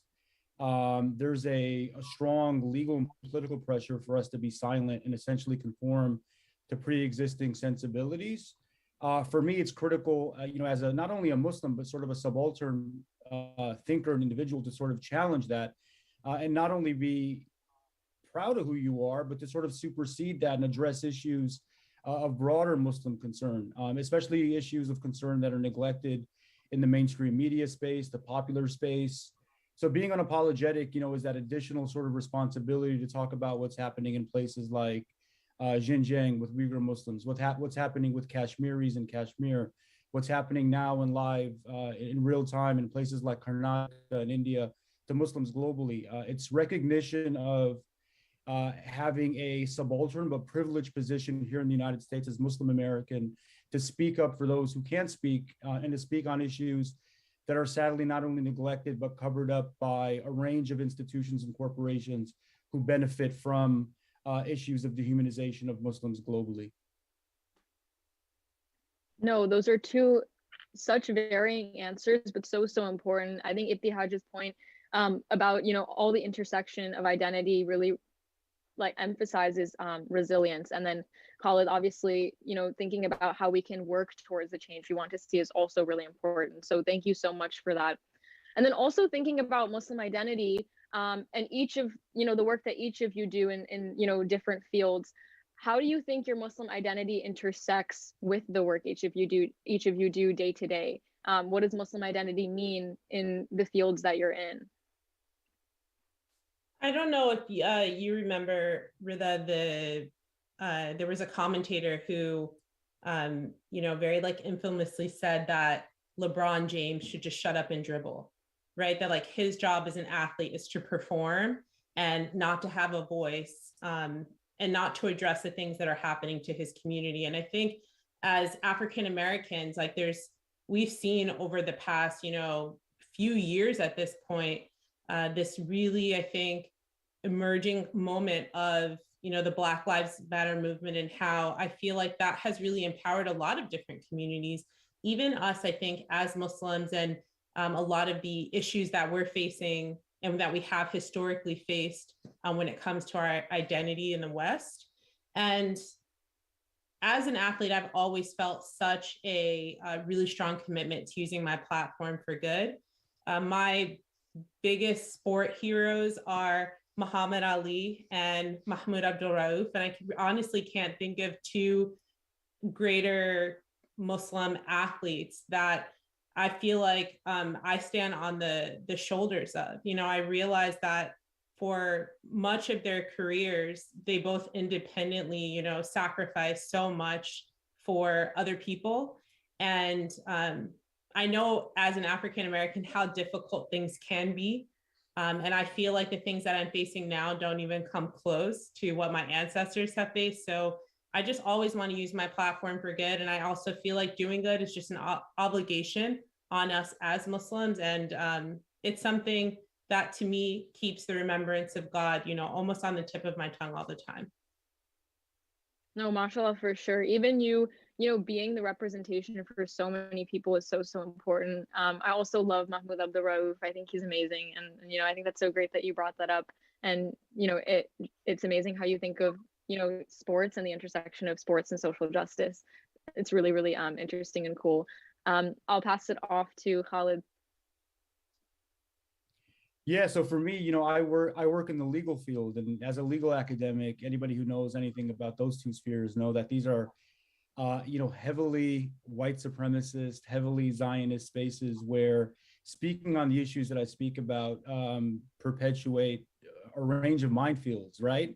Not only minefields that look to silence me on the issues that I care about, but minefields that look, to push conformity on a range of levels. So my experience being a law professor, has been, essentially assuming the risk that speaking on specific issues is going to negate opportunities for me from specific schools, institutions. But I'm happy with that, and I'm cool with that. And I go in with the idea that Islam to me fundamentally is a liberation theology, right? So if I'm just using my faith as a way to sort of, garner wealth or prestige for me, then I'm missing the essence of what my faith is. Islam at every juncture, whether in American history or global history, the objective has been to sort of, uplift the most vulnerable and the most oppressed. So as a law professor, if I'm not speaking on what's happening in Palestine, if I'm not speaking on what's happening in Xinjiang and in China and Kashmir, then I'm falling short of my political responsibility of not only being a Muslim, but being a Muslim in a legal academic space where people like me are far and few between. And when they do reach those spaces, they're more than keen to conform and essentially assimilate to, pre-existing sensibilities of how a assimilated law professor should behave. No, for sure. And I think the similar theme with both of you, especially what you just said, is that, when I think of the work that both of you are doing, you're setting a precedent in the structures that you're in, and you're setting, something for future people who will be in your field to look at, like, no, this is not acceptable. No, we're not going to, accept Islamophobia or accept the stereotypes that are put onto us just by practicing your religion and, like you said, doing good. So I think that's so beautiful and so inspiring. And then kind of moving on to, just looking at the current climate as well, and, what's been happening around the world, and, like the issue of hijab with the work that you do, Khalid, with Islamophobia and structures and policies that are put into place. And then obviously Iftihad, you being such a prominent, prevalent Muslim hijab wearing athlete and public figure, with all the recent backlash with hijab, what does wearing hijab mean as a Muslim trailblazer, and how do you push back and combat negative stereotypes? I think this varies for both of you on a individual level, but then also on a structural, broader level. So this question is for both of you, but if the Hajj, I'll let you start, and then Khalid can follow up. I think that the West, media, Hollywood have really hijacked what hijab means, the identity of hijab. And they've really made it political. And it's been used as a tool. I think that women's bodies are being sacrificed in a way that affects our day-to-day lives. And for me, wearing hijab, I feel like I'm a part of a community.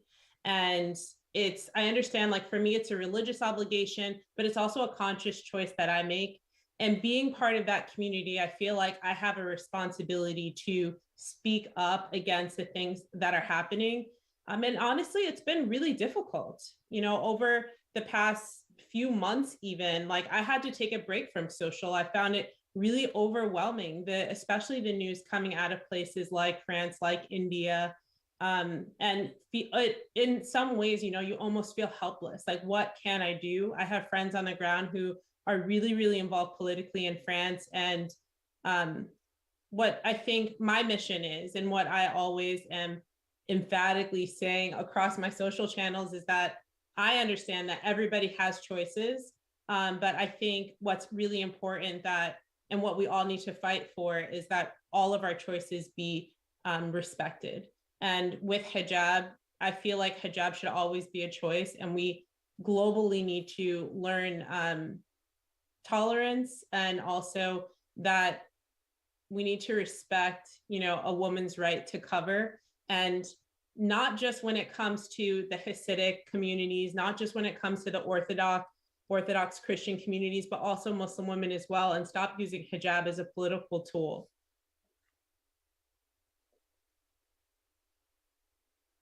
Yeah, to echo Sister Ibtihaj's point is that, look, if these countries who claim to be democracies are going to extend free exercise of religion rights to individuals who are Hindu, Jewish, Christian, and honor the ways in which they dress and choose not to dress, then they cannot be democracies unless they extend those very same rights to their Muslim communities, right?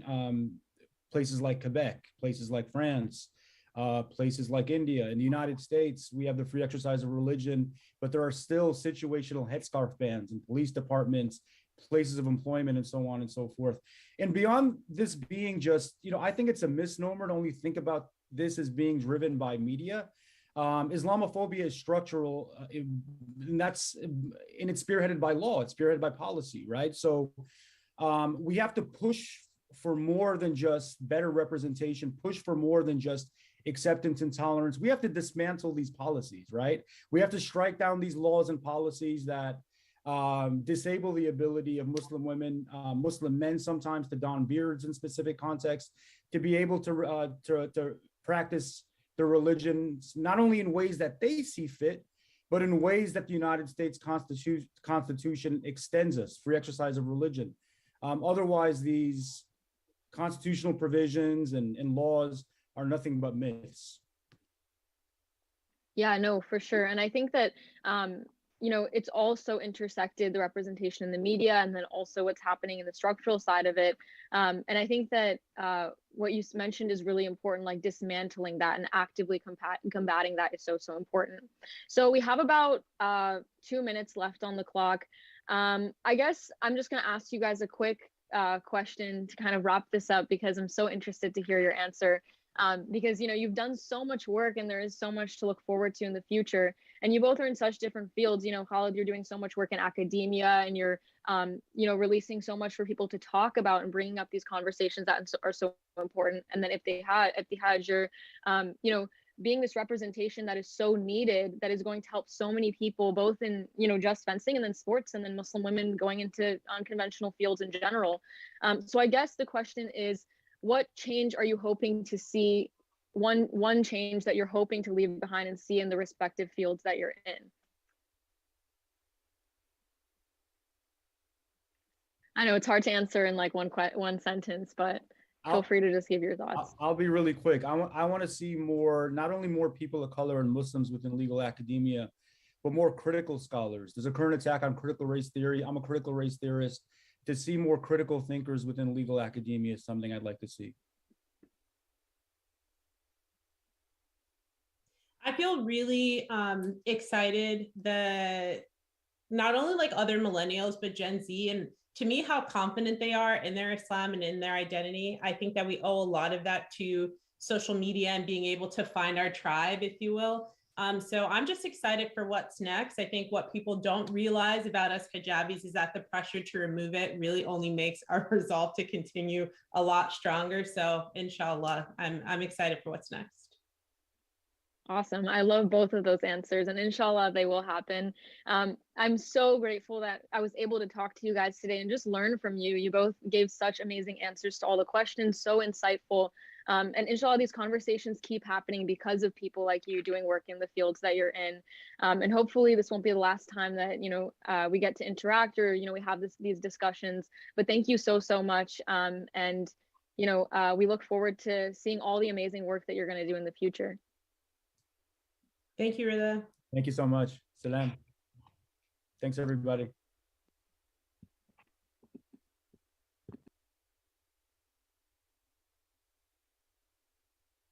The future for Muslims in America is truly bright. We have come a long way, and we will continue to traverse many frontiers in the name of our faith. May Allah continue to bless us with great achievements. Again, I would like to mention the Development and Relief Foundation, founded by JawadQazwini. They operate an orphanage, a school, a state-of-the-art hospital, and assist in the operation of the holy cities of Karbala and Najaf. Thank you to the DRF for their patronage. Hajj Fuad Walker Sabban will be the moderator of our next panel. He is the acclaimed head coach of the Dearborn Fortson football program, a program that shares the values of faith and family in order to succeed both on the field and off of it. And if you thought our moderator was a star, because he is in his own right, wait till you meet our panelists. First up, we have Amir the Prince El-Bazi, a star mixed martial artist in the UFC. He boasts an impressive 14-1 MMA professional record and fights out of London, England. Adi Attar is the founder of Paradigm Sports Management, and his clients include former UFC champion Conor McGregor. Adi is a high-rising sports management CEO, and I am delighted to introduce this amazing panel to you. This is truly a treat.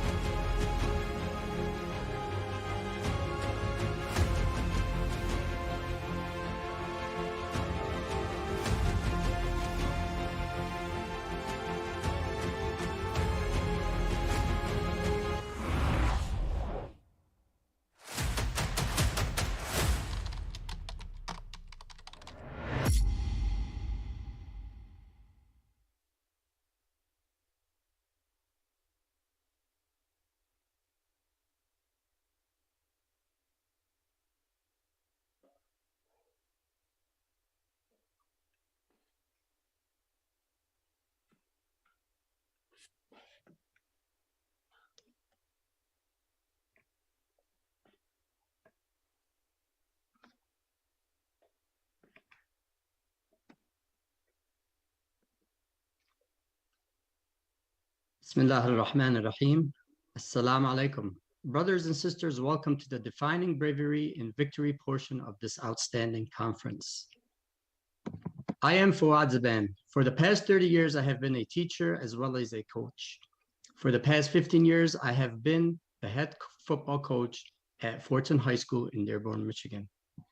First, I would like to take this minute to thank Sayyid JawadQazwini, who is a dear friend, for this invitation and the opportunity to be a part of this great event. I am truly blessed, honored, and more importantly, humbled. Also, a special thanks to Sister Alvina for all her help and everyone else involved in making Imam Ali Conference happen. Once again, our panel title is Defining Victory and Bravery. And who better to speak about this than our two accomplished panelists, Brother Adi Attar and Brother Amir Al-Bazi. Welcome, guys. Assalamu alaikum. Coach, as I'm going to call you for this panel, thank you so much for that warm welcome. I want to echo the thank yous to say JawadQazwini, who's also been a long family friend, and the entire Qazwini family, who I was very fortunate enough to grow up with within the mosque here in Southern California and be around. And although I was the black sheep, they always loved me and nurtured me and kept me close to the community, which I'm so thankful for them for doing so. And Sister Alvina, thank you so much for chasing us nonstop to get this set up. And Brother Amir, thank you so much for lending your time, and I look forward to speaking to both of you guys. My pleasure. All right, so Brother Adi Attar is an Iraqi-American entrepreneur born in Baghdad in 1980 and raised in Southern California. He was a Division I linebacker at UCLA. He is the founder and the CEO of Paradigm Sports, who represents stars like Conor McGregor, Amir Al-Bazi, our other panelists, Israel Adesanya, Michael Bisping, Chris Cyborg, Stephen Wonderboy Thompson, and Josie Altador, to name a few. Welcome again, Brother Adi. Thanks again, Coach. Our other panelist today is none other than Brother Amir Al-Bazi. Amir Al-Bazi is an Iraqi-Swedish mixed martial artist who competes in the flyweight division of the UFC. Amir made his UFC debut on July 18th, 2020 against Malcolm Gordon in UFC Fight Night, Figueiredo versus Benavidez 2 in the United Arab Emirates. Amir's family settled in Bredang, I hope I pronounced that correctly, a district in Stockholm. Amir got into a lot of fights and trouble as a kid. His interest in MMA happened overnight as he once watched an old UFC fight on television. Having been impressed by this new type of professional fighting, Amir looked up the cheapest MMA gym and signed up the next day. Welcome, Brother Amir. Thank you. So I'm going to start with a question. For so many of us, Imam Ali as is the personification of bravery and courage. There has been many instances in his life where he has displayed those virtues. Obviously, in the battle of breaking down the door of Khaybar, in battle and wars, sleeping in the place of the Prophet, and so many more. For me, in the forefront of my reverence, the example that stands out is how, at such a young age, a boy barely in his teens, he pledged his life and service to the Prophet, full knowing the full weight of that pledge. Brother Amir, what lessons or what teachings do you take from the Imam, and do you apply them while you are training or in a match? I always read quotes from our Imam, and always I find it and always fits in my life in different situations. Like for a quote that always stuck with me is, I just have it right here so I don't get it wrong, is it says, work for a better life as if you live forever, and work for a better end as if you die tomorrow. And for me, it have like a meaning straight away in everyday life, like to always do my best, to always, chase what's best for me like today, but also a deeper meaning that we're always gonna go to the afterlife. So to always strive for the best, not only in this life, but for the life afterwards as well. Beautifully said. Beautifully, excellent. Brother Adi, what role has what the Imam embodies or what he represents play in your profession? I think, one of the most important lessons is he was not only a man with great humility and very humble, but he was also very proud and protector and very loyal to not only the Prophet sallallahu alaihi wasallam, but also to the Deen, right? And I think that the example of him at 10 years old, I think, when he was found instead of the Prophet and really saved the Prophet's life, speaks volumes, because here's a young man that really has yet to develop the consciousness that happens over time as you journey through life. But he was instinctively always ready to do what was right, no matter what. Always showed mercy, but had loyalty like no other. And to me, that speaks volumes, to be able to be merciful, to be able to be humble, to be able to act with a lot of humility, but be a fiercely loyal defender for those that you love and what you believe in. Absolutely. And as a coach, and as you guys were athletes and are athletes and in the profession of athletics, the loyalty is huge. The discipline is unwavering in order to be successful. And obviously with your answers, you guys hit the nail right on the head. What is your definition of bravery, and how does the Imam help mold that definition? And it doesn't have to be Webster's dictionary definition, just what does it mean to you? For me, bravery personally is when, even if you fear something, but you go straight ahead to it, even because you know it's right, because you know that is what you should do. For me, that's bravery, and it can be in everyday life. It can be in a fight, or try to get a new job, or also like both in sports and everyday life. Just something that it's uncertain, that you're afraid of, but you go towards it straight on with full confidence, and you believe in Allah, and that whatever is meant to happen, and that's my own definition of bravery. Absolutely. Excellent. Adi, would you like to jump in? Yeah, sure. I think those are well said by Amir, and I think I share some of those thoughts as well. And more importantly, just always being willing to speak up for what's right. I think that's what it's all about. Even when your opinion is not popular, doing what's right, even when nobody's looking. I think those are the things that I even continue to try to teach my own kids, right? And as an adult now with a lot of responsibilities, I really try to focus on being that way. And sometimes now it's going to upset people, but at the end of the day, you always have to just be sincere in your approach. And to Amir's point, we're giving you kind of theoretical frameworks of what bravery means, but it's applicable to everything, right? To sports, to business, to relationships, and even I'd say for a lot of the audience that are watching this, whether they're Muslims or non-Muslims, or whether you have to be proud of who you are on all fronts. For me, as an Iraqi American Muslim, I'm proud of being Iraqi. I'm proud of being Muslim, but I'm proud of being an American. And there's no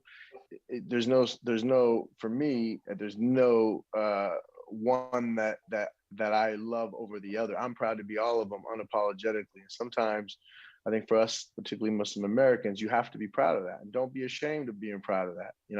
Even though you may not appease one side or the other, that's between you and God at the end of the day. And that too speaks of bravery. Excellent. Yeah, I totally agree. And I think these are the lessons with what you both said. I try to instill or teach into our kids that we have in school, whether they play or just kids that are in my classroom. And I think it's very well said.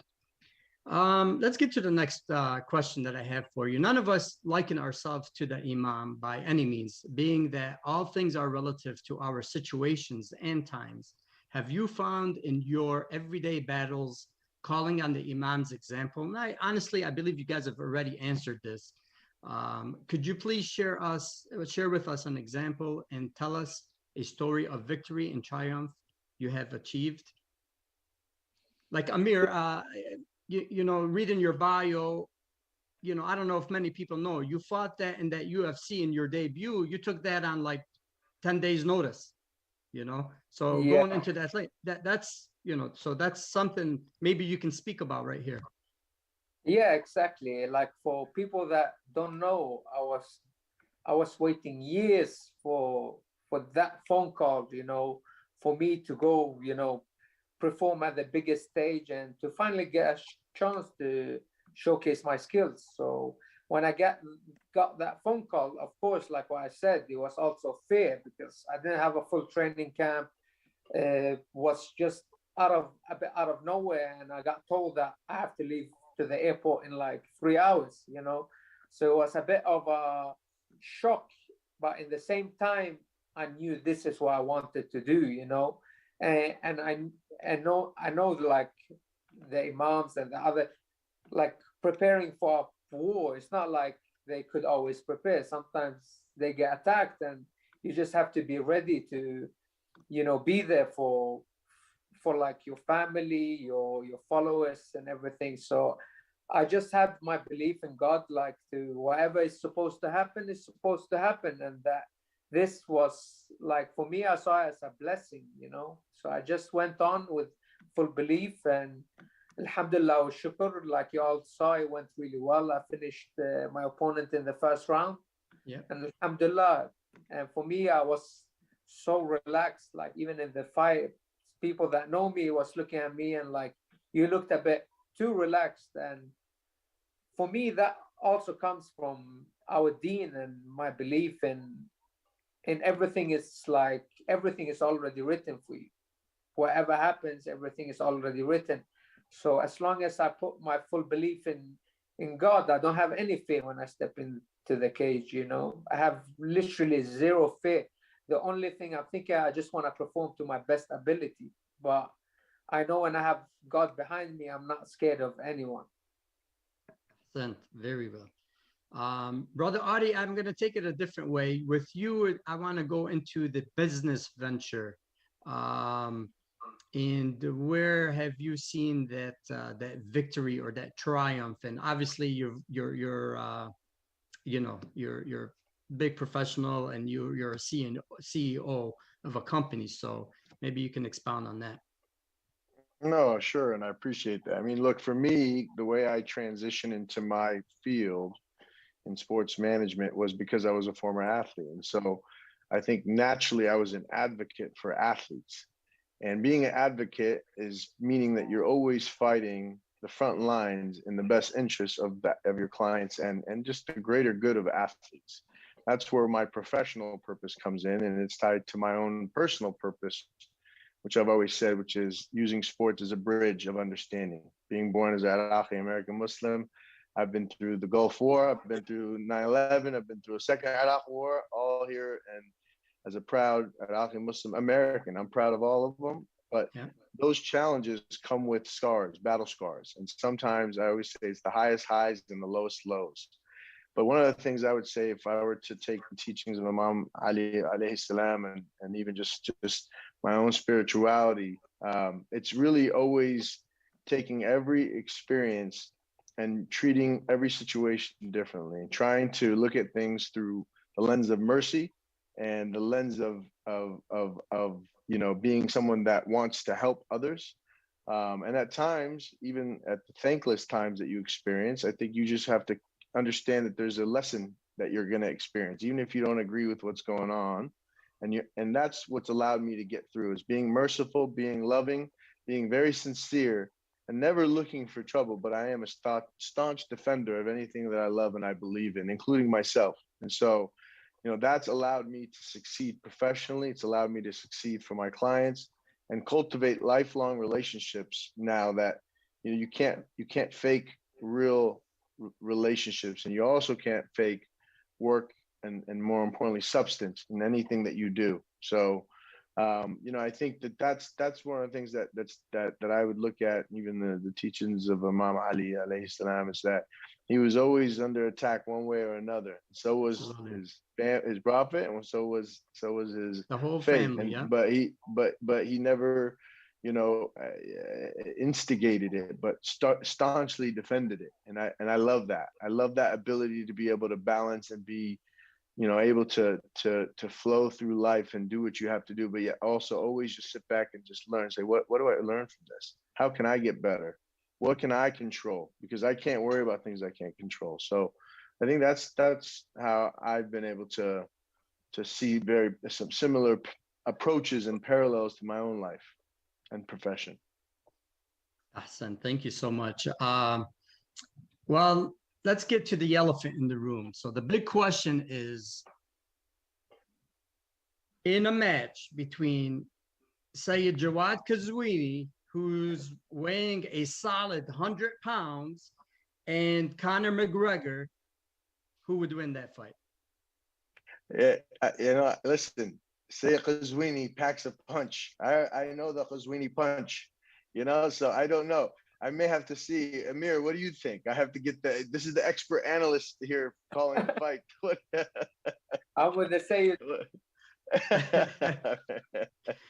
there you go. The Qazwini power. There it is. I'm sorry, you know? Adi. I don't want to, you know, that's Connor's one of your guys, so I don't want to, you know, ruin his career with the Sayyid. So we're kind of back the Sayyid off a little bit. Thanks for looking out. I like that. Thanks, Coach. Right. Anyways, I think our time is almost up, and I just want to leave us with a few quotes from Imam Ali. Patience is the key to victory, and I try to apply that. I'm sure all athletes do that as well. Fear nothing but your sins. I think that's a beautiful one. And the last one, courage is a ready victory and an obvious virtue. Brother Adi, my pleasure. Brother Amir, good luck to you also. Thank you. My pleasure. You guys have any last words? Thank you so much. It's just been a pleasure to be on this panel with you two guys, and thank you for this opportunity. I'd like to echo those many thanks. Say Haji Jawad, Haji Fuad, and Coach Zaban. I'm gonna say both of them because I have to give you credit. And I appreciate the time. I appreciate you being the moderator here, and I appreciate Sayyid Qazwini and the entire team behind this. Wonderful job, and assalamu alaikum wa rahmatullahi wa barakatuh from me. Assalamu alaikum wa rahmatullahi wa barakatuh. Yeah.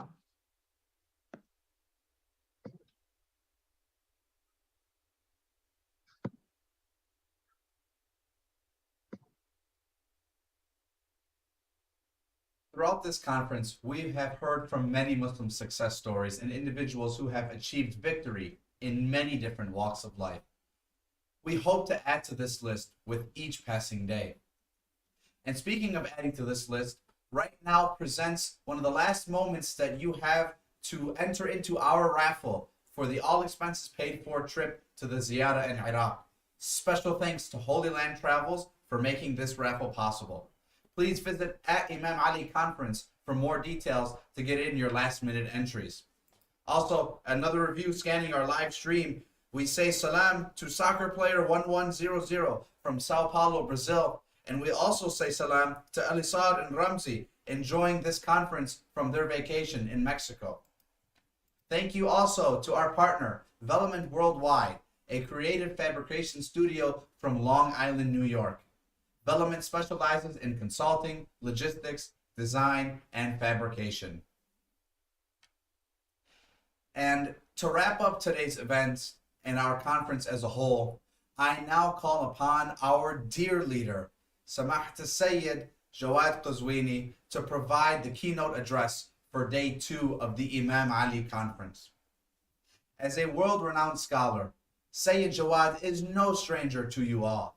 He serves as the face of the Imam Ali Conference, and we are truly blessed to be guided by his leadership. Sayyid Jawad has tirelessly worked behind the scenes to make this project a smashing success. I cannot even begin to put into words the amount of hard work and logistical planning that Sayyid Jawad has completed to make this conference a reality. We owe it to him for his leadership and his vision in the name of Imam Ali alayhi salam. I now call upon my personal friend and my dear brother, His Eminence Sayyid JawadQazwini, the founder of the Imam Ali Conference, بعد الصلوات على محمد وآل محمد.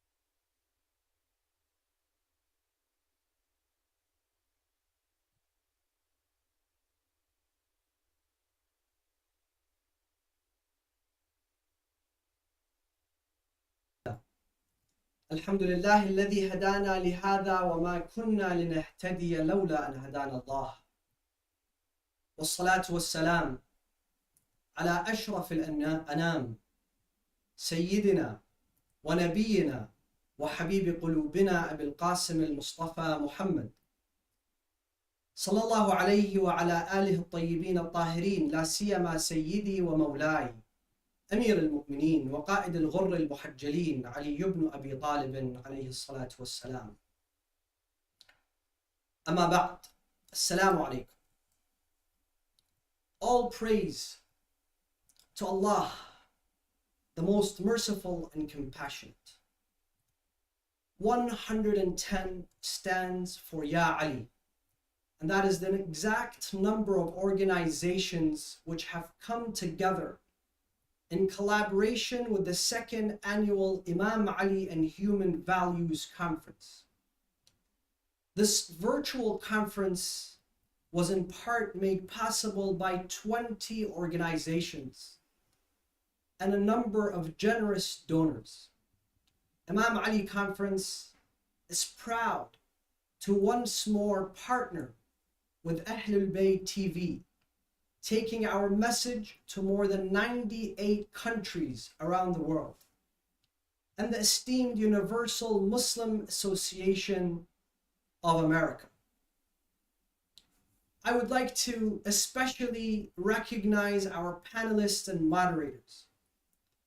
64 of the community's finest scholars and leaders who accepted our humble invitation and enlightened our audience.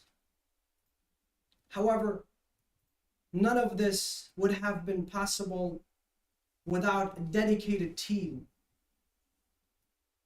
32 volunteers scattered across the world, a few of which spent the past 4 months working more than 12 hours a day. We owe it to them. We owe this success to the small yet mighty, resilient, tireless, and committed team who have not shown up on your screens for the past 2 days. May Allah bless them. I truly am thankful to them. And finally, thank you. Thank you all for joining us today. I firmly believe that you, the followers of the son of Abu Talib, are the most dedicated, loyal, generous, resilient, and steadfast followers. I am proud to say that you have astonished the entire world and within the course of history with your unquestionable and unlimited love for our master, our champion, our guide, our pride, our hero, our king and glory, the commander of the faithful, the line of God and the line of God's messenger, Ali ibn Abi Talib alayhi salatu wassalam. I am certain that with your support, we will be able to expand on our success annually. My dear brothers and sisters and elders, teachers, allow me to quickly remind you all of our theme from last year before we shed some light on this year's theme. Last year, our panelists all collectively spoke of reform. A much needed reform within our community, a reform which must come. And Imam Ali is the master of that change. And as mentioned last year, reform in our community is much needed, but especially in the following 3 areas. Number 1, female participation. And we have made sure that we display female participation in the past 2 days. Number 2, interfaith involvement. And this year, we were able to bring to you a message on human values from the highest ranks of leadership, both in the Catholic Church and the Seminary of Qom. We were also graced by the presence of Muslim leaders from different schools of thought and denominations. Number 3, no prejudice, no discrimination. My dear friends, it is time for inclusivity. We at the Imam Ali Conference look beyond that which divides us. That is why in the past 2 days, you have witnessed a display of all kinds of backgrounds being showcased at the conference. And this year, I want to leave you with 3 steps, which I believe are the greatest of virtues and will aid our community in displaying the human values that Islam calls upon. Number 1, tolerance. Allow me as I give you a brief rundown on the efforts put place behind the scenes. The 110 collaborations that you see today were only secured after contacting 900 organizations based in the United States, United Kingdom, Canada, Australia, New Zealand, Pakistan, and India.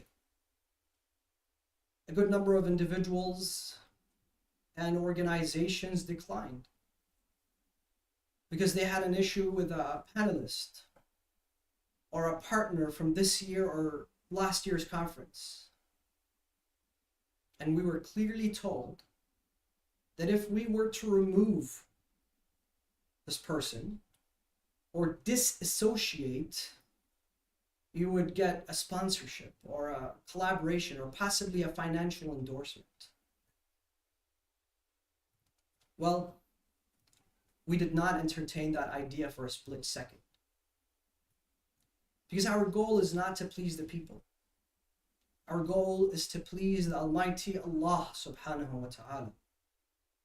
And that is by far the greatest lesson we can draw from the legacy of Imam Amir al-Mu'mineen.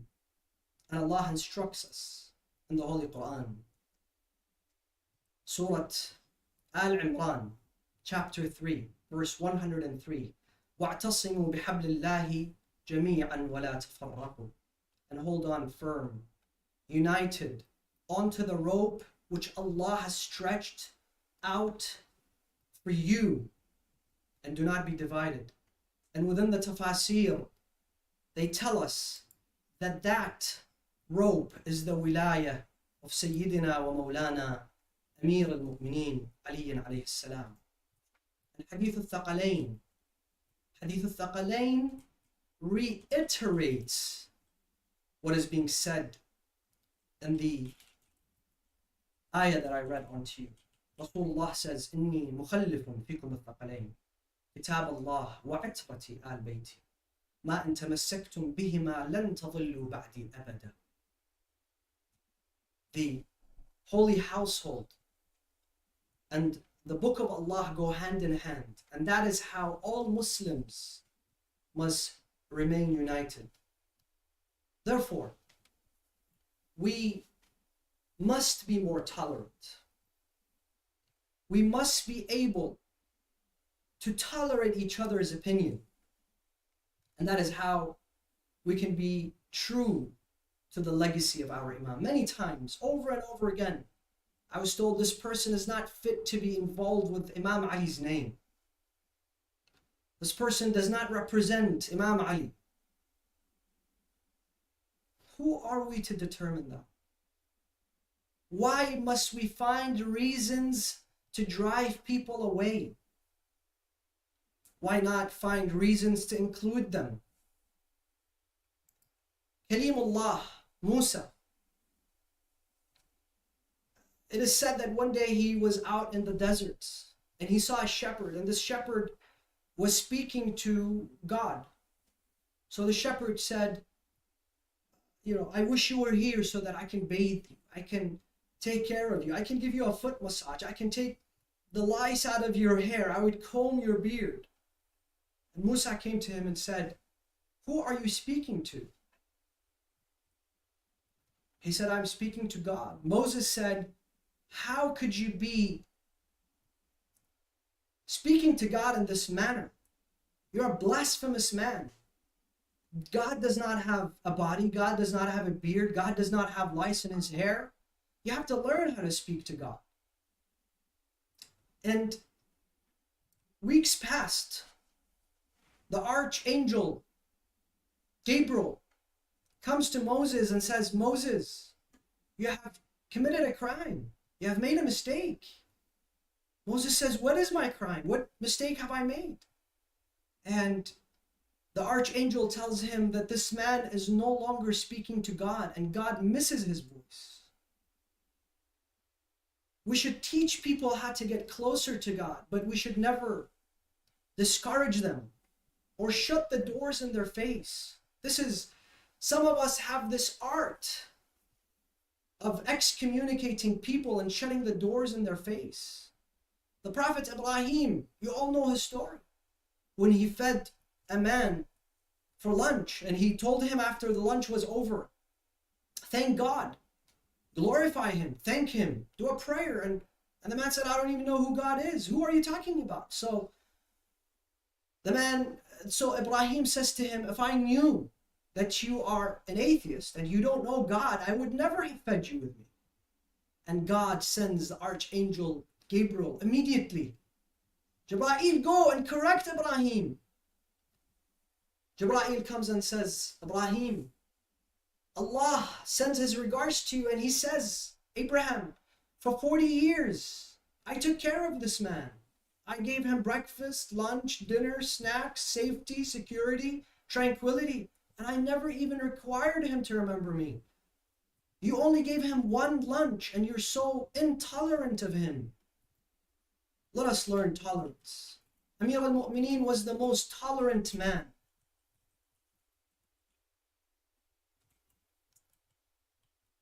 That is why I believe Amir al-Mu'mineen was born inside the Kaaba. God chose for this man to be inside the Kaaba for a reason. Because Imam Ali belongs to all, just like the Kaaba belongs to all. Allah in the Holy Quran says, إِنَّ أَوَّلَ بَيْتٍ وُضِعَ لِلنَّاسِ لَلَّذِي بِبَكَّةَ مُبَارَكًا وَهُدًى لِلْعَالَمِينَ. The very first sacred home established in Becca, which is the Kaaba, is a mean of guidance for all humanity. And Ali was born inside the Kaaba, and he's a mean of guidance for all humanity. And then Allah says, وَمَنْ دَخَلَهُ كَانَ آمِنًا. And whoever enters the Kaaba, the sacred mosque, should be safe. Not just physically, but safe from accusations, from being judged, for being driven away. Let us be more tolerant. Let us be more inclusive. Let us be more forgiving. Let us not only look at the faults of others. Imam Amir al-Mu'mineen, part of his legacy, he says, if we are busy judging ourselves, we will never get to judge others. And that is why you saw a display of a variety of backgrounds, whether it was a Catholic cardinal or an Ayatollah from Qom or a sheikh or a sayyid or a musician and an artist and a financial advisor. All walks of life. Imam Amir al-Mu'mineen belongs to all. Belongs to you, brothers and sisters, and belongs to us, the sinners, as well.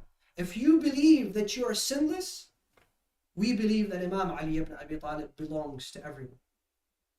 Let us not be so quick in judging others. Number two, let us show more compassion.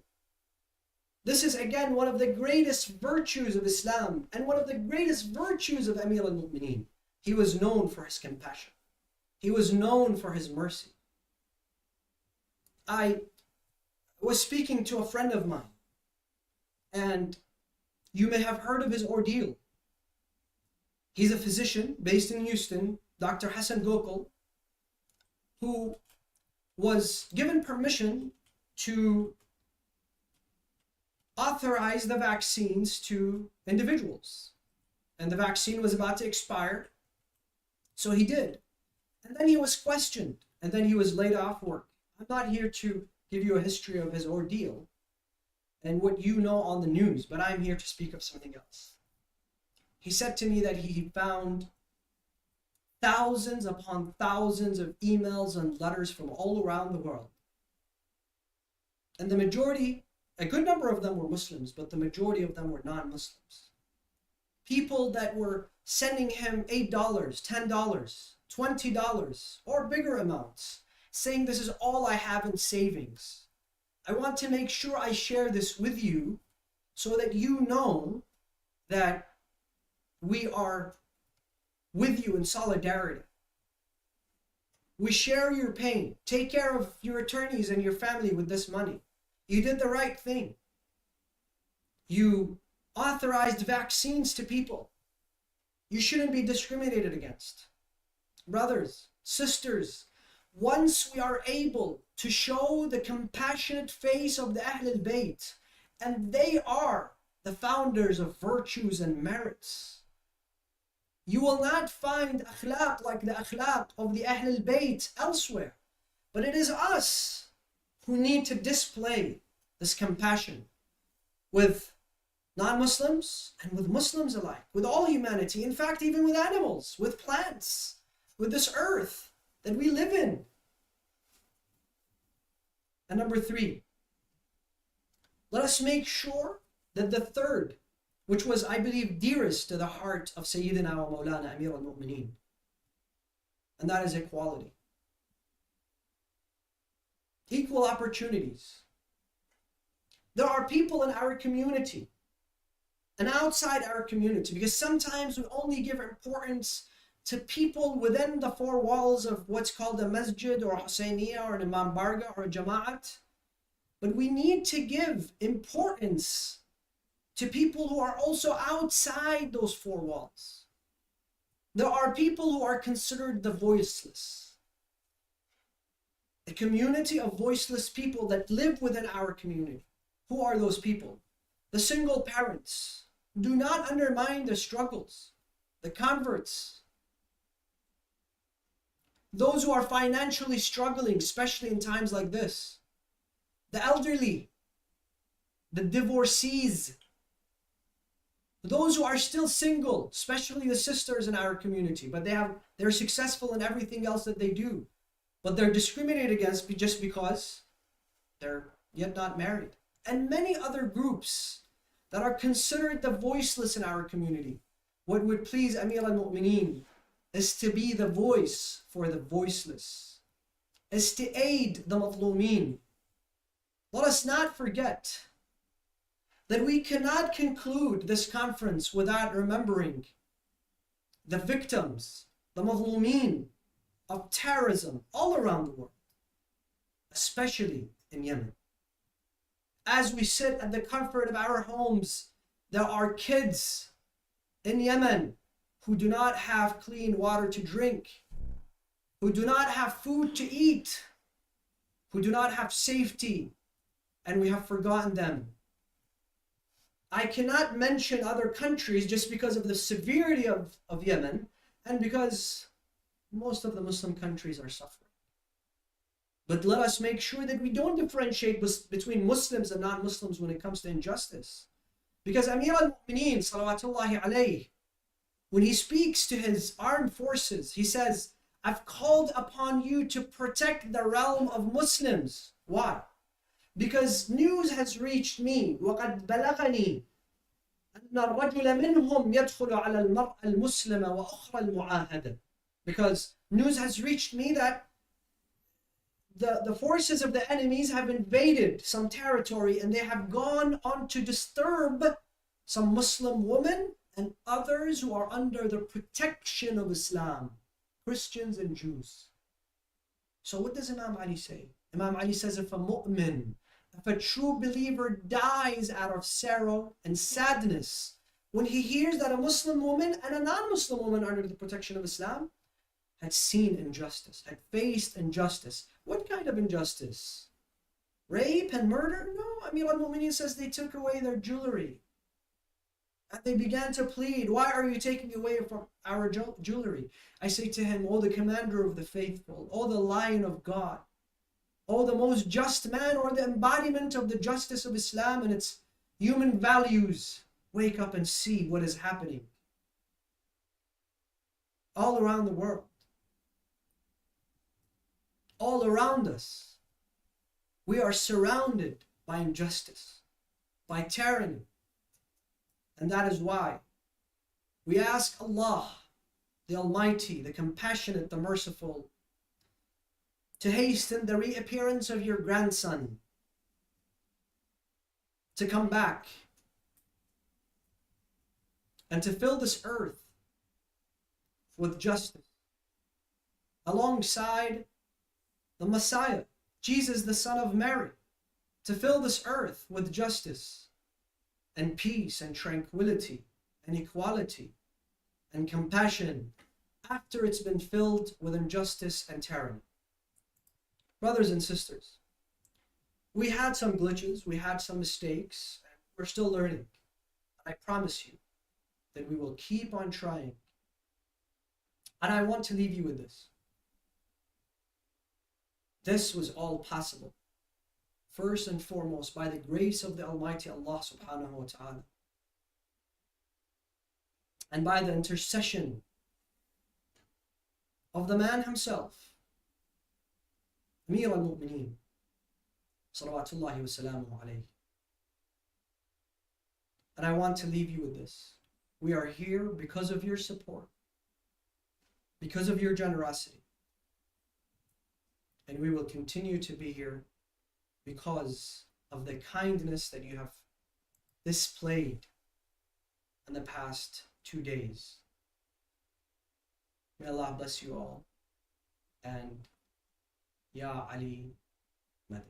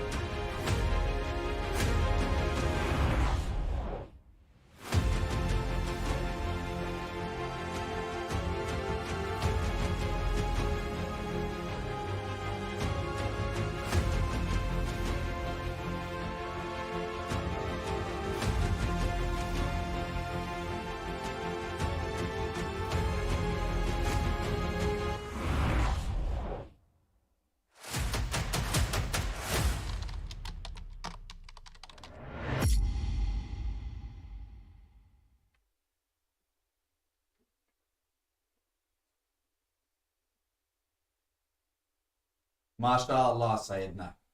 What a true, tough act to follow. Thank you for those wonderful words of hope and wisdom for our future and for our inspiration.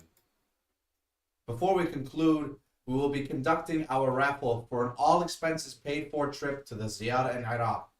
This is truly a remarkable prize, and I pray that Allah blesses each and every one of us to visit this holy land. Again, special thanks to Holy Land Travels for their extreme generosity in making this giveaway possible. Now, if you turn your attention to the screens, we will be picking the winner via an automated generator that I have running off to my side. Thank you to all those that visited at Imam Ali Conference on Instagram and ImamAliConference.com who have entered via using the hashtag Imam Ali 2022 and sharing, liking, and commenting on our post below. All right, everybody, are you ready? Because I am. I can't wait to see who wins this amazing trip. It's going to be truly a remarkable event. Bismillah ar-Rahman ar-Rahim. Let's see who the winner is. And we have Zahra Al-Atar. And I'm going to be selecting substitute winners just in case Zahra is unable to claim her prize.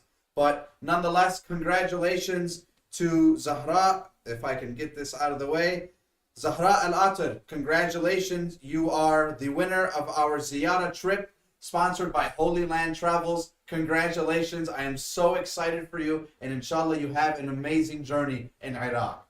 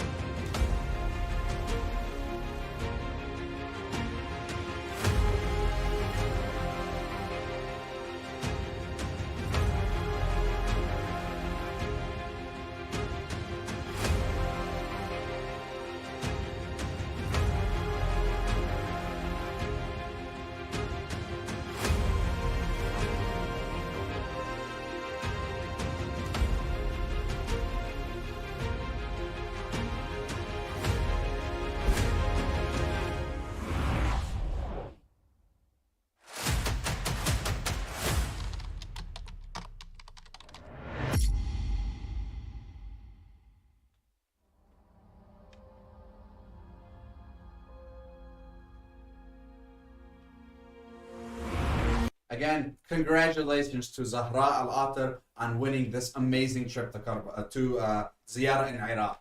Congratulations. In the past 2 days, we learned, we prayed, we laughed, and we grew. We participated in a conference based upon the teachings of Amir al-Mu'mineen, the commander of the faithful, Imam Ali alayhi salam. In our own individual rights, we must all strive to be the commanders of our own faith. In today's society, our individual efforts will all collectively define our ummah. And it is up to us to carry on the torch of Imam Ali alayhi salam in each and every decision that we make. On behalf of ummah, Ahlulbayt TV, Sayyid JawadQazwini, and our 20 partners and 110 collaborators, we have had teams throughout the whole world, in Canada, United Kingdom, United States, Pakistan, India, Australia, and New Zealand, and it has been a rounding success. With the blessings of Allah subhanahu wa ta'ala, we will expand to many more countries. Please reach out and visit conferenceimamali.com to join our team and be involved in future Imam Ali conferences. It has been my honor to preside over this conference and introduce such distinguished panelists, moderators, reciters, and conference members.